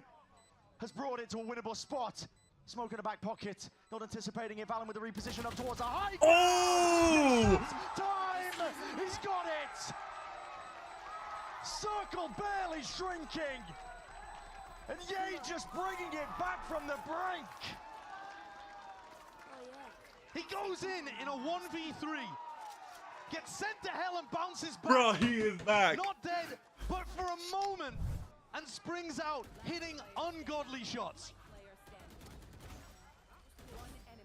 Resurrected and comes back to snap up onto Valen. He had no idea that he teleported onto the high ground. Dude, Ye's back. Gobsmacked. Cannot believe what her players are capable of in playoffs. Cold. So cold. A small smile and a wave to the crowd, and that's it. He's This is map EG 1. level with G2. And G2. Sorry, I had to clip that. I had to clip it. Control of this game.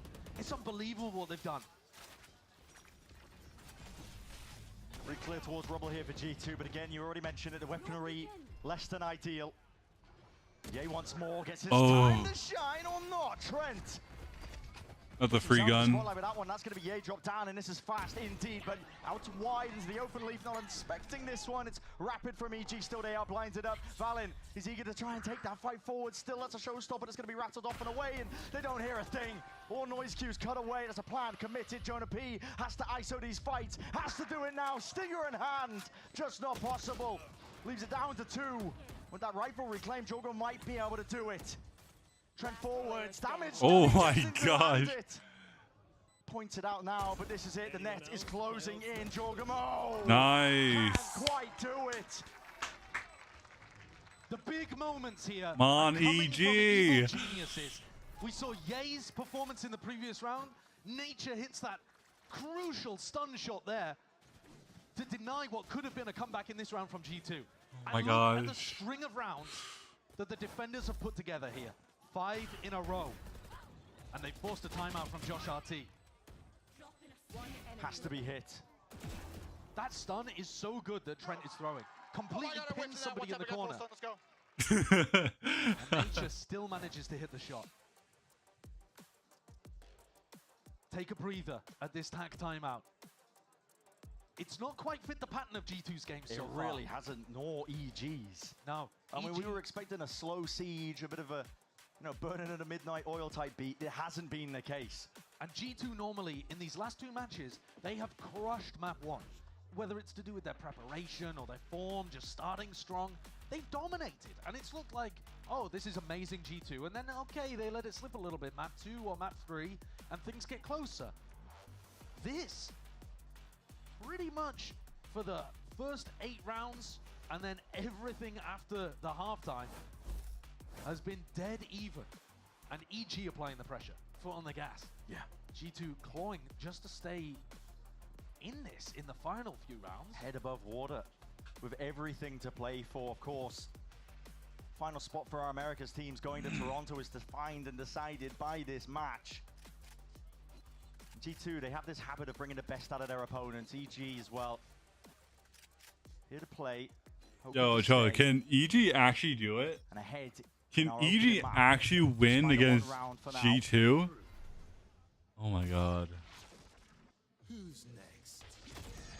Okay, crash forwards alongside that. And it's impossible. For the information here. Valorant and it's impossible. I know that EG are just playing this one. Oh, wait, Derry just picked up Valorant? Oh, that's brutal. The fight to be taken, that's a door open wide. EG! Yay! He's doing it again to a man. And he's out wide into the open. That's an Armageddon force. Oh, back to the side. That's Jorgamo looking to see if he can pick up these pieces, make anything of the round whatsoever in the chaos, in the carnage. EG thrive.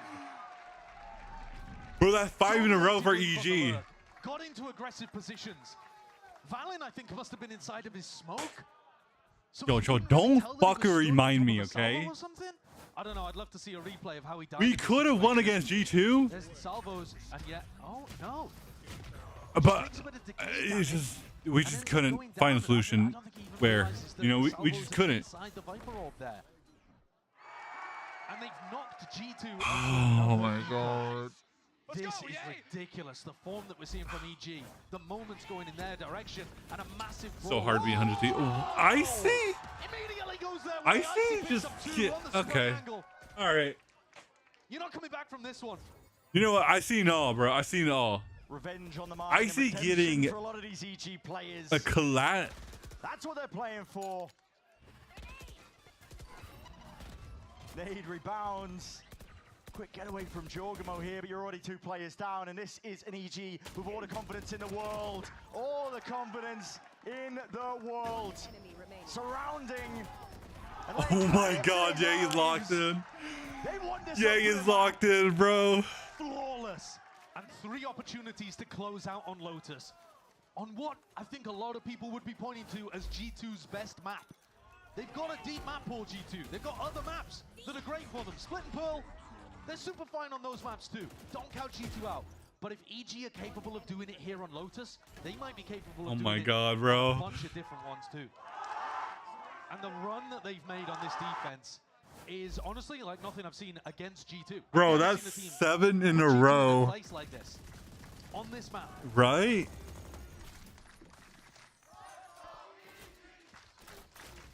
Let's go, EG. I'm with you guys. Let's go, EG. No strangers to the storyline. Scraping by potentially 2023. You remember they barely made it into Toronto. Or into Tokyo, I should say. Finding that peak form. Striking wide, the iron is hot, and looks like there was an attempt at potential risk to be taken here. Fights, swinging wide, EG. With the Haunt, though, there was cross-map support from Nature. And now Valent goes through the reclear. That's so risky on his own. Hoping that EG had just backed Bro. off, but he gets the information as the IGL. Another I'm not mad, bro. I'm just disappointed in my team. This could be it. I'm mad disappointed. Dangerous here as an Armageddon. Pushing back towards it. Valent TP by tree. To play in here. Open access now to the A side, just barely. EG closing in. Viper as well? Okay. One of the lines of defense of G2 are going to be layering down at it to get into the post plant. One way up top is going to mean it's even more difficult. Abundance of utility flying forwards here. It's gone pound for pound now. Valent has got more in the back pocket, but you got to out. EG! They're starting to move forwards. It's a relentless march here, and they can taste it. The finish line in sight, but maybe a little bit overzealous in the process. Still, Leaf down, Pin drop down. Trent, it's going to be all on him. Swing wide from Jorgen. Mo, not dead yet. And Trent, left to do it all. 1v1. Nature sticking, half earned. 6 bullets left. Trent, down to the wire. Is there time, though? He got it. Time! Oh my god, they got it. They did it. With 0.3 seconds on the clock, EG take map 1 and deliver a statement opening blow to G2. It looked at the halftime like G2 were the better team here, and then EG's run on defense was crazy. Yay ends with 300 ACS and 25 kills. Bringing back memories of You know what? I might honestly, I might as well. You know, too. You know, I buy an EG and Zen bundle. What the hell have we just watched? Oh my god. An incredible opening to this series that defines who our third team is going to Toronto. EG may do it. They may just do it. It might make international. Honestly, just so many moments where the EG players pulled out remarkable stuff. On the attack side, it kept feeling like EG were in positions to win rounds, but then they couldn't get it done. And yet they still managed to claw together enough so that they could go in a crazy run on their defense side. And yay, my god, what was this? A 1v3 that I think people are going to be seeing a lot of in these highlight reels after the game. We have been gifted with a series to watch. Eyes are going to be peeled. Nobody's going to be stepping away from this one, apart from us here as well. The analyst desk going to be setting us up nice and pretty for the rest of the series. Do not go anywhere. Man,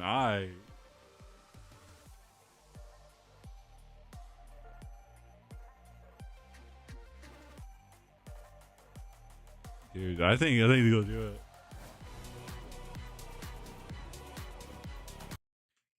If EG wins against G2,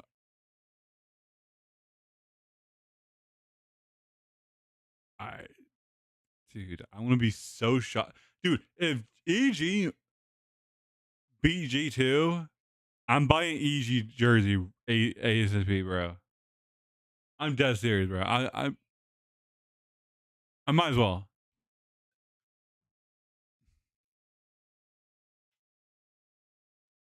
Send button first.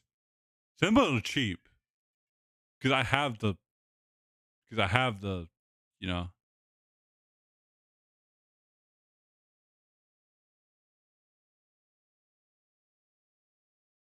Sign ups was here. Oh, this is the college thing, right? Yeah. Console? Okay.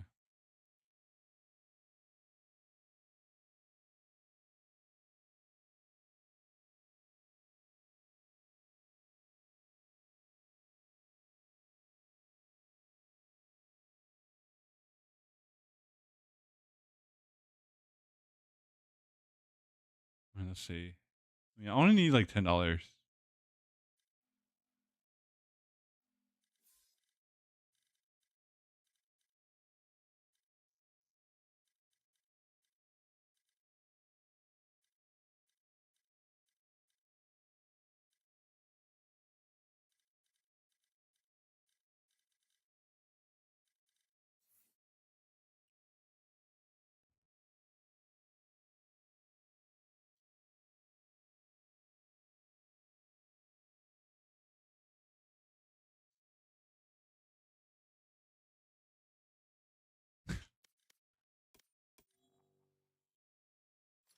Oh my god, dude. Dude, when am I going to get this fucking, like... Which one is this one? Oh, this is a Battle Pass one, right? Yeah, that's a Battle Pass. Dude, when do we get this? I want the Helix.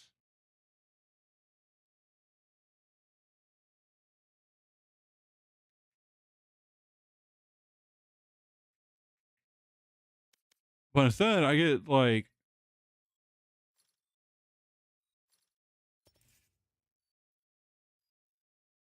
Get it. Fuck, man.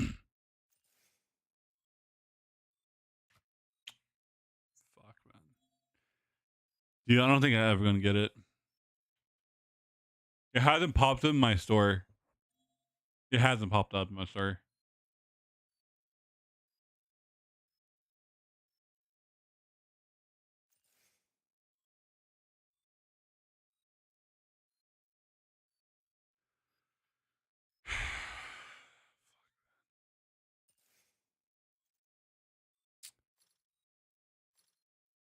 I mean, is this even worth? Is this worth it?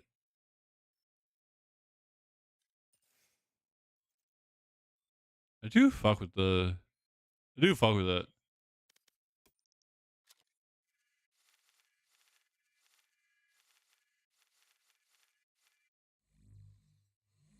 I do fuck with it.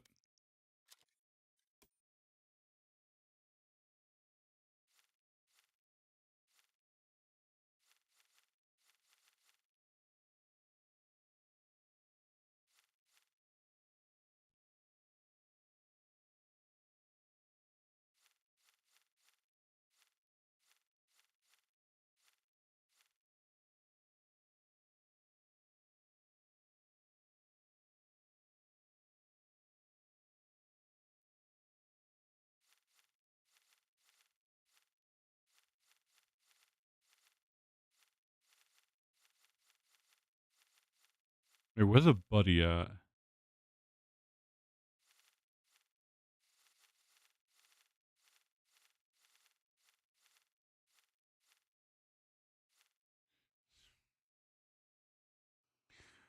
Dude, can I get a right gun, buddy?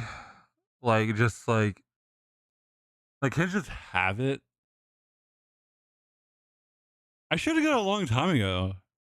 Cause someone, like, dude, like someone was working, someone had contact with Riot. Dude, I should have said, yeah, yes, I want a Riot gun, buddy. Oh my god. I knew someone that was working at Riot, but I don't think that person is working there anymore. Bro, I got dibs. Dude, this is a while back. It was like 2 years ago. I was at the Ghost Gaming Discord, and someone was like, we were doing like customs, and I'm like, oh, you know someone that works at Riot, and that person said yes, and I should have just said yes. I want the Riot gun, buddy.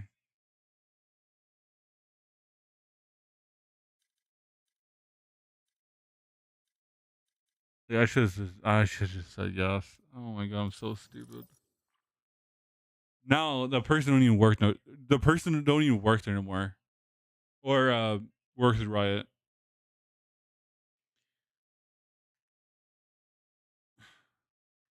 We were in a position to succeed. honestly, and they were able to absorb our aggression. But it came down to these like micro moments towards the end of like a lot of these like post plants where we were just disconnected, desynced, not understanding. And I was just telling the boys like, we need to get on the same page here. Whoever wants to lead, and just commit to that call. And there was a lot of those moments that you saw. It was just because like people are overcalling each other, or they're not really like understanding like what the call was. And so uncharacteristically, we were not synced up in those moments. So as long as we take care of that, I feel like our game plans are really solid. We should be able to get to map 3. All right, I hope to see us on the map too. Thank you so much. Gotta say, I always appreciate the honesty of Coach Josh RT telling us what's going on with G2 in the comms there. You can kind of see it, but also one has to wonder, is that Ender because you got an EG team that's got nothing to lose, really, and everything to gain? Meanwhile, on the other side, G2, that pressure, they were top of the world, baby. Yeah. And now, they're one game away from elimination. Definitely pressure on them. I was able to listen in to some of their comments. I hear what he's talking about there, where there was a lot of... Bro, that's funny. I was surprised almost by how many different people were giving ideas of how to... Dude, like, I'm looking at like the Riot Discord or 100 Thief Discord. Yeah, 100 Thief Discord in the Valorant section. And someone like, yo, EG so back. I'm like, yeah. Dude, EG's so back. EG is winning Masters Toronto with Yay.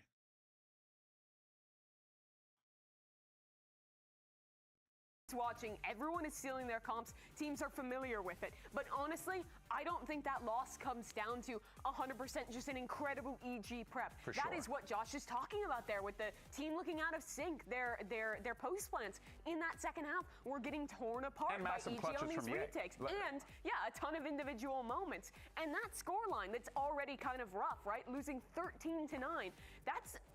That's with them winning 2 Stinger Eco rounds. Yeah. It's got to be better on split. They got 1 round on their attacking side of Lotus. Ooh, not what you want to see. Not what you want to see if you want to fight for some trophies. Folks, map 2 is coming up after this. It's going to be split. Can G2 force a map 3? You heard me right. We'll find out on the other side.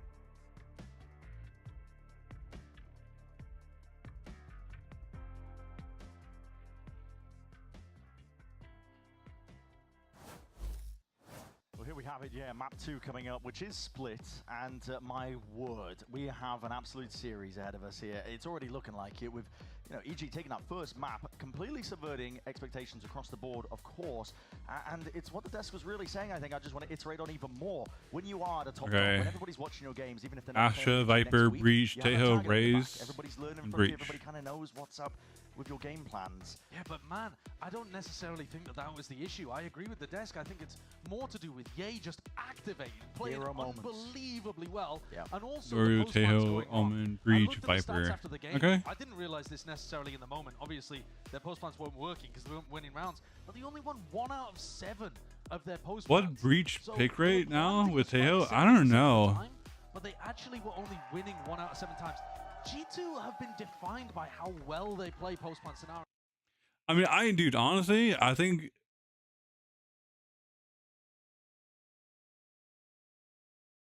I do think it's going to go down after the what do you call it? The nerf. Some really disciplined post-plan scenarios. Can they pull it off? Or are Bro, we just going to see a repeat of the second half of Lotus? Thank God they got rid of the cooldown with his rockets. Like, thank God. Now that to be actually precise on where to use them. Oh, let me check this corner. Just to get them out of like the corner and stuff.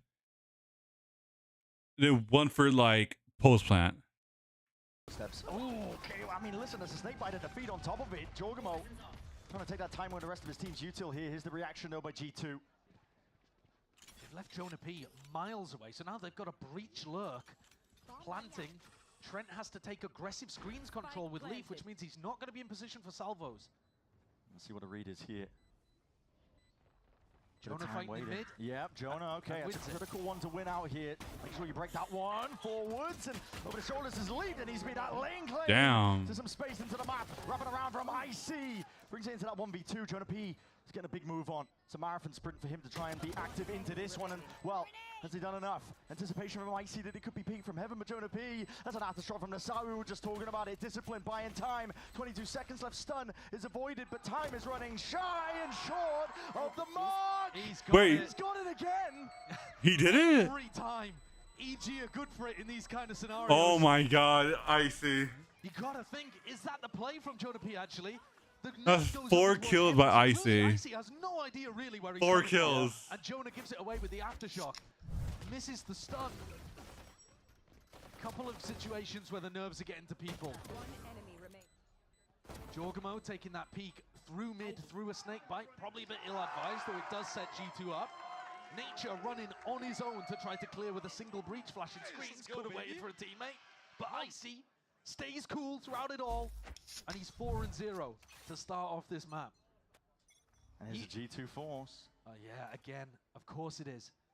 Seeing this on both maps, because on the attack side, they lost the pistol both times. But managed to get the spike down and get a bunch of kills, so the money looking good. Good enough, in fact, to get Leaf a Guardian. We're going to try and do this one again. Run forwards. Fuel and attack there, saved by Superman, so obfuscating quite a lot and just walking. Oh shit, the fucking... This one, that is a cheeky angle. We gotta change the camera. Not bad, chat. Don't expect to clear that one whatsoever, but this is a rapid take of the space by Valen. Jonah P at his back. And so now they're going to be set up to try to pinch in onto A. They know roughly where Icy's backed off to, but you got to be a little bit worried about ramp. Leaf clearing that out with the help of the salvos, and now Heaven is the focus. EG already playing back towards it. That's a great stun, though. Icy forced to commit into that fight. On top of it, another one out through CT. And Phantom delivered over into the hands of Jonah P. Flash forwards, though. They want to take this fight. They want to get active. This is EG looking at least slice up the map, trying to define themselves here and set themselves up nice and pretty before the spike is even in play. Oh my God, bro. With a nice little two-piece. Spike in no man's land. Leaf left to do it all to pick up the pieces in a spot like this, but there's just no chance, no hope whatsoever. Stun. Lay it down early. Slow to a crawl.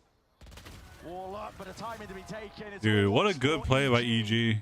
Swift dismissal of that force of G2. And a great start to their defense side again. This is almost certainly going to put G2 at a 0-3. They don't really have the money here. Didn't get too many kills. Didn't get the plant down. So their economy's not looking good enough to even invest stingers again, which is usually what they'll go for. How good were these flashes to fight back into Heaven? Two really critical flashes coming out from Nature. And he's got good reason to be excited. EG, one away from getting up to their Raze ultimate. This snowball could be devastating for G2. Like, I gotta say, like... Any signs of slowing down. Up and over the top. This is all players of G2 grouped up. Like, forcing... Like, why did G2 always force? Over towards the A site. TP into the back of the A side as well. This is Jorgamo. He cuts it up nicely. Clearing most of the way with a bit of salvos. Stun out on both sides. To refight attempts in the court for here. Derek out ahead. Oh my gosh. EG barreling through and away. And the guns into their hands. Hold on. Maybe an overextension. EG. Not expecting and not anticipating it. Round to the side. This is Jorgamo. Brings it into that 2v2. Rifle picked up, rifle gained, TP not committed, that's a fake, off to the side. Still no plant down, this is G2 looking for a bit more advantage to feel safe enough to plant. And this game has been a real test of how EG play in the chaos. But there's a bit of quiet descending upon the map here. Right to the side though, Jorgamo's good for it. Precision. 3 in a round already for him. His team needed a step up. And he's the player. Damn. We're looking at Icy and whether he can deliver a knife in the back for his former team. And there's Jorgamo. doing what he did early on Lotus 2, trying to stop EG's momentum before it can really get going. A 4K in this round, a labored kill onto Icy, it must be said, but as soon as he managed to upgrade to the Phantom, clean to finish things out. So the economy flips completely. It was G2 who were coming into that one with a trash buy, and now EG, who barely pocket change to play with. But Icy at least with an ultimate, so things could still get dangerous.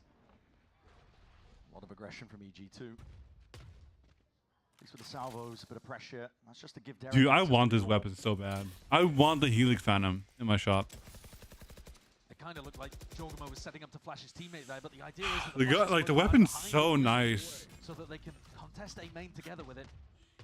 But the Like, push it's, didn't come. like it looks so nice, chat. I think they were concerned that maybe Icy would set it off rip, but that would have been an extraordinarily bold way of playing with the showstopper. Instead, EG probably just want to wait and see if they can get a free pick with the Bucky. Can Jorg find out where Icy is playing? He's going to spot this one out. Still with the drone as well. That's going to be putting the pressure now down onto Icy, and he lets loose anyway. It's going to be the ult here into his hands. Round to the side. Dang. G2 surely behind him now. A few seconds left to try and play for, but they have to clear out these spots here. Can they deroute Icy from this position? Lying in wait with the Bucky in hand. And my God, he's going to be making it awfully difficult. Waiting though, Util in and around for it. Why don't you use a shotgun? Barely able to get a handle on it. Tucked to the corner still. His position's going to be noted. It's a pitch. Oh! And then hold on. Leave. Ace! Ace! Oh my God, Ace! man. Pulls an ace out of bloody nowhere. That's a ridiculous round. Stuck in a corner, flashed up. Pits just so that he disguises where he's playing, I suppose. He had a rough map on Lotus, couldn't really get anything done. But he's come out here with the iBuy Power Ace to go up 10-2 after 4 rounds. Absurd, but exactly what the doctor ordered for G2. Exactly so. Make sure you follow iBuy Power on the socials. Plenty of rewards to be given out. Exactly what G2 needed. Rifles v rifles now.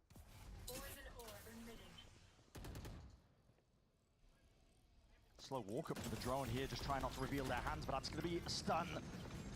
Locking down onto Superman, he's in a lot of trouble here, but most of the Util going to be narrowly avoided, not sent in his direction.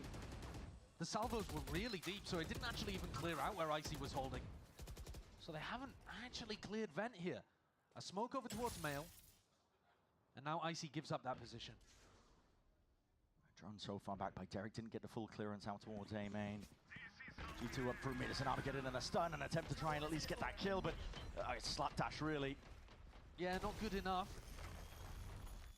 Barely put together there by EG, so could be wasted in terms of the ultimates. They were hoping to at least get a pick. Superman. Oh! Superman, what?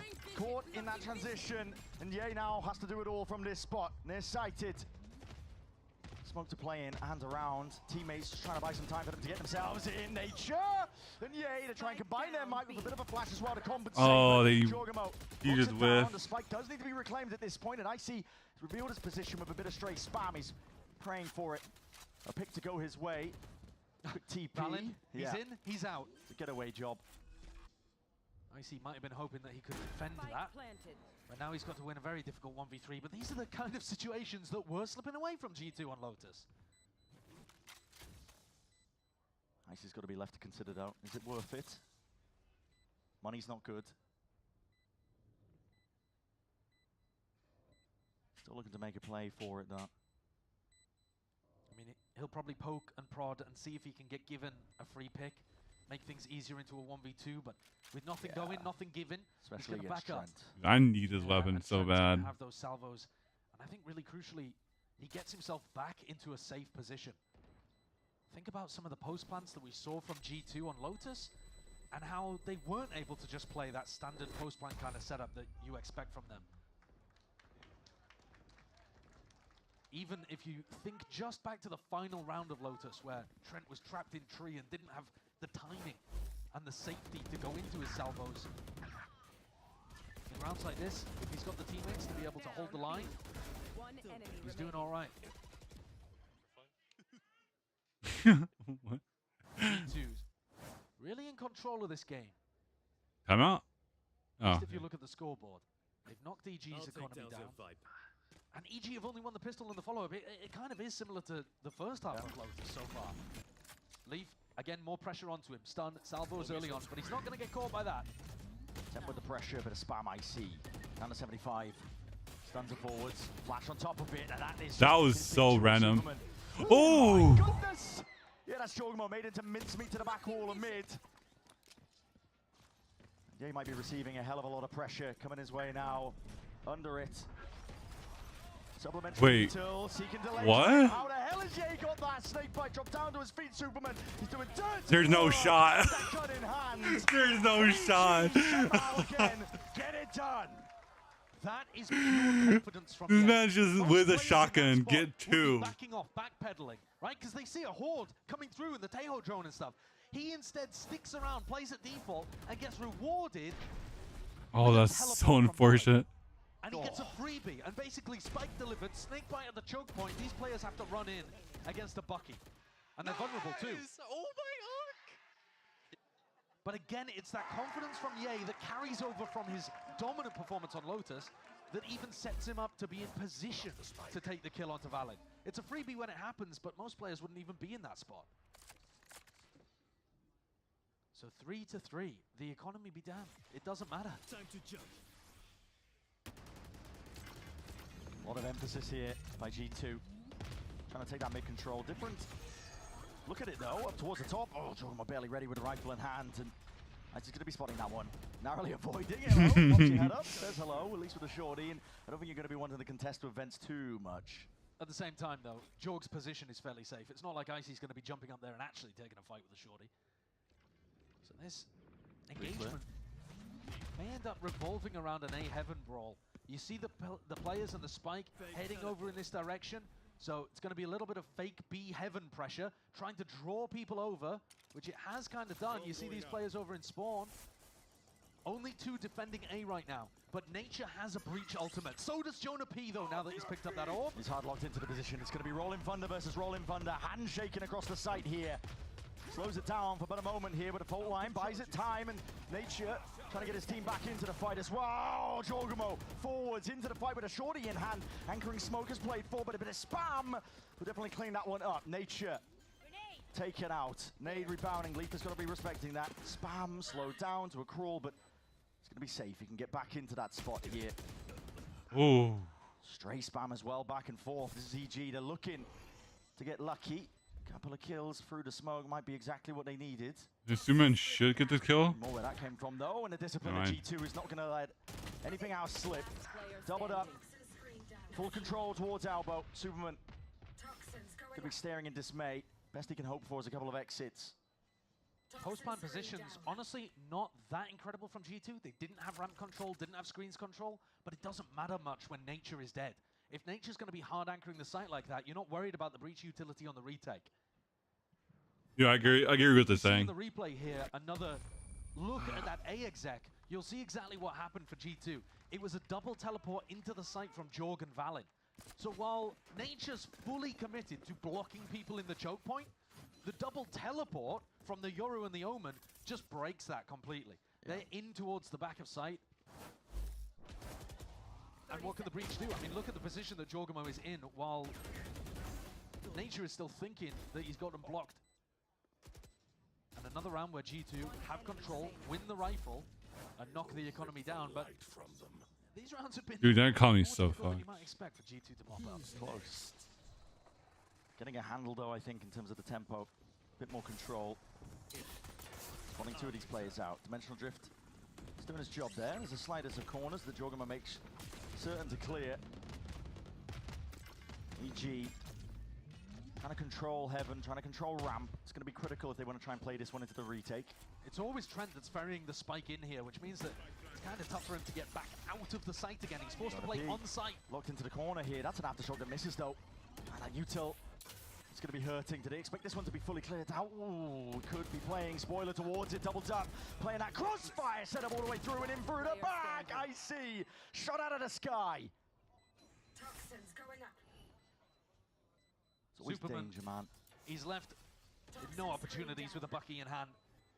Trent even managing to get up to his ultimate in the midst of all of this. So G2 handle an anti-eco pretty nicely. Superman just looking to play exits at this point. Die to the spike. Yeah.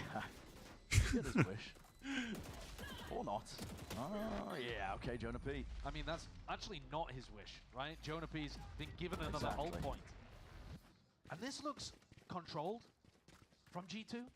Arguably more controlled than the first half of Lotus even. It's very tempting. Honestly, good timeout. At the same time, man, it doesn't matter how many rounds G2 get on this half. Look at those legs in the air. It doesn't matter how many rounds that G2 get in this half.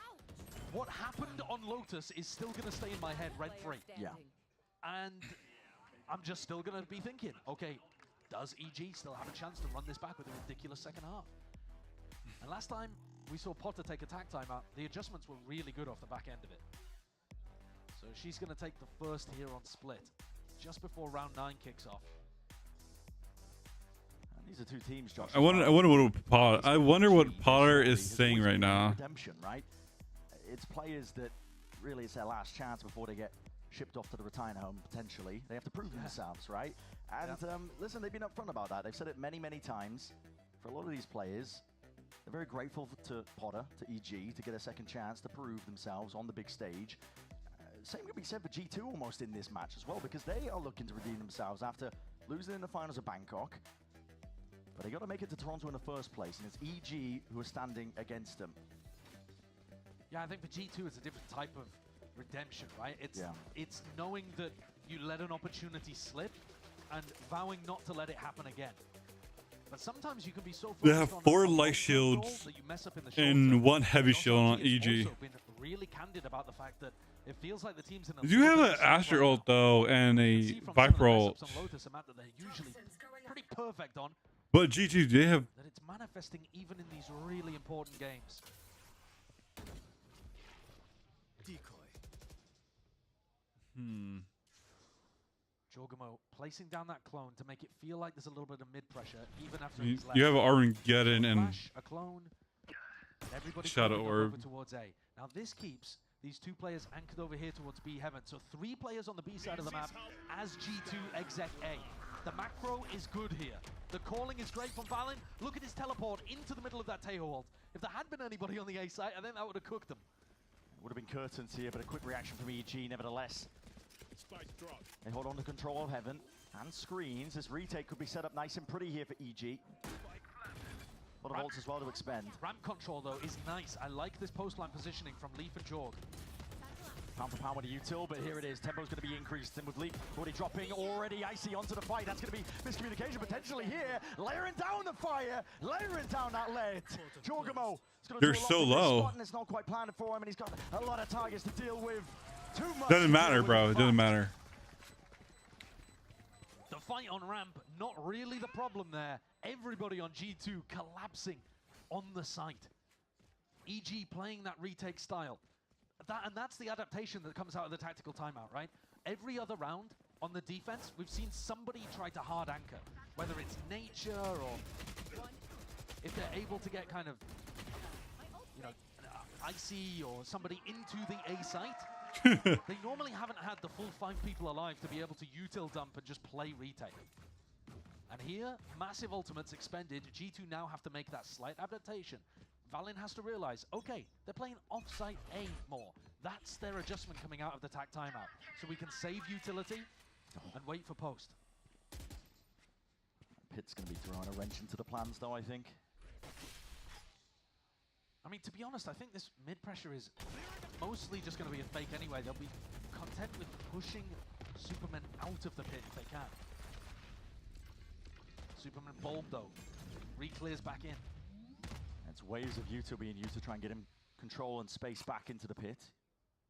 Faultline and salvos of their own. EG now have expended some of the bigger tools to get that done, and G2 sight set now over towards B. This is a different direction. Jonah P's been holding on to his stun. He makes a bit of noise and a bit of presence is shown immediately. Smoke's going to be blooming up. Fake with a TP. A lot of util pulled out of EG. But they've put enough of a pause here that Icy and Derek have not full rotated. Yeah, looking for a safe spot to stand in here. He's got his own smoke to try and make do with still. TP in through the back now. This is going to be chopping and changing the minds of these EG players, wondering what is going to be happening next. All the way from the side, and ult expended. And only the one for his troubles. Icy is plucked out of the sky at a moment's notice here. Leaves it to Derek in that 1v3 plant. Hold on. Oh. There. I was wondering. And I was worried for a second, but I really thought they were gonna to the side. get that We clutch. didn't get to catch it completely in the middle of the round, Just but I'm dun, pretty sure dun, that 3K from Leaf dun, was dun, ridiculous. dun, dun. I'm just I mean, the opening kill looked absurd. But I do thought like they're gonna get that clutch. Gets the kill onto a flying Icy as well, just as he gets extinguished by the rocket. 16 and 6. A great map from Leaf. Rebounding after a bit of a subpar performance on Lotus, where he often rules the roost. EG knocked down onto an eco again. Again, a lot of util. Valin gonna try and get the hell out of there now. That's a lot of presence shown by EG. But the G2 are kind of on the wrong side of the map to do something fast as a reaction into B, aren't they? Yeah. They're still going to go for it. Very spread out, looking to see if they can take a lot of that space up towards it. That's an off angle of Ye. Was hoping that somebody would just slack in terms of the discipline. It's the same off angle, though, that he died on in the previous round. It's exact deja vu. That's how Leaf got the opener previously. EG want to flood in. They're holding the util out into their hands. There's a flash and a pop play all the way through here with a rolling thunder. What the hell? This one, and it leaves it down to Derek once more. They're so much faster, EG, but it doesn't quite pay off for them. Derek's going to have to win a ridiculous 1v3. Only with the stinger. Drop down. You'll be hearing this. What's another stinger? He's paranoid. He's looking for a gun to try and make it that much more Yeah. winnable. This is G2. Good control overall when it Watch comes to me, these spots. dude. Watch it be 8. Way more in the post plan, right? 8-4 again. Turning the tables, flipping the script on what we saw on Lotus. Their attack half looks. It's gonna be 8-4 again. And EG make a comeback. And once they get onto I have the site, script, guys. I they're have locking it. down. So whether that is what Josh RT talked about, more decisive with the first game plan. Yeah. He might have died from the fall damage at that point. I don't think you even needed to shoot him. And a small fist pump. I think it's just a sign of satisfaction. It's kind of weird being this favored in Americas. You can't really overperform. There's nothing to get too excited about. If they win this game, it's just going to be like, yeah, we were expected to do this for G2. It's been a hard road being a top team, that top dog. In a sense, you can only disappoint. Yeah. Which is a weird position to be in as a competitor. Extra level of pressure. It's just going to be laid down onto your shoulders. And so think about the adjustment in this round that Potter made out of the tag timeout. Nature over here on A. Does he decide to hard anchor the site, if indeed they go back to A, or does he play off-site retake? Because that off-site retake, when Nature still had all of his breach util, it looked a lot better. And the question for the mid-round is, do they bite on this fake? Because Trent is just throwing that drone out to make it seem like they might be taking A space. The spike still pretty heavily committed to B, and Ye on an aggressive angle where Leaf has killed him twice.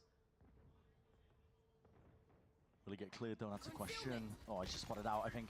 Barely. This Jorgamo Dimensional Drift is going to be calling out most of this here with the armor getting in through and around. This is EG looking to at least push this one back. Valin got in front of it. Buy some time, and Valin is in front, but listen, Ye is on top of it.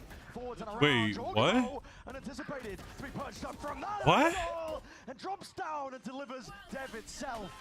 Hit here. Aftershock has to be respected. Back and away. But 2 players left to stand here on the side of EG for our final round of this first half. You need a miracle. You need luck. It's not going to be on their side. Leaves it down to IC, making all the noise in the world, and G2 4 to stand as well to put a stop to all of this here. Just an impossibility at this point. IC's done well to avoid most of the util coming his way, but yeah, spotted out and dropped down here. It's an 8-4 finish for G2 here. Familiar scenes. Yeah, the sides 8-4 again. The narrative also, but the scoreline the same. EG win the pistol and then 2 other kind of rifle rounds, and that's all they're able to manage in the first half. But we saw what they did on Lotus. The run back was ridiculous. Yes, they're not going to be on the defense side. Yes, Ye is not playing Clove, but could they do it again?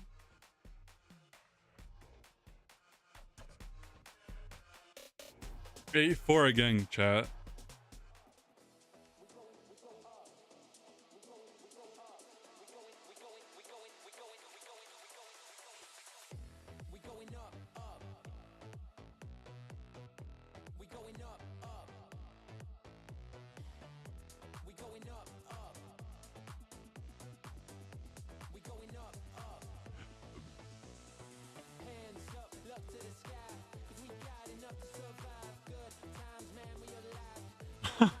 Dude, what is going on with chat?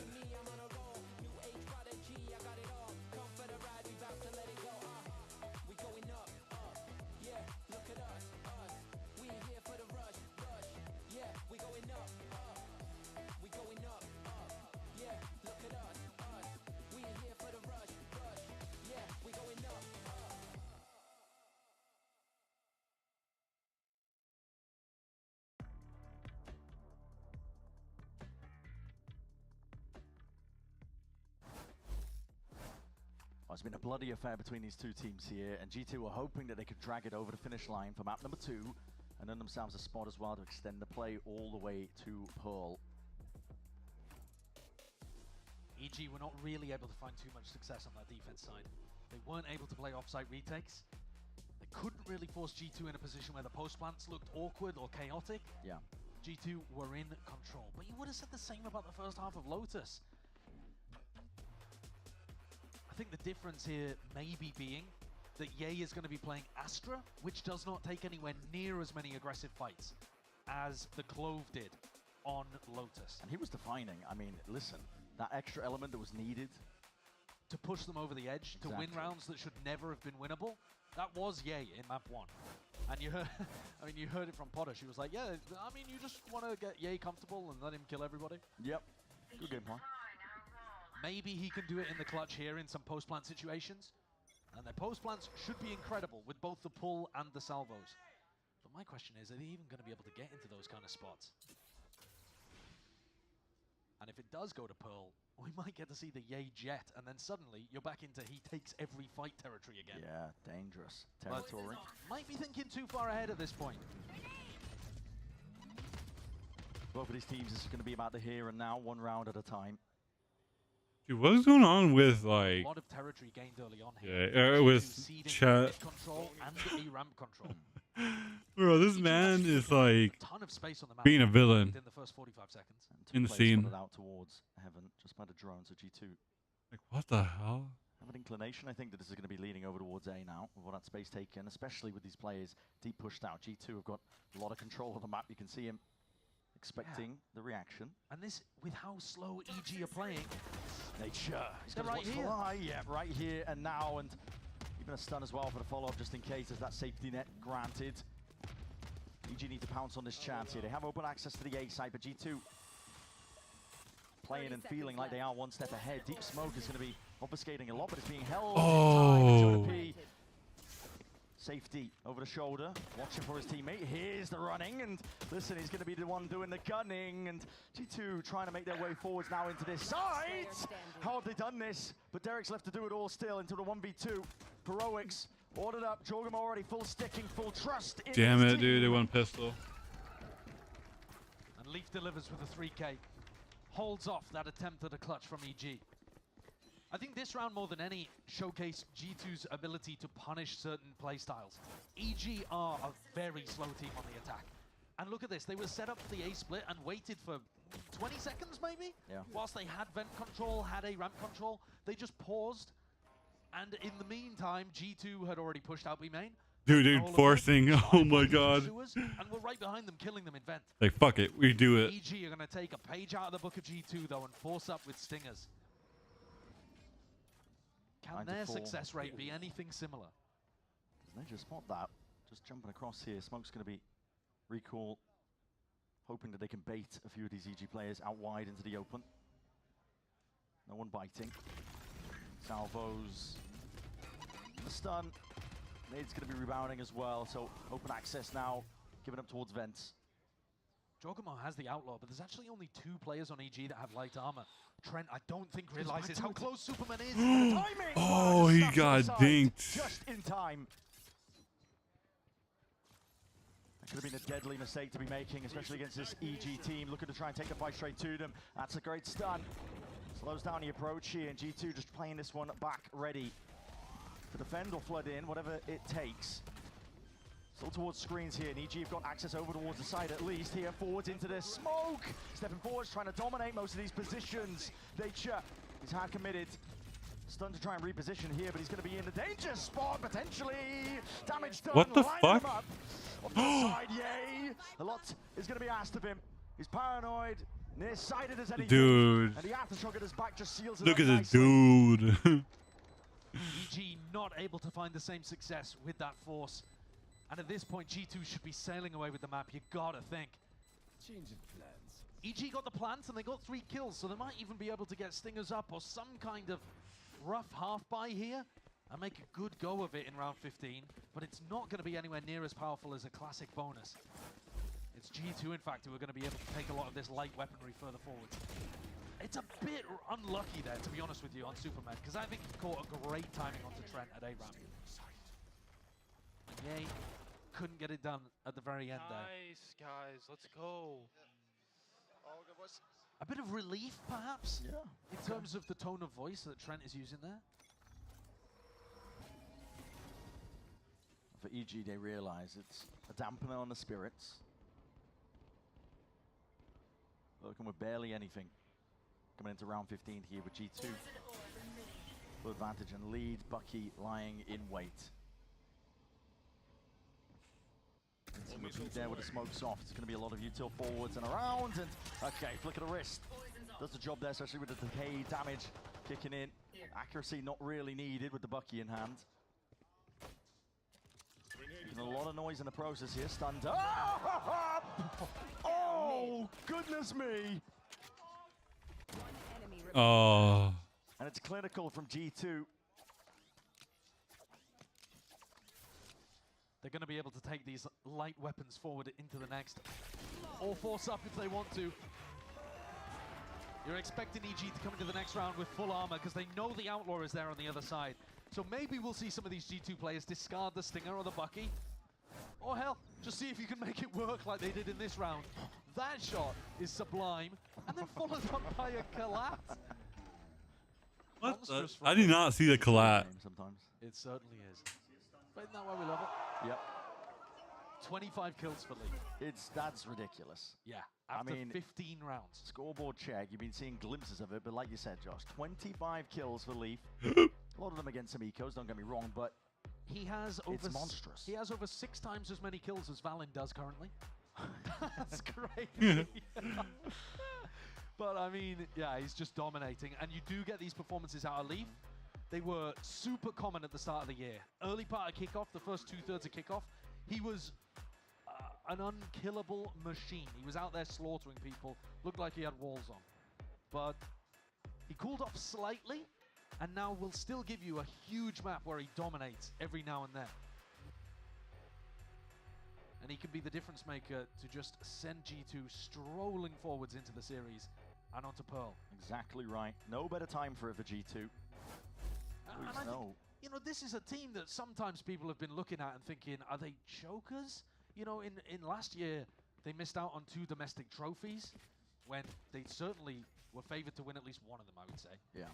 And then after losing in the Bangkok finals, they kind of choked their first appearance at a global as well and bombed out. So I think there has been a bit of scrutiny on this team. And if they lose here, I think that narrative will go crazy. But right now, they're looking in control and composed. And this round is just about how much damage they can do to EG. The weaponry advantage is massively in favor of the attackers. But this orb feels like death is on the other side of it after what Leaf did. Yeah, he's still got that Bucky. Okay. Oh, he's stuck in vent potentially. And pulled back potentially, I think, by this util. I think there's a pocket for him to play in yet. Yeah. So survived for now, but Vent's control given up. Icy, do you dare jump over and step past that threshold? He meets his demise. G2 up 2 kills already. Got to upgrade your gun or Now not? it's going to be called for, but these EG players step up to the test and the trial once more. This guy just running with a shotgun. At least with the trade, and they do have open access to that A site. Yeah, he did a good job on the flank. Armageddon even just committed here. Push forwards, that's Derek. He had to cross safely with a spike in hand. It could have been curtains for the round, so feeling the need to expend that ult. Yeah, he's done a really good job trading out onto Chogomo and then giving information about that player in heaven. A Teo ult, put them into checkmate. So now Valen's got it all to do. Paranoia. Ooh, what a nice shot by Ye. From Ye. He only gets 2 kills, but he's instrumental in picking up that kill onto Trent as well with Derek's ultimate. Really good map control. And that's the kind of impact you need coming out from Ye. Up at the top of the scoreboard with Icy. But they're going to need a bit more of that. Yeah. Oh, that's filth. That is fast. Oh my. Now they have done a tiny bit of damage to EG's economy. One light armor, one bulldog. But Jorg, they had wealth on the side of the defense, and now he's picked up an op. That's going to be looking over towards A main. The pit in mid on top of it. Large amounts of util from EG, looking to see if they can clear out most of that space. Superman has to be really worried about salvos and a stun at the start of the round. Forwards to Oh. kill, Jorgamo. He's just got so much space over there because Superman has to play passively. Yeah, I'm pouncing on a chance like that. Options are starting to dwindle now. Hello. EG, yep, spotting. Jonah P. Creeping and crawling off to the corner. Taking up most of that space. This is pressure by Derek, but he's feeling it. Yeah, he could be the difference maker again. Sound bait. Look at what he's Sound bait. yeah, Derek. Sound bait. Derek. Nice play. Bait and switch. Smart play indeed. Maybe enough for them to wrangle control of another round. Stave off map 3 a little bit longer. 30 seconds. My eyes on the mini-map appealed for Ye to make a move, but he's just kind of been tucked in that corner for a while, and instead, EG have been putting the pressure on the pit. But I don't think you're really going to get Leaf out of here. It's fake pressure again. I mean, Derek barely stepping, teetering forwards. G2 have already got B main control. They've got the read onto this one. Jorgamo does not really have a backup strategy. He needs a kill to get his dimensional drift. It all lies in wait, and it all leans on that. An opening kill potentially to see if he can get the hell out of there. Just misses off to the side as a flash. Oh, dang. Drops him. Davis tracks now. Plant is down. Safe around the corner. No spam to deny that one. Double flank puts pressure on Derek. His salvos are back in 5, but he won't have a chance to use them. Oh, timing. Twisting and turning, just spots out the two players. And what is the reaction? What is the call? What? G2. They put him in a vice grip. In the blink. It was Vorvert. All the advantages that EG had. Dismissed, scattered, sent to the wind. And there's a really nice adaptation from Bro, G2 how did to work G2 against what EG are win going that? for. EG's post-plant setup is to rely super heavily on the salvos, on the pull, and that means they need a safe place for Derek, a safe place for Ye. That's not going to be screens or heaven, it's got to be ramp. And so when this flank comes through, you're denying that safe space for the post-plant. It's a really simple but So nice unfortunate. idea from G2, and it works out perfectly. They're up 12-5, 7 chances here to close things out and send us to Pearl, which will be one hell of a map to watch. Oh, yeah. Ye and Icy on double duelist potentially. Bit of a ramp take here, called for by EG. Stand to set it up. Timing. Pass for leave. Now you're in the danger zone there. Punished for it.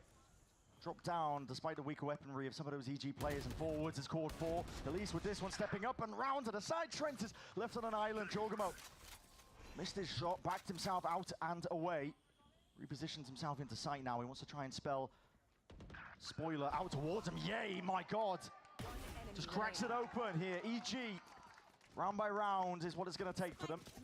And this should have been one of the more difficult rounds to take, because their economy coming into this was pretty rubbish. They had a couple of stingers. Actually make that work in mid. You could argue a little over-aggressive from Look at Luke, this but dog. he was expecting that to be pretty heavy A-ramp take. EG baited him by putting a player into A-ramp, but still having 2 heavily watching the mid flank. EG already making those adaptations because they know that G2 are looking to push out and get behind them if EG commit to an A exec. So you're seeing a real nice evolution, even though they've only managed to pick up 5 rounds, even though they're down 7 in this map. EG are still thinking about, okay, what are G2 trying to accomplish? How can we shut it down? Yeah. And that's the mark of a team that's improving, thinking. Dude, I need to Still believing, I think, as well, that they can win the map. It's possible to drag it back. It's very unlikely, but what does that matter to EG? No. When has this Dude, I need to take a when has piss. this org ever cared about what's likely? And expectations that we have coming into series for this squad, it's just a consistent level up from EG. Looking to drag it back one round at a time, as you mentioned. The chances numerous for G2. It's almost Yay with the inevitable op? that at some point G2, either by virtue of ults or a huge round from somebody, be it Leaf, Jorg, Trent, they're gonna get it done. The question is, can EG make it difficult? Can they push them to the brink? Can they maybe find the one universe where they get the comeback? Flash held. It's a tepid approach here by EG. They're hoping to catch Superman or Yay as they make the walk forwards. And Potter has talked previously about the strategy on attack being to get an op into Ye's hand. Trap's going to be triggered here. Yay has to try and put a stop to it as well. To be that dampener, but it's just traded out, evened out, and it's quick getaway. They get the op. God All the way damn through it. Sewers. Grab the spike and get a run on, but they're going to be going straight into Jorgamo airplane. Bucky, seen this one before. EG already is icy, delivering death from above. Jorgamo tries his best to do damage of his own.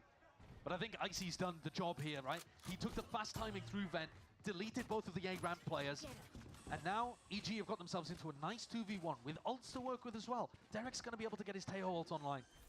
I mean, hesitate to say it, but it's almost unlosable for EG. Valen will make it go. Spots out the first Paranoia. Held and let go here with the salvos to try and He slow has TP. down. He does, and then one smoke. Watch for even a showstopper. I mean, listen, whatever it takes. Oh. Absolutely anything to try and drag it forwards one round at a time now. Can critique EG, I think. Maybe say that they could have been a bit more frugal. You know, it's going to take ults really to try and make this map a bit more winnable, but I think that just shows the pressure that's on these players' shoulders. 7 chances down to 5 for G2. That was an eco round. I think they'll be happy that they forced out the showstopper, as you're talking about, Brent. The op was in Ye's hands there, but they've not gone for it again. I'm not even sure that they had the money, actually, to go for it again. On the other side, though, Jorg's picked one up. So he's looking to try to get himself posted on A. Salvos early, so that you can leave the Yoru on this aggressive angle. And this is now going to allow Trent and Jonah to leave A main and go and help in mid. Best chance in a long string of rounds here for G2 to try and take themselves to Pearl. But this ult combo from Derek and Nature can be utterly deadly. If you find information on where a player's holding, breach ult into Teo ult could just gift you a pick. They're looking for it. Full line. Narrowly avoided side step by Superman. Wow, okay. Straight in. Cape flourishing right behind him. He's going to get that open, and now EG looking to try and take control of the rest of this site here. It's ults expended. And G2, they've got some of their own. Oh no, Derek. He's not going to be having a chance to really cause any more impact into this round. Hits drop down on top of it. EG trying to put a chokehold, a bit of blight now to dampen most of the side, and here's that Armageddon, ult of their own. G2 looking to make the play forwards into it. Jorg through the back here. And here it is, stun to collect. Icy quick with the trade as well, but they are dropping like flies. Bodies toppling on either side. They didn't get the plant down. 2v2. Wait, the planet isn't down. Important necessity to play around here. As you mentioned, Josh, there's no plan whatsoever, but hunting. Oh. Will drag you all away. At some point here, somebody on G2 was going to pull out the play to seal the deal. And that 2K was crispy at the That end. was nasty. Despite despite EG's best attempt at making some level of a comeback out of that one, G2 were just too much in control. No run back in the second half possible, like Lotus. And we're going over to Pearl. I think a very, very fitting map to close this one out. Oh, yeah. Pearl was the final map for G2 of Bangkok, and they let it slip.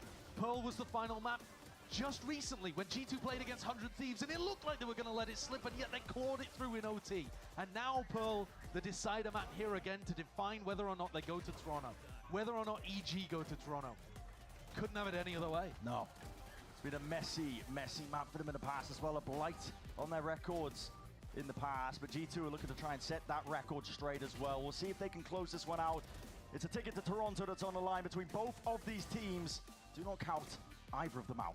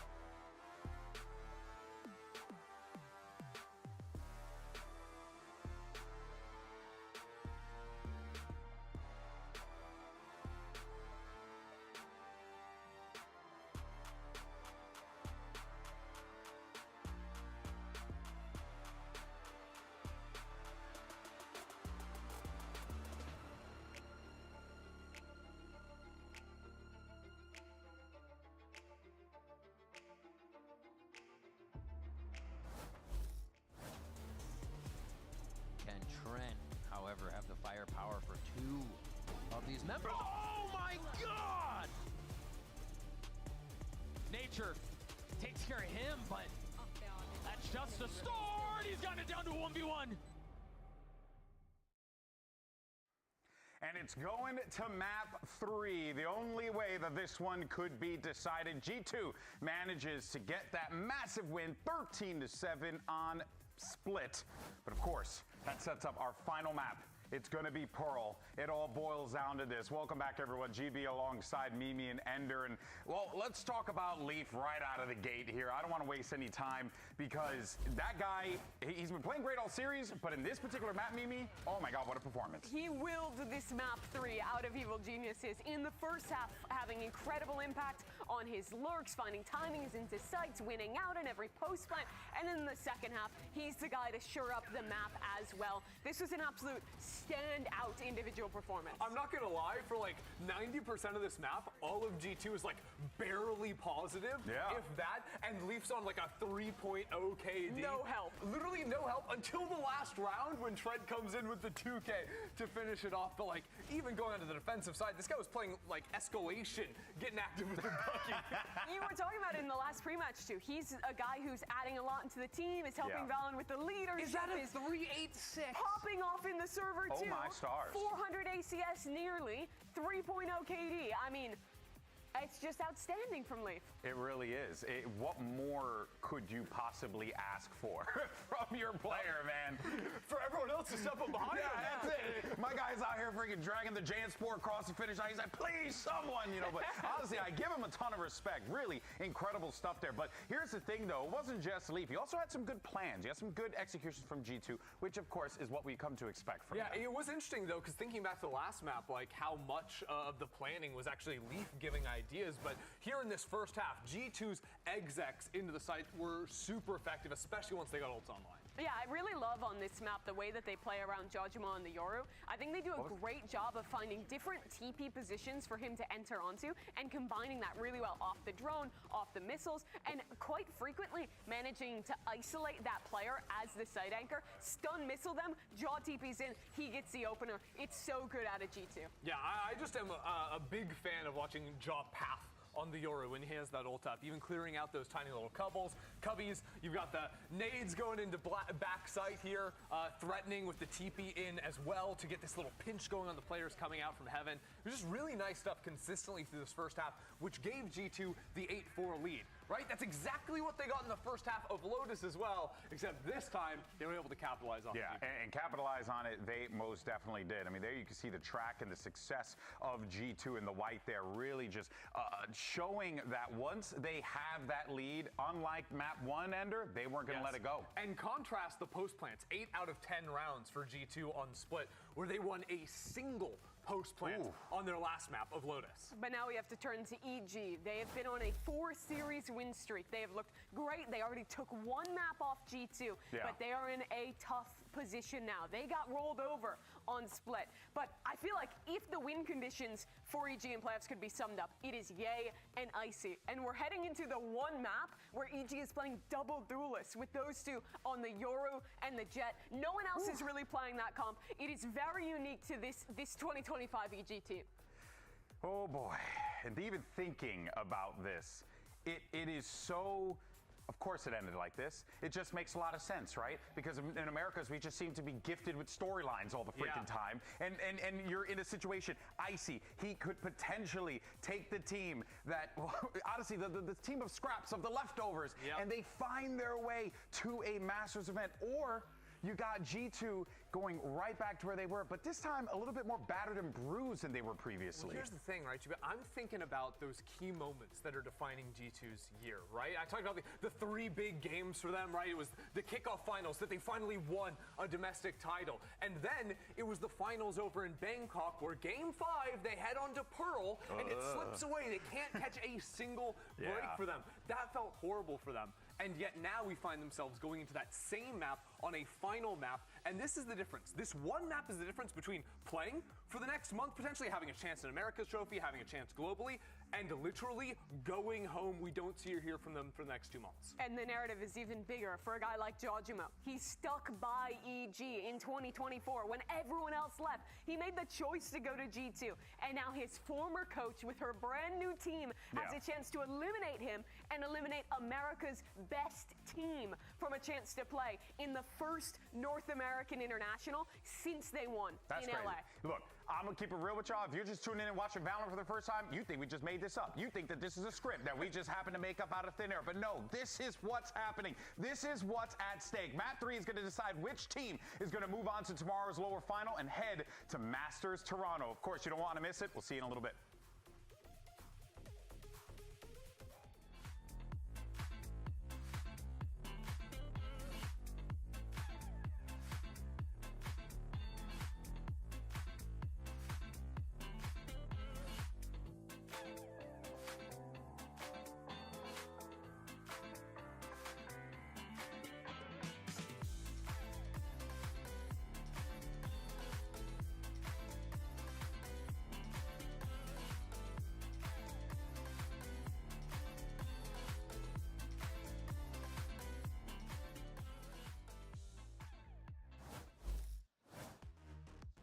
It's all led to here. Pearl is a decider between G2 and EG, all the way to the brink, genuinely, for both of these teams. And listen, a hell of a task ahead of both of them, of course, but a ticket to Toronto on the line between them.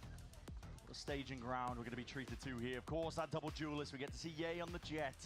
He can reach even a peak, slightest inch, I think, of the form that he was in for that map number 1. Room for a barn burner. And he has been phenomenal. The player to watch whenever EG plays on Pearl is Ye on the Jet. Like, since he swapped over to playing the Jet on this map, they've looked really good. But at the same time, it's a bit of the same story of Lotus. G2's record on Pearl this year is 6-2. That's great. And they're playing against a team that's 2-2 on Pearl this year. But it doesn't matter. On Lotus, G2 were 10-0. And yet, EG came out with the win. So, results, they're for the past. EG, they're forming the future. And it all comes down to a map here on Pearl that drips with history for G2. There are so many moments, even of this year so far, and we're like halfway through, that you can think back, and they've been pivotal to whether or not G2 have won, lost, choked, or fulfilled their destiny. There's nothing more pivotal than here and now. This round, pistol round for Pearl. Career defining, in some sense, a chance for redemption if EG can drag it over the line and potentially make that chance at Toronto. For G2, would be dire straits indeed for them. A really early pop of those thorns within the first 15 seconds. C's going to be offloaded on top of it as well. This is not a stall. Use delay, Giacomo. All going to be taken out and triggered nice and early. That was just to give EG that bit of peace of mind. They're already lurking all the way up through into lane. They're going to try and take these fights together here. And now Leaf, not shying away from it. He's eager to try and at least draw some blood, but they're both flashed up, both blinders. Anything fades away just in time. I see 3-4 it. Jorg barely able to get the one before the trade comes through.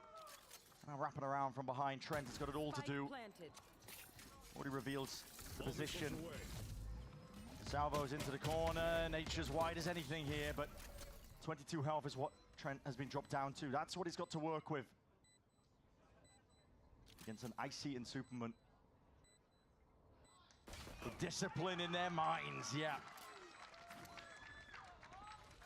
The ante looked good from G2 in this round. They know that EG like to default towards mid, and double doors is normally where they go first.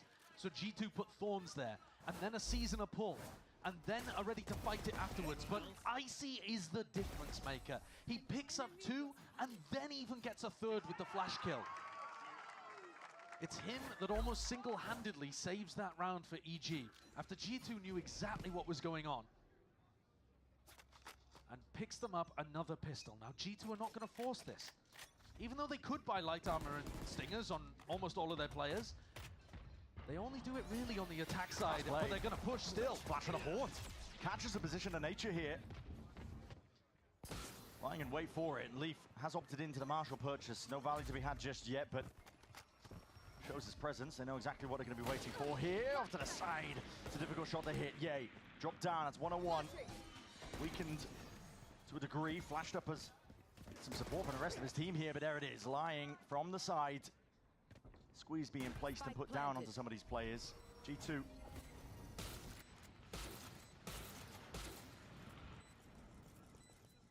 And shut out here of the site. It should be very clean. The positioning from Derek and Superman's good.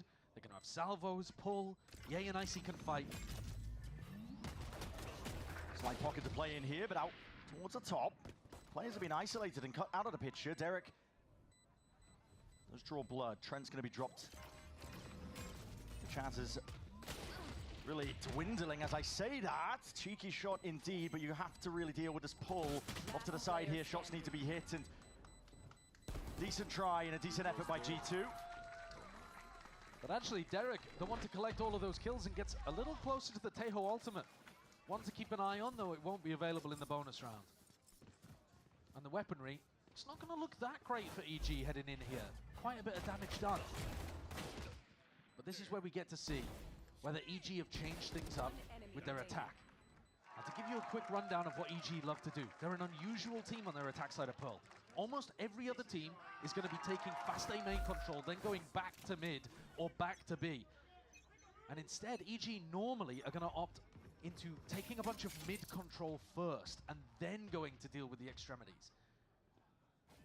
Yay with the Guardian, though, has his watchful eye over towards a potential push from Jorgen Trent, as they did on their eco round.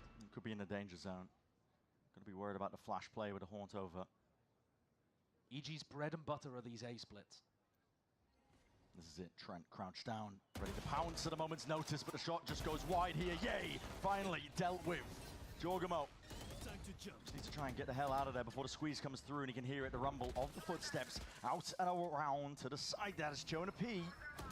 Does more than some damage. That was out through mid, but stray shots and stray spam. Okay. Might save the day. EG finally get themselves active and into this site. Valen not feeling confident enough to go for a spam kill here. He doesn't have anybody watching a potential push. He's worried that EG might be going aggressive. Round to the side, though, no one was watching or even anticipating the position that Valen could be in, lying in wait for it. Just a jiggle out wide, trying to play the rest of his team all the way in. Finally,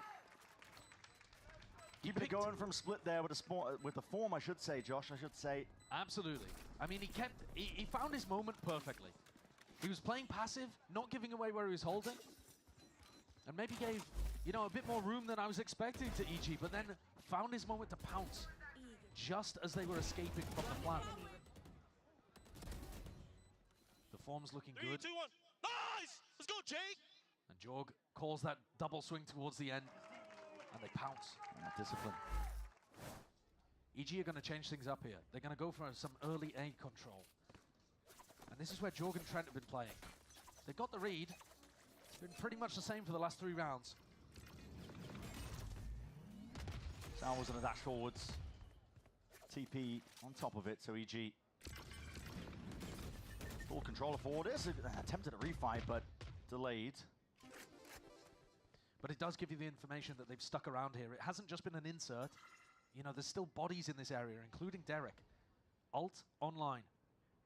And now they leave. Do they keep Icy in this position? No, he actually retreats with the rest of them too. So you're expecting Trent to re-drone out this area at some point. Here it comes, to be able to get all of this information in A main again. They realize there's nobody here, and now they don't need to keep the stack on A. They can just leave Jorgamo posted, and Trent, Jonah P, they can rotate off to either cover mid or B. They might be going straight into the blender. 50 seconds to work with. EG only just getting that wall out and over, but luckily, boxes to play around and jump over here with the Armageddon. That's layered down all the way into the back of the site. G2 will push forwards for a moment, but it's already faded before the Pinter could really get in. A bit disjointed here from EG, and they're being slowed down on top of it with that util, but yay, not to be denied. Steps all the way forwards here, but Leaf, luckily, got his watchful eye off onto that spot. They call for it! Fighting forwards. Keen to try and drop these players before they can really stand and make a go of the plant going down here. Stun. Doesn't do much more. But the flank. Jorgamo is going to be hot on their heels all the way through and around to the side. Dodging round. Derek! That was whipping from Jorg. Still, it's a worldie of a shot. Now wide to the side. Superman covers it all. The reposition from Super was perfect. And somehow he found the timing to go for that push into spawn and missed Jorg completely. Gotta say that flank was a bit of a whiff though. They should have had that one locked down. That's a brutal one for Jorg. And Valen was doing an incredible job. Superman deserves some credit for getting into that spot, but you can see the reaction from Josh RT. That should have been around that G2 were in control of. They had the read, they knew it was ending B. The Tejo ult early, mistimed from Derek, and yet still success. There's passion there for these EG players, fire in their belly. G2 stacked 4 players to fight B. To fight mid, but not an aggressive fight of mid, just stacking, knowing that EG are going to want to default in this area. Make it 5. Both teams just staring at each other. And Valen's joined the pack. There's a tipping point here. Be triggered at a moment's notice, and here it is, the go button. It's going to be called for here. The hole needs to be contained, but he's EG players, but blind as anything. Can't really see whatsoever. Ramping aside, Nature and Superman. He hit him with a 1-2. Delayed hit at that, but it does the job. They clean up, clean house. Those are the rounds that EG thrive in, actually, where they bait out a trap play and then just contain. Things got a little funky here. Jonah B, who's jumping around, getting kills all over. But cool and calm, still like the waters. EG, they persevere. Jorgamo's going to pull out this operator, so it looks like he's going to try to take an aggressive line over towards B, just popping down his teleport before he gets into position. And this is exactly where EG are headed. Drone, no, nothing to do with this one. He has to TP, get the hell out of there early. Doesn't want to be suppressed and caught out onto an island. Icy's forwards, though, with that dimensional drift. Cosmic Divide is all going to be laid down, but there's a gap to play in. Straight shot just missed, and a bit of spam into the corner. Jorgamo is trapped. Off to the side here. Is this going to be overzealous by Icy? You're going to be lying, okay, not really regretting. As I say that, G2, they're drawing blood, they're drawing it now. Taking a fast and loose approach all the way through into the site. The plan is already down, though, as this is being played. Trying to get away onto the side. Superman, he's got this shorty into his hands, but the rest of his team is being picked apart at the seams. It's fast, it's well executed by EG, and then slightly overstepping. You called it out, Icy, maybe a tad further forwards than he should have been, but honestly, he had the backup from Nature. It was a coordinated push from EG, just masterfully dealt with by G2. Both of these teams are super happy when their opponents are the one driving the tempo forwards. If you try to play fast into G2, they can absorb that aggression. Sometimes the chaos gets the better end of them, and sometimes, like in this round, they're anticipating it, dealing with it perfectly. G2 knock EG down onto an eco round. Let's go, let's go. There's that fire straight back. Shoes on the other foot here, but my eyes peeled onto Ye. He's just looking to contain at the start. Now, we saw in a game against Crew a while back, he went for an updraft play and they just flashed into Art to get info over whether anybody was there. And that would have set up Icy and Ye for a double peek on that defender. But alas, no one's home. Drum forwards, triggered early. Even Jorg revealing his hand, showing that he is here. There's presence, waiting. Gotta be controlled though. Already coming through, that's gonna be up, draft and away! Clone in your face, and Jorgamo, his way out of there. Had that backup policy and that plan lying in wait, but I'm not sure they know that Icy is this deep pushed. Okay, now the Prowler detects it, so he's forced to back up. It's all over the place. It is a little. Armageddon even being committed. Really? Just to clear this space out. Causing a bit of a timing! What? Trent! Oh my! It's collapsed onto them with the salvos in hand, and Icy barely survives. The salvo's just dissipating. You have mid control, but it's a 2v4. And Leaf's flipped the map. He's the defender, and he's now deeper into mid than the attackers are. 30 seconds left. A weird opportunity for timings and a little bit of info. Those jumps probably heard by Leaf, although maybe not, because the rest of G2 are not reacting, not responding. And Derek is going to have salvos, and he's going to have the Tejo ultimate here. There's 10 seconds left. G2 have got to realize that nothing's happening. Trying to clear out most of the way. G2 finally get to grips of what's happening in the round, as you mentioned. And it's all about not letting it go to waste. Dropping into the side here, that's a kill to be Oh my claimed God. all the way. Icy's there, Jorgamo! Running dead from a boat with the pellets at the shorty. Valin, quick on the cleanup. So G2 handle what was an incredibly chaotic round. I'm surprised that Trent invested the tail ultimate out of that, but I also lost track of what was happening over towards A main. And there were double salvo kills.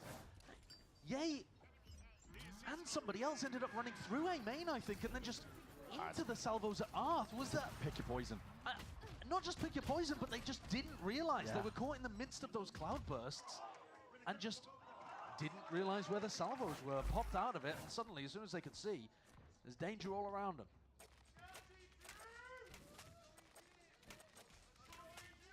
Derek, he's managed to get his Teo ult online in that prior round with the benefit of the plant. And Ye, seen a lot of situations where he just slowly takes A control, looking for a duel that he would be favored in. Sitting currently at 2 and 7.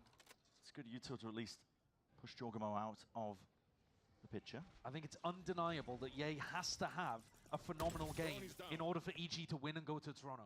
It seems almost incomprehensible that EG would win with him not being the best performing player, because that's exactly how their Pearl has gone basically every other time. Runs there, Jorg.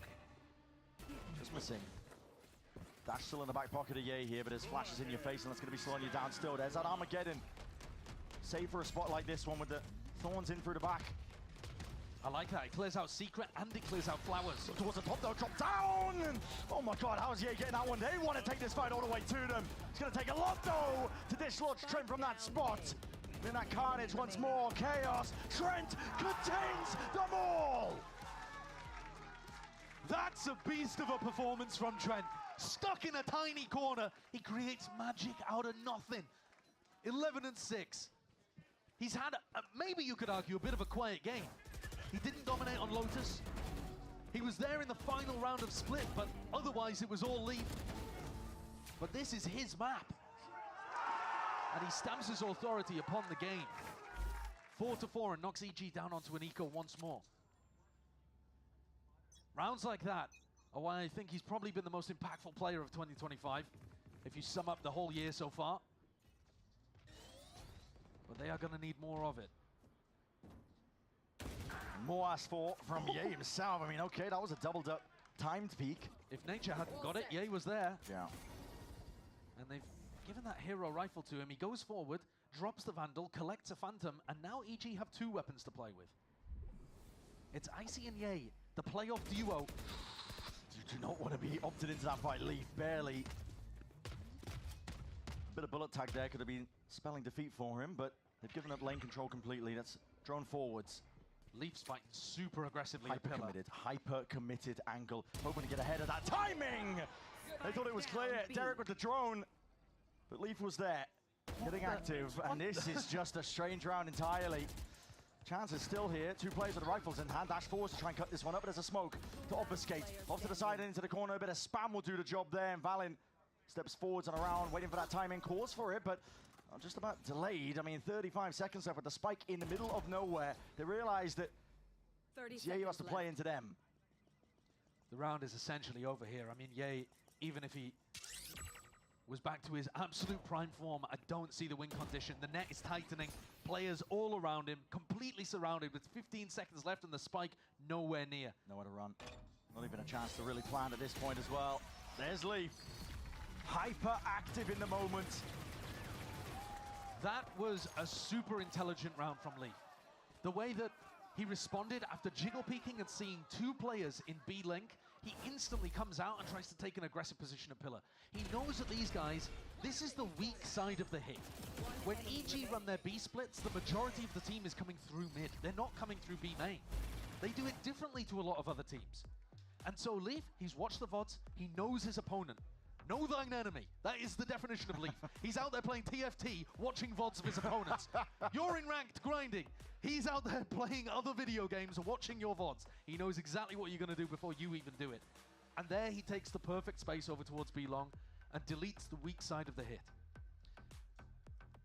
Now, something else that I do want to point out, though, is that EG are putting a bit of a premium with Nature's Wall in their mid default. They're walling Art on the attack side. So So they're not saving it to watch the flank. They're not saving it for post plant. They're saving it to make sure that G2 can't re-clear through Art. And that, I think, is because they're anticipating an anti-strat. EG know that they want to go and clear double doors early. G2 know that they want to go clear double doors early. So there is a potential timing to walk aggro in Art. The thing is, though, I think G2 are just happy getting info on A. Like, A main is so empty of presence. And the way that Trent and Jorgamo are playing it, they always know if it's going to end up in an A split.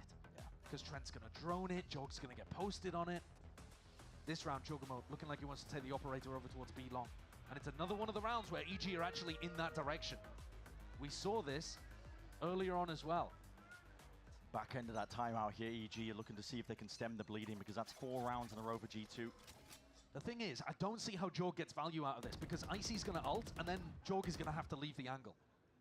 Can he get something done before Icy ults? I mean, Icy's on the opposite side of the map. Stepped up, just misses it with a flick of the wrist there, and has to commit it with the TP to back out and away. So this really committed from EG without the assistance of their Yoru. That makes me think it might even be part of a fake. Yeah, not sure where the presence is coming from, but I think this is going to be a real test of Leaf. It looks like Icy's going to ult over towards A and try to make it feel like an A fake, or try to make it feel like it's really A. It's just him. The question is whether Leaf buys it. It's solo pressure at best. And to be honest, the gate crash has just disappeared, so Icy's missed his timing. Yeah. Can't regroup with the rest of the team. I think Leaf is fully aware. Look, no one from G2 is really budging from this position. They know it's fake presence. Yeah, and that's the Leaf game sense again. I'll handle this. Sentinel Drift to try and clear through here. The trouble is this is going to be running dry ever so slightly, but he's got the TP to try and back in away. He's going to try and point out some of these players for the rest of his team to try and take it. Steel Guard and forwards. Jorgamo goes for it. 30 seconds left. Nice little attempt at that. Okay, indicators, yep, spelling it out. It's dangerous to be had onto the site. EG get themselves into it though. Good seize onto the 2 of them. It's an Armageddon. Clears the way most of the way in through the back of the site now. G2 are being slowed down themselves. Trent's utility basically solo clears sight, and now G2 can focus forwards. Spam in through the smokes. G2, they need these kills and they need it bad. EG dropping to the side here. The smoke's going to be dissipating.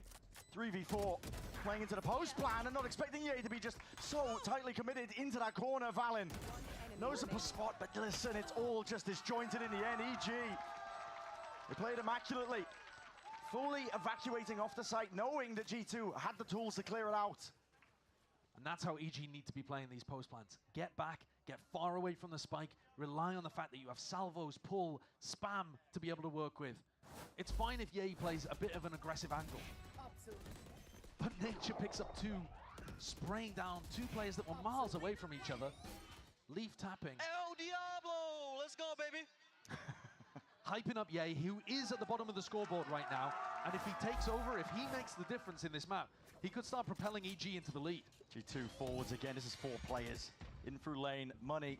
It's going to a little bit skew whiff here, but EG forwards again and lying in wait. It's almost rinse and repeat.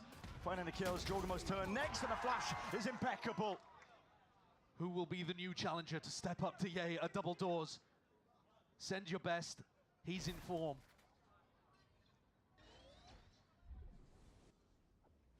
I think G2 again with a great read that EG like defaulting over here. But listen, they're already holding for all of this space, man. Doesn't matter. It's just 1 by 1. They weren't willing to be patient and allow EG to be the ones stepping forward into their domain. They forced the fight. Catches even the very best teams out. Yeah, I think that's a pretty serious mistake there. And it means that EG, they take the lead in this half. And Jorg, he can't really buy. Valen, he's down to 100 credits. Leaf as well. The economy is going to be so bad heading into the next round for those 3 players. Trent, he needs to keep this rifle just so that he can drop one of them. Yeah, he does. EG already going hunting. EG, though, do tend to be slow in these kind of moments. They're not super quick on the trigger in terms of going and finding that player. Ye has updraft. I mean, he could updraft to check Art, which would be ridiculous. But it doesn't look like he's going to go for it. Here they come. Spam into the box. Narrowly missed. Trent needs this. Desperate for it. He's going to try and hold on for as long as he possibly can. And he is going to keep it. Yeah, being swarmed, but It's going to be slow going, I think, for EG. Seconds dwindling down to the wire there. It does keep the gun in the end. Leaf, I think, does make a mistake there, trying to force the fight through the crack angle. You had 4 players stacked at double doors, waiting for the fight to come, and it was so close. If they hadn't taken contact early, I think EG would have committed. And G2 are going to take a tactical timeout here. There's only 1 round left in the half, but Josh RT, with his head in his hands, wants to make sure that G2 level things up. They need something special. Yeah, because the economy, it is dire. It's all over the place. Trent should be able to drop one, so they might only be coming into this with 1 bad weapon, but more likely 2. And I think, credit to EG, this has been a closer first half than we saw on either Lotus or Split. They still won the first pistol though. They've won the first pistol on all 3 maps, which means that the first halves have kind of looked closer than they might really be in terms of rifle rounds. But this one has genuinely been kind of toe-to-toe, back and forth. Back and forth indeed. I mean, G2 as well, struggling to get a handle, I think, into some of the carnage that EG opt into. Especially when it gets dire. I mean, we've had some messy situations where the hits coming through, but for EG to be up 2 rounds heading into the next half, your qualifier game to Toronto. Look at this, the Outlaw purchase from Ye into only 1 light armor. So G2 reading that Ye would go for something like this, or somebody on EG would go for it, and decided to invest in the full armor rather than the better weaponry. They come in with double Stinger and a Guardian. A large group up again by G2. Trying to learn a lesson though from last time. They're actually going to be taking the initiative themselves. Push forwards, Yogamo is backing out of there. An exchange, that's an updraft again! That's so sick. Knives in his hand. Ye's the only player that I see going for that in the modern era, and yet he's been successful with it twice in recent history. Timeless is the play. Clearance now for EG all the way through, and it's up to these G2 players to take risks of their own. Jorgamo repositions. He knows that they've lost control of Art, and absolutely everything is caught for here. Straight shots, 140, barely alive. And G2 really are falling into the trap. The slow attack side defaults from EG are forcing G2 to go and look for information, especially with Trent down. They don't have the drone. Yeah. So they have to put their body on the line. They have to go and peek for info. And that means you run the risk of walking into Ye. They're worried that there could still be people in A main. They don't really have util for it. I mean, Jonah P could throw a haunt, to be honest. But they need to get a move on re-clearing A main, because all of these G2 defenders are in the wrong spot. Losing their chance. Leaf is under mad pressure on B. Already. 25 seconds left to play with here. Already dead in most of the util. That's a steel garden. The knives, they miss. Right click in hand, it's damage done. But Leaf is under scrutiny. It's all about what he can deliver from this spot and how much time can he buy for the rest of his squad to get in. The walls, tree it up and away. Cosmic Divide, it's chaos, it's anarchy.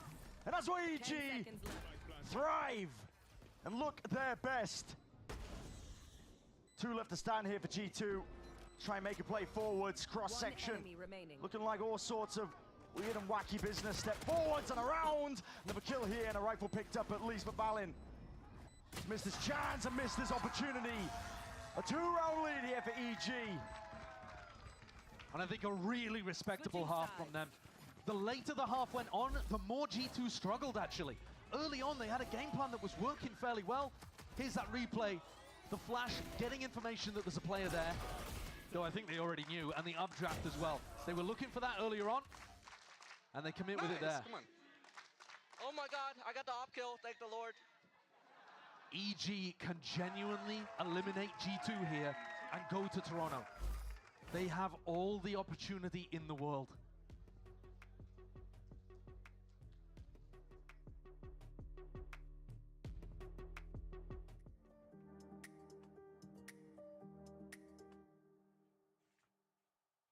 Sorry, chat. I went to get food.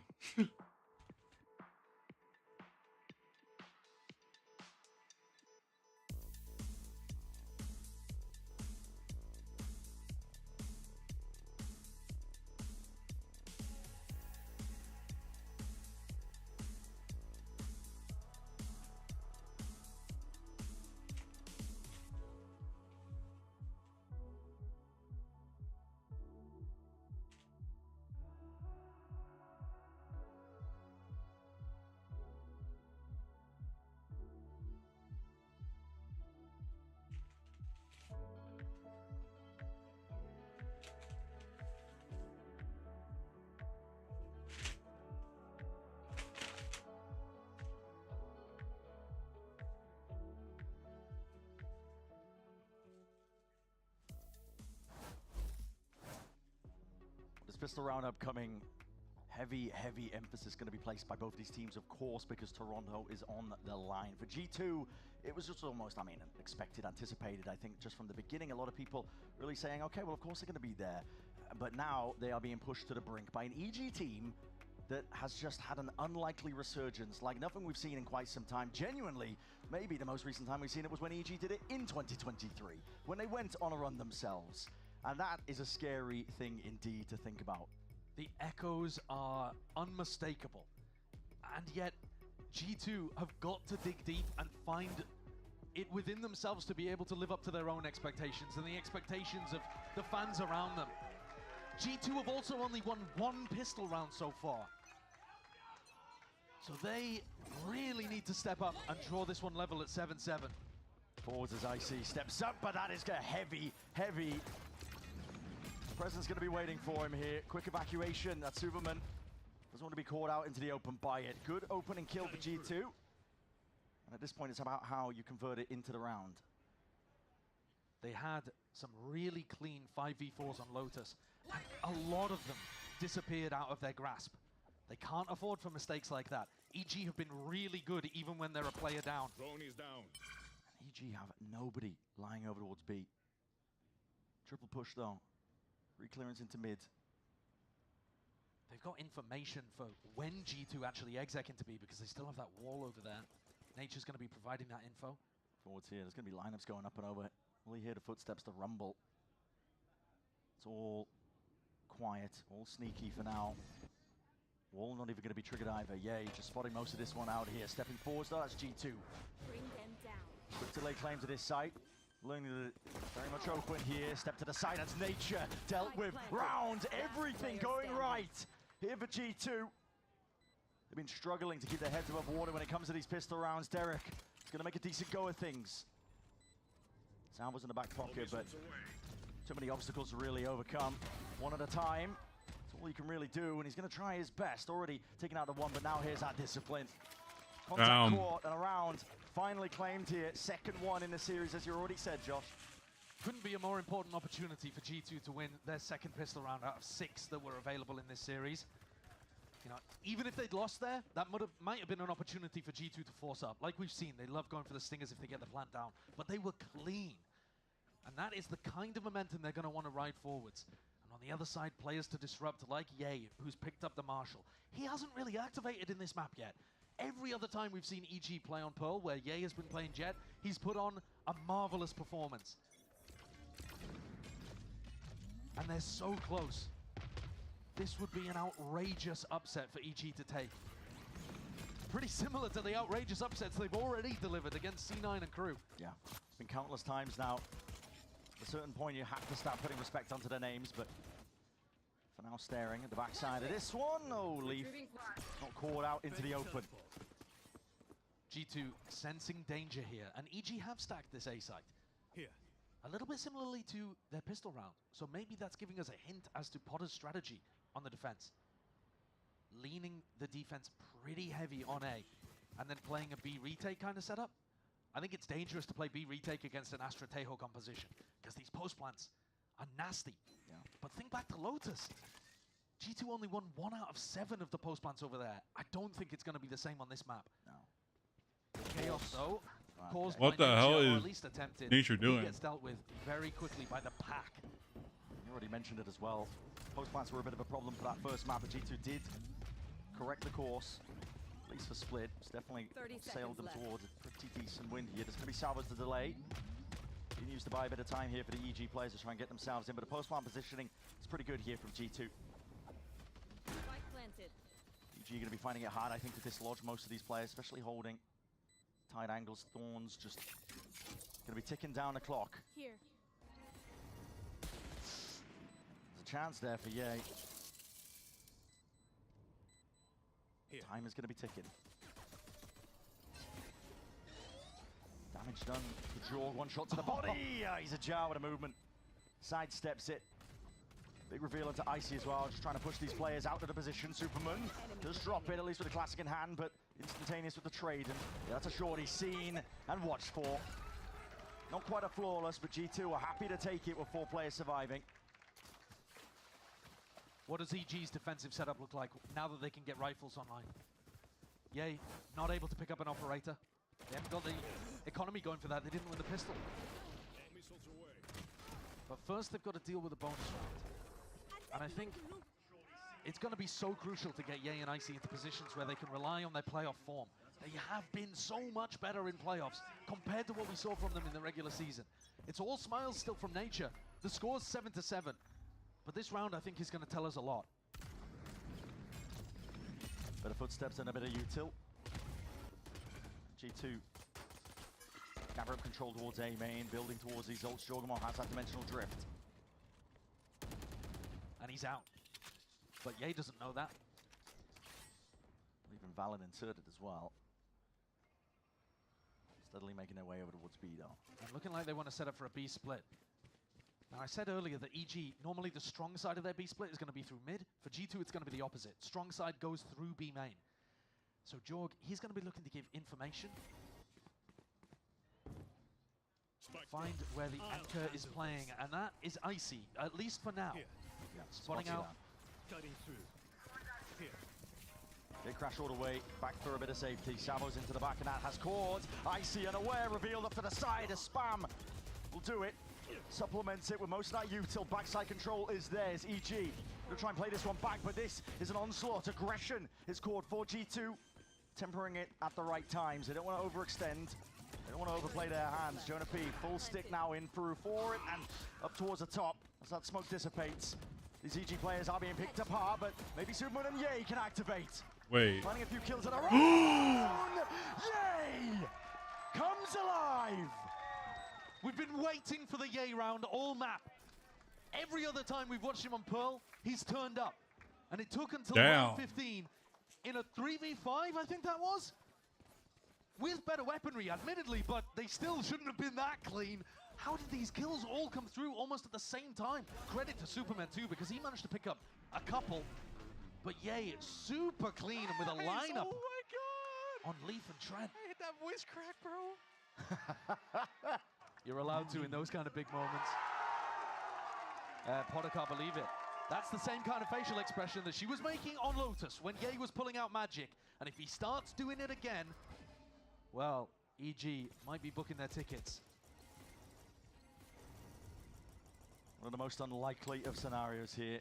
G2 are going to be doing everything in their power to make sure that is not the case.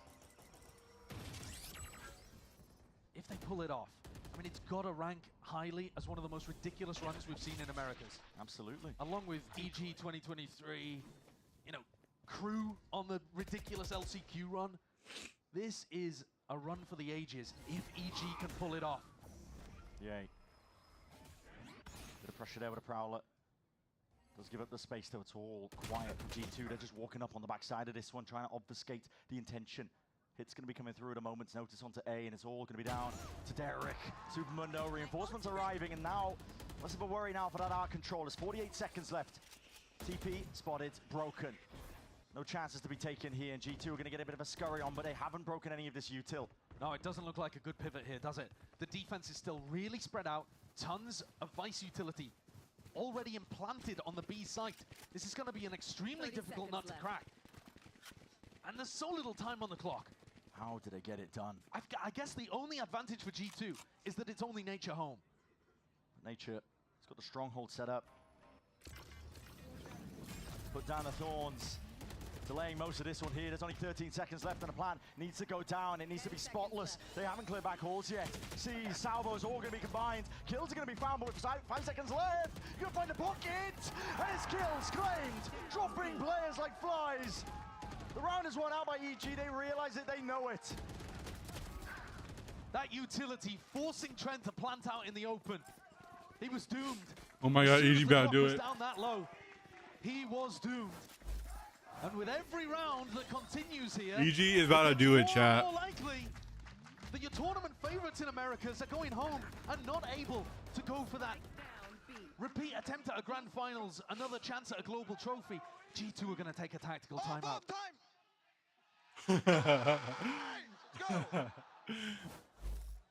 Josh RT forced to intercede on G2's behalf. Their economy is pretty tragic, but it looks like, from what we can see, Josh is telling them to force up, and he's giving them a specific strat, because G2 are going for it with bulldogs, stingers, that kind of stuff. And on the other side, EG should be thinking that they'll be set up pretty to extend the lead to 3. I mean, Potter's got to be giving them some slight tweaks, but otherwise, what's been working has been working. And this is a gambit by G2, by Josh RT to be opting into this, I think, as well, the full force. When you're already, listen, only just 2 rounds down for G2, but that's a massive difference when you get this late into a series, when you get this late into a map that's going to define the midway portion of your careers. Yeah, I absolutely agree with Ender. This is going to be one of the defining matches for G2. And you know what? If they win it, if they make Toronto, maybe people will forget about it. Maybe people won't remember G2 squeaking past EG. But if they don't, it will be defining for this year, because it'll mean they miss out on an entire global event, another opportunity at going for a trophy. And that's what this team was aiming for right from the beginning of this year. Talk about defining for a team like EG, where expectations are at their lowest. Scrapped together with players that no one really wanted. Second chances offered up really for that chance to play in Tier 1. These EG players are hungry to prove absolutely everyone wrong. And you know what? It's not a full force for G2. There's only one player that's gone for the full hero buy, and that's Jorgon. The rest will still be able to get a buy together in round 18, so it's not as dangerous as it looks. It's not as big of a gamble that Josh RT has called. They're defaulting, getting rid of the Vice Wall over towards Art early on. And it looks like this time maybe they'll commit to the A split. Haven't run too many of these. The drone over towards B is going to keep Ye anchored. Derek goes walkabouts. Gonna spot it out there. Valen, do you turn up the heat? Do you try and apply that pressure? Here it is coming from the side and round and wide to pull to try and offset most of this one here, but a big reveal and an even bigger kill. Valen is quick to drop onto that one. Superman trying to hold them back, but a cosmic divide. It's going to split up and divide most of this site now. G2 are able to get themselves into the post plant. It's great patience there, waiting for the ult. Are they ready to fight? They're going for it with the fade ult. Yes, Nightfall primed and ready. He's going to be cutting away absolutely everything. Sound cues down and out and around. But nothing else to really step past this one. It's a threshold of their own making, but lying in wait, just seeking to delay and deny this chance here for them. Star is finally looking to dominate and take control of the round itself. And what a call to make. What a play to make overall, G2. Not done yet. Not punished for going for that hero buy on that single player. They're now going to have the economy to go forwards. What a pivotal round that was. It's now knocked the economy down of EG. Ultimates are going to start to get online for G2. And look at how good this team is at maximizing bad weaponry. The reactive push through Art was perfect. Leaf hits a shot with the Sheriff. Valen always playing inside the smokes. And it's writ across Icy's face. Their opportunity to dominate this game may have just slipped away. Now it's all going to be a heavy grind. EG can still get it done though. If only they keep that belief and the proactivity. Yay. Very aggressive. Dash is primed. Putting out the drone. Doesn't even use the dash to get the hell out of there. He's still staying around. And even if they hadn't used that double initiator utility to clear, they still had a Vice Flash. So they could be pretty confident right now. There is nobody in mid. But that just means Ye might have gone a walkabout somewhere else. And you can see he's getting set up over on A main this time. Like EG wanted to maybe set up for a bit of a trap play off of Ye's contact, but to give up on that idea now. A lot of pressure is heard. Heading its way over towards the B side. Icy is going to try and drop this one down and shut it down entirely. Just the Bucky and Hanley barely gets away scot-free. Armageddon is going to be creating some carnage now. Slicing up most of the site. There's a timing to be getting all the way back in here. Connector is the name of the game. G2 are trying to run a bit of a swindle on them. All the way though. Icy is all in through the back, and that A main control is going to be critical. Superman's going to lock this one down. Time of the essence once more. They have to clear A main. And G2, they need that extremity control. Leaf, yes, you found it. Consolation prize indeed, but Superman reveals his hand. Drops off control of this one. G2 are the ones that are going to be feeling the heat. Can you turn around? There's no way. There's no cleanup. This is them being picked apart at the seams. Trent, last one to stand. In a 1v3, make it a 1v2. Now 1v1. Icy tonight. Ridiculous. Ridiculous from Trent. What is Icy doing? Leaf was miles away. It really was the 1v2, 1v3 on the site Oh there that my Trent pretty God. much had to win.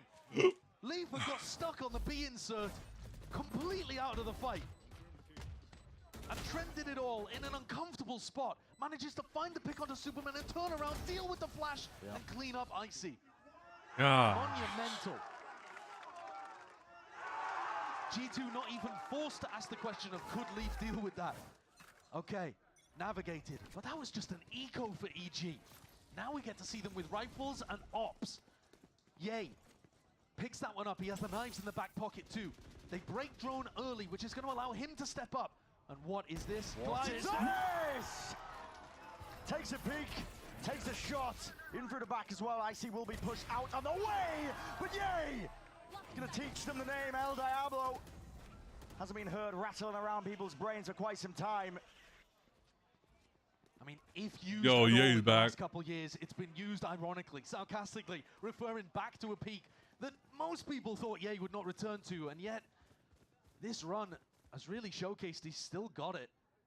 He still can be a powerhouse that takes people to podium finishes, perhaps. Who would have thought this EG team could be on the precipice of making top 3 in Americas, making a global? G2 stands in their way, but it's a 5v3 in this round.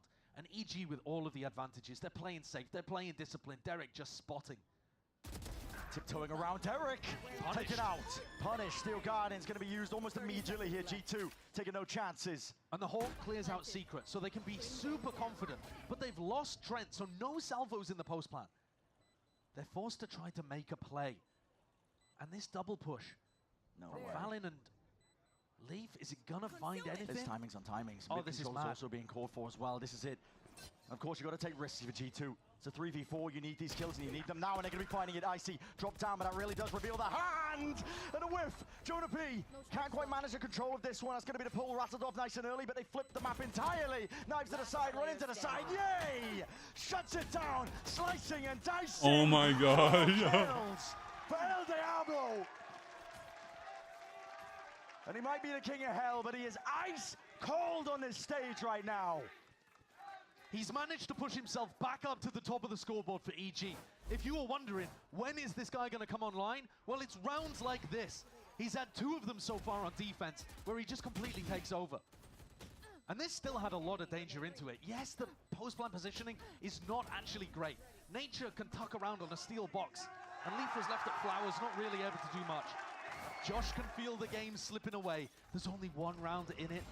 But the momentum, honestly, feels like it's there with EG. It's fast and loose. Called for by GT. G2, I should say. My ult's ready. Jorg, he gets the ult online. And G2, they're normally pretty good in rounds like this. But Jorg can sometimes overheat when the pressure's on in spots with his ultimate. Yay, on an aggressive line. It's really difficult to get anything done with the op when your opponent has a Yoru ult. I mean, this is crazy. Who's next? Drone for the reclearance out through A main. It's going to be the dimensional drift as well, pushing forwards. Not too much spotting many of these plays whatsoever, but there it is. Reveals it with the hand itself, and Superman steps up to it. He's being challenged, and a hell of a task as well to try and defend these players. Cloud burst, obfuscating, trying to hide it all. And yay, the thief in the night, he's managed to escape it all. Oh my God. My God! What a time to step up, what a time to come alive. G2 though. Do not doubt them in their spots, and for Trent to do it all now in a 1v2. Angle to the side, yay! Delivers the death blow. So much focus in that round for G2 was on taking Ye out of the fight.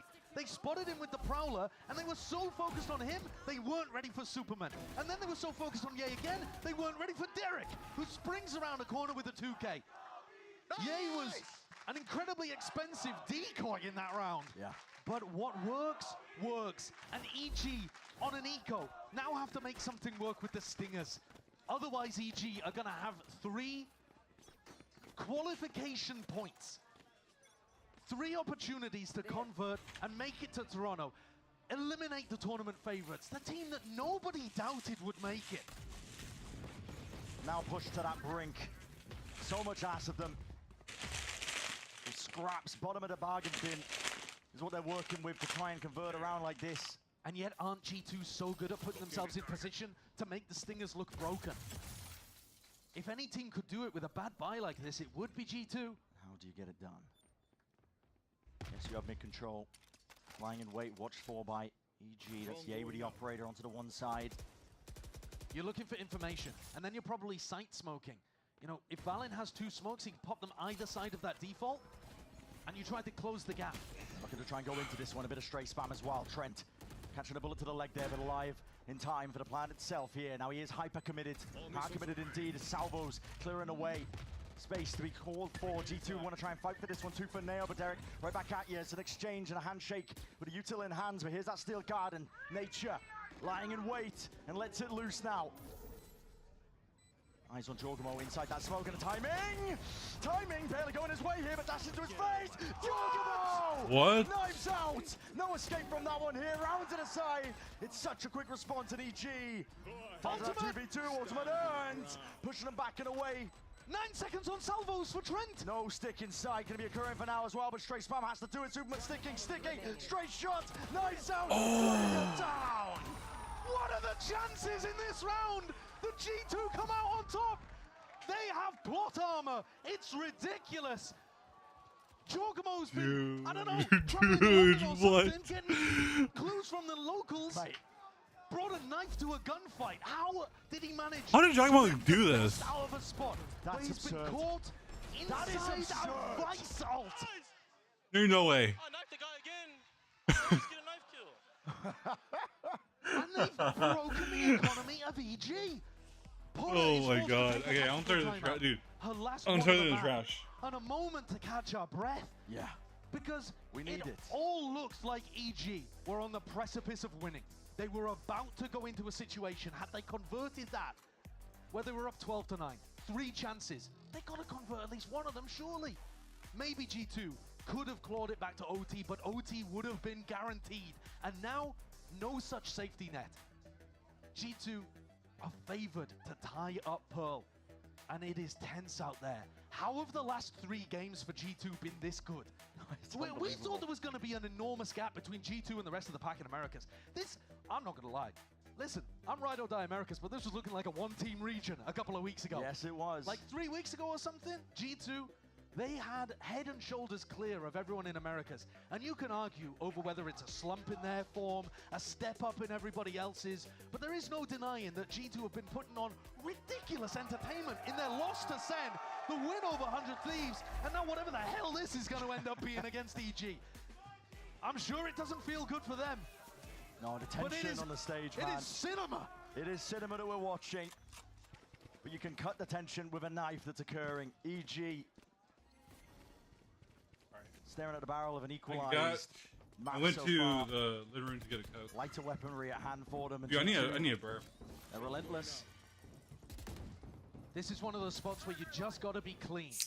G2 are the ones that really control the tempo here.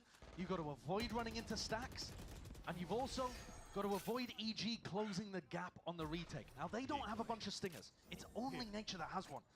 So you're worried about a classic from Icy and Superman. It really doesn't look that dangerous.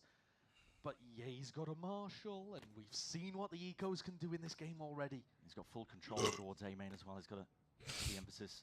Some guesswork from EG as well. You can see it with the player positioning. Derek is umming and ahhing, but the time gets late here. Doesn't matter that EG have the weaker weaponry. Derek has salvos, he's got an ult. And the stack is going to be in position. Salvos, where the hell do you run? Where the hell do you hide? Nowhere to go still.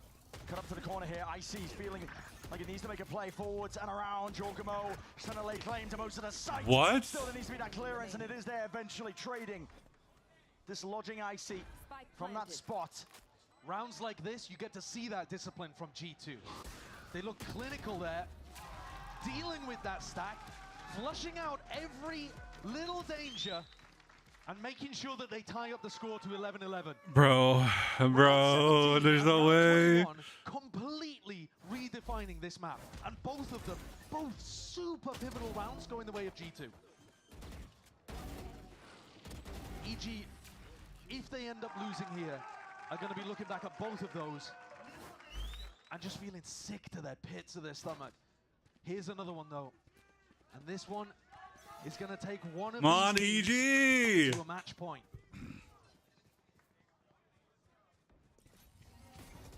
Guns v guns, 11-11. Similar beginning here from G2. Drone forward to clone on top of it. Gets broken though. Wall's not going to be triggered. That was the goal genuinely here for G2. Well, the Utopian It was a fake. once more with that Cosmic Divider aiming to fake it, to try and pull these EG players away, but they're up through mid, still walking around the site. Does anything give this one up? It's already a gate crash all the way through into the back of their spawn as well. Reinforcements can arrive at EG. Jorg is going all the way. He's going a distance right now. Revealed in hand. Spotting his players out. Trying to dominate the map. Yay!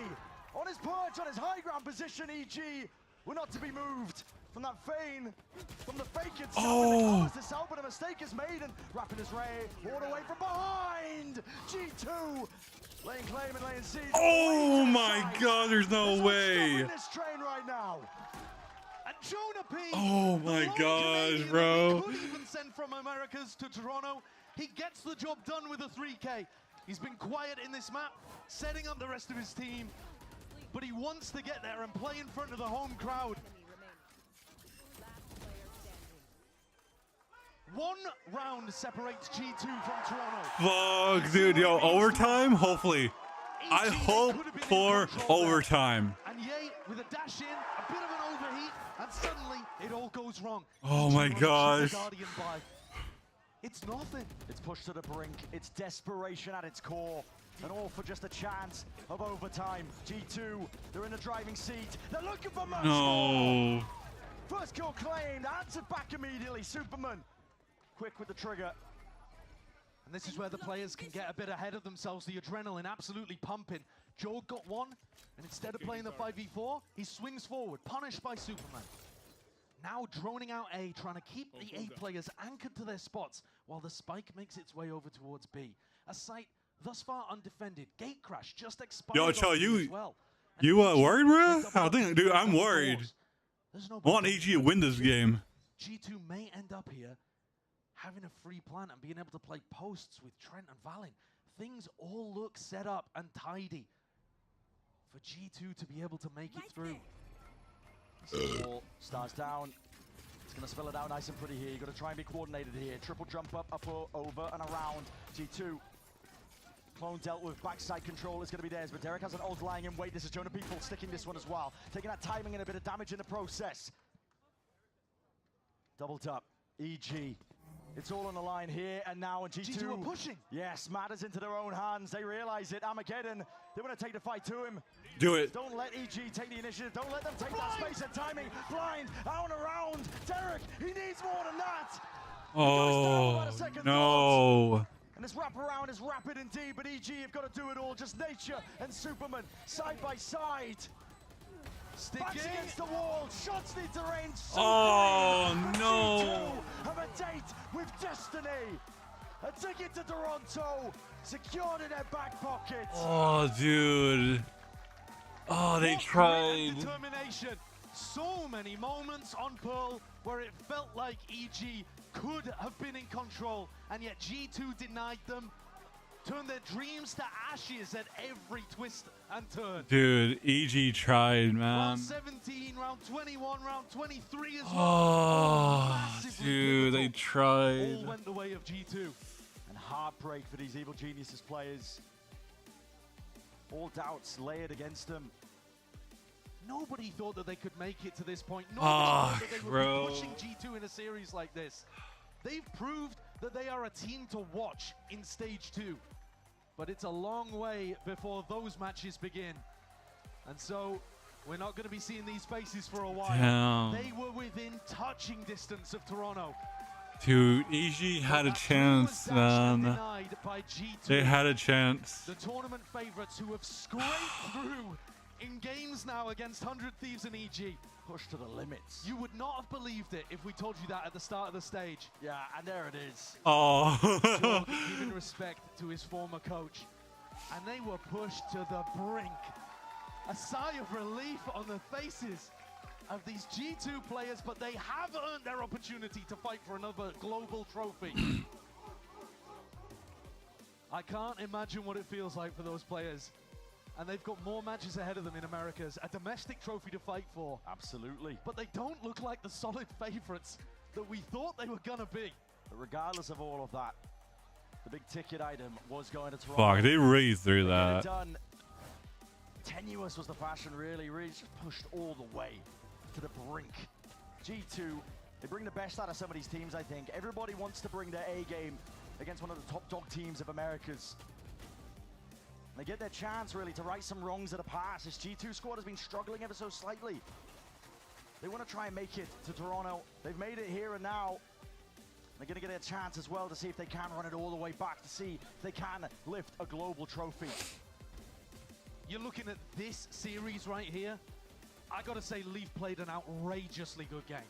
He was the carry on Split that made sure that they won the second map in the series. Yeah. And then he comes through again with another great performance, drops 21 kills in this map too. But there's 3 players that are dropping over 20 here for G2. Valen having a massive resurgence in form to come through at the end, but also Trent and Leaf, the players that have just been rock solid for G2 this year. See how much it means to them.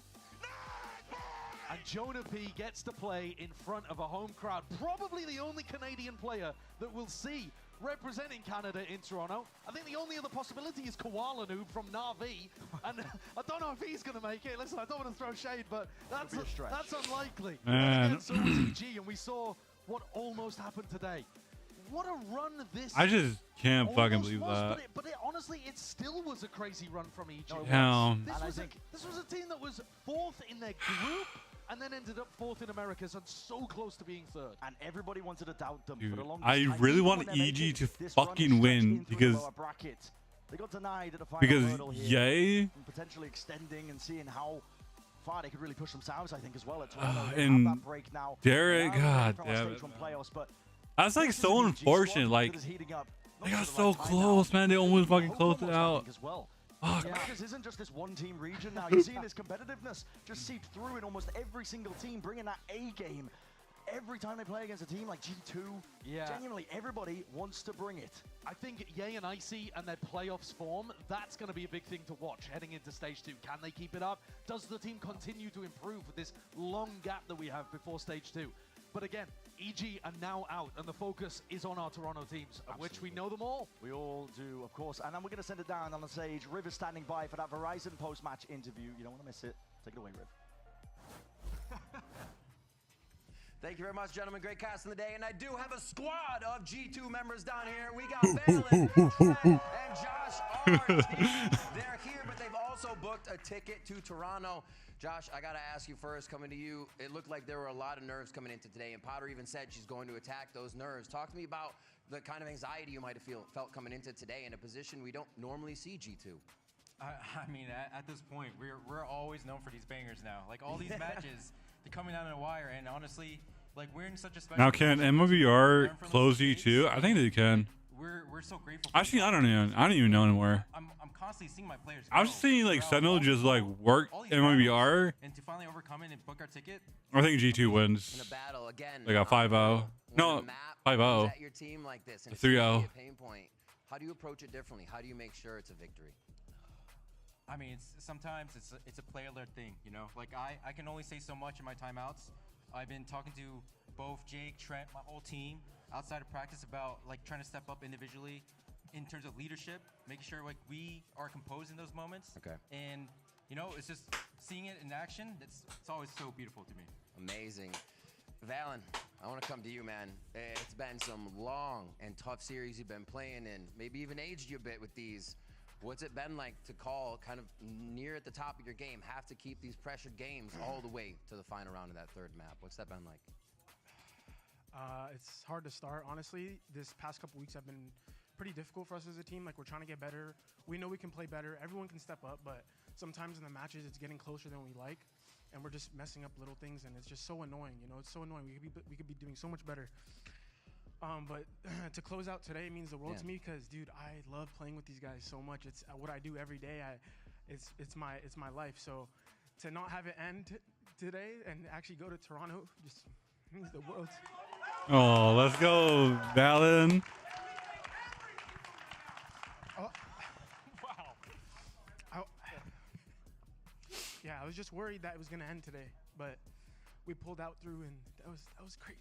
That was crazy. It was crazy. You guys pulled out a bunch of crazy series, and you know what? You have the results for it to go into Toronto and show your fans even more. Trent, looking at you, looking at how you played in Bangkok, a map away from MVP, an incredible stage and playoff so far. Is there more in the tank? What can we see from Trent, man? You look absolutely amazing lately. Yeah, I mean, I'm just playing my game right now, so everyone's kind of complimenting me. I feel pretty good. The team's playing really well, so and Teo's broken, but not for long. So not for long. Teo's coming up, changing. Are you happy to be going back to Sova? Are there other initiators who've been working on here? Because we did see it's like 21 out of 21 plays on Teo. It's Trejo. So how's it feel? Are you ready to be on something different? Or are you actually just loving this right now? I am loving this because Teo's just broken right now, but I do like change, so I'll probably play a lot of other initiators. All right, right on, right on. Valen, I just want to come to you for one more thing, man. The pressure you're talking about, because everybody wants to know, how do you overcome it? How do you make sure that as the IGL of the squad, you guys are pulling through the victories to get that smile so everybody's cheering and jumping at the end? I mean, it's experience at the end of the day. Like, we were on the other side of this in Bangkok. Obviously, we're playing for a trophy. This is qualification, but it's the same thing. It's the highest stakes, season on the line, everything on the line. And we ended up falling short last time, and we learned from it. So this time around, we had these close games, had these close comebacks, but our mental has been full force that just forget the last round, focus on what's next, because we know we're a great team. Sometimes in scrims, we just 12-0 people. So we're like, why can't we do it on stage? We know we can win out of any situation. So, yeah, I mean, it's easy when you got these guys, you know. Well, all right, you guys got one more match to go, but you can happily pack your bags as G2 is going to Toronto to represent VCT Americas. Gentlemen, thank you so much for the interview. Congratulations on an amazing series, and best of luck in your match tomorrow. Thank you. That's going to do it for us today. We are going to be sure to just break it down. Don't miss tomorrow. It is going to be the lower bracket finals going between MIBR and G2 Esports. So do not miss it. We're going to leave you today with a Samsung SSD Fast Replay. Check it out. All right, cool. Wow, dude, what a long series. Has taken the worst team in Brazil, now turned them into a true contender, and they're going up against the team that just had a... What a long series that was. Holy shit.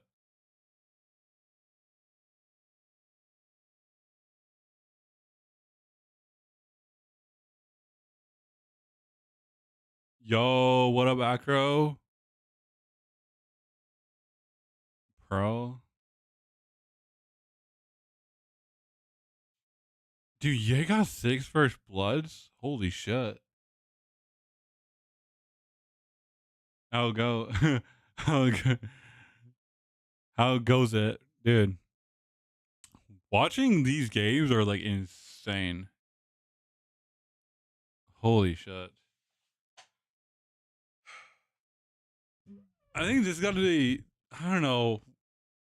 Was it this game or was it Sen game the most entertaining one? I don't know.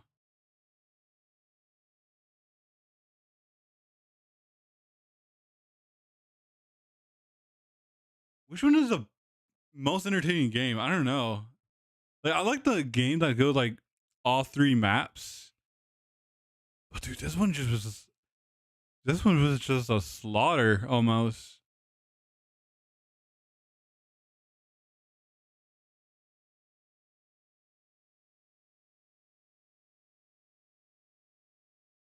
I don't know. The best team in America didn't throw. Dude, I was thinking EG going to win because they're really up. Like from here, from this point on, I'm like, oh,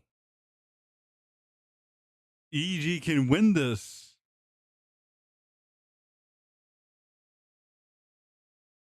Then all of a sudden, they just close it out. Oh my god, bro. All right, should we play some Valorante? Oh, dude.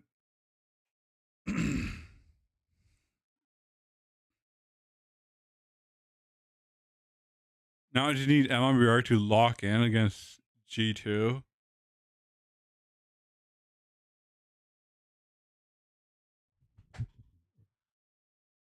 Hey, you know what's like the most insane thing about this? The top 2 team will go to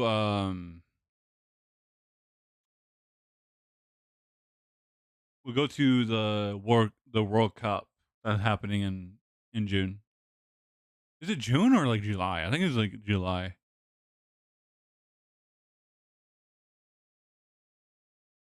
Yeah, July. So top 2 teams will go to this event to represent Americas.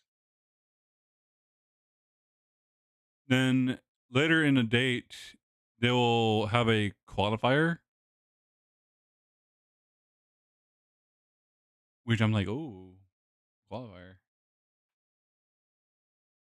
MIBR won't try anymore. They already qualified. No, they have to go to the grand finals of Americas.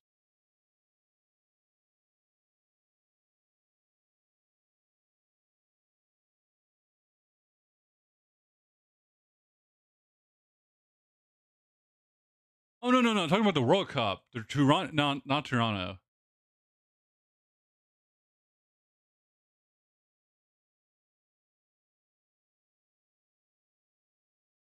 The World Cup that happened in July. Toronto is a different thing.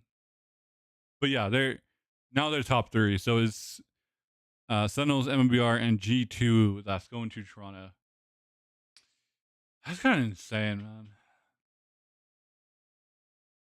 If they don't try, they're bums. Like against Sen, they were trolling, dude.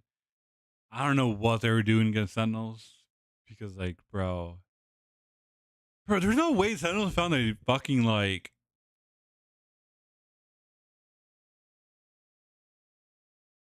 there's no way Sentinels has found their way, right?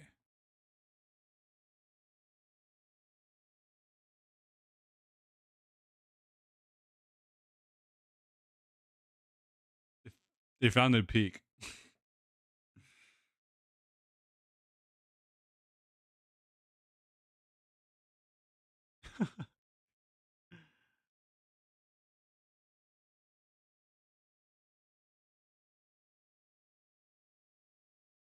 Man, I fucking hate these fucking bots that follow me on Instagram.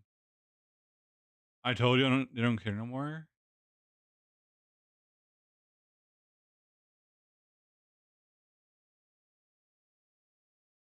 No, but Acro, the top 2 team goes to the World Cup.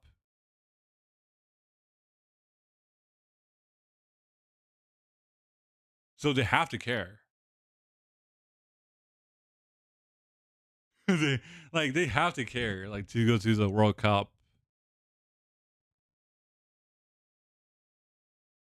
I mean, who knows? All right. Should we play some Valorante?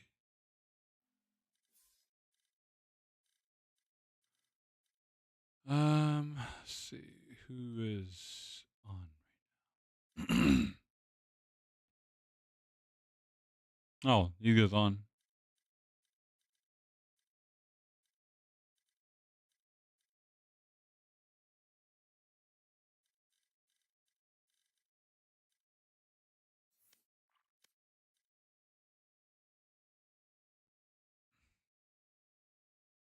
Well, who you guys got for like tomorrow game? G2 and MMBR. I have G2.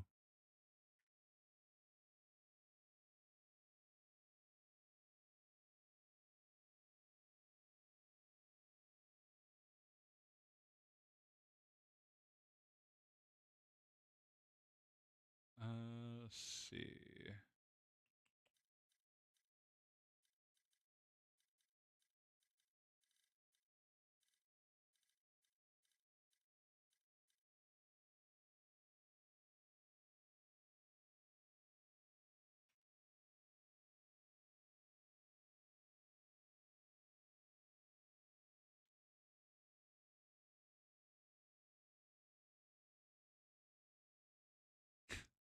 Dude, I don't know what. I really don't know what what a title I should call it.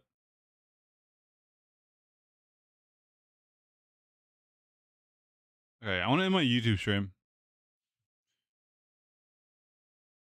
All right, YouTube.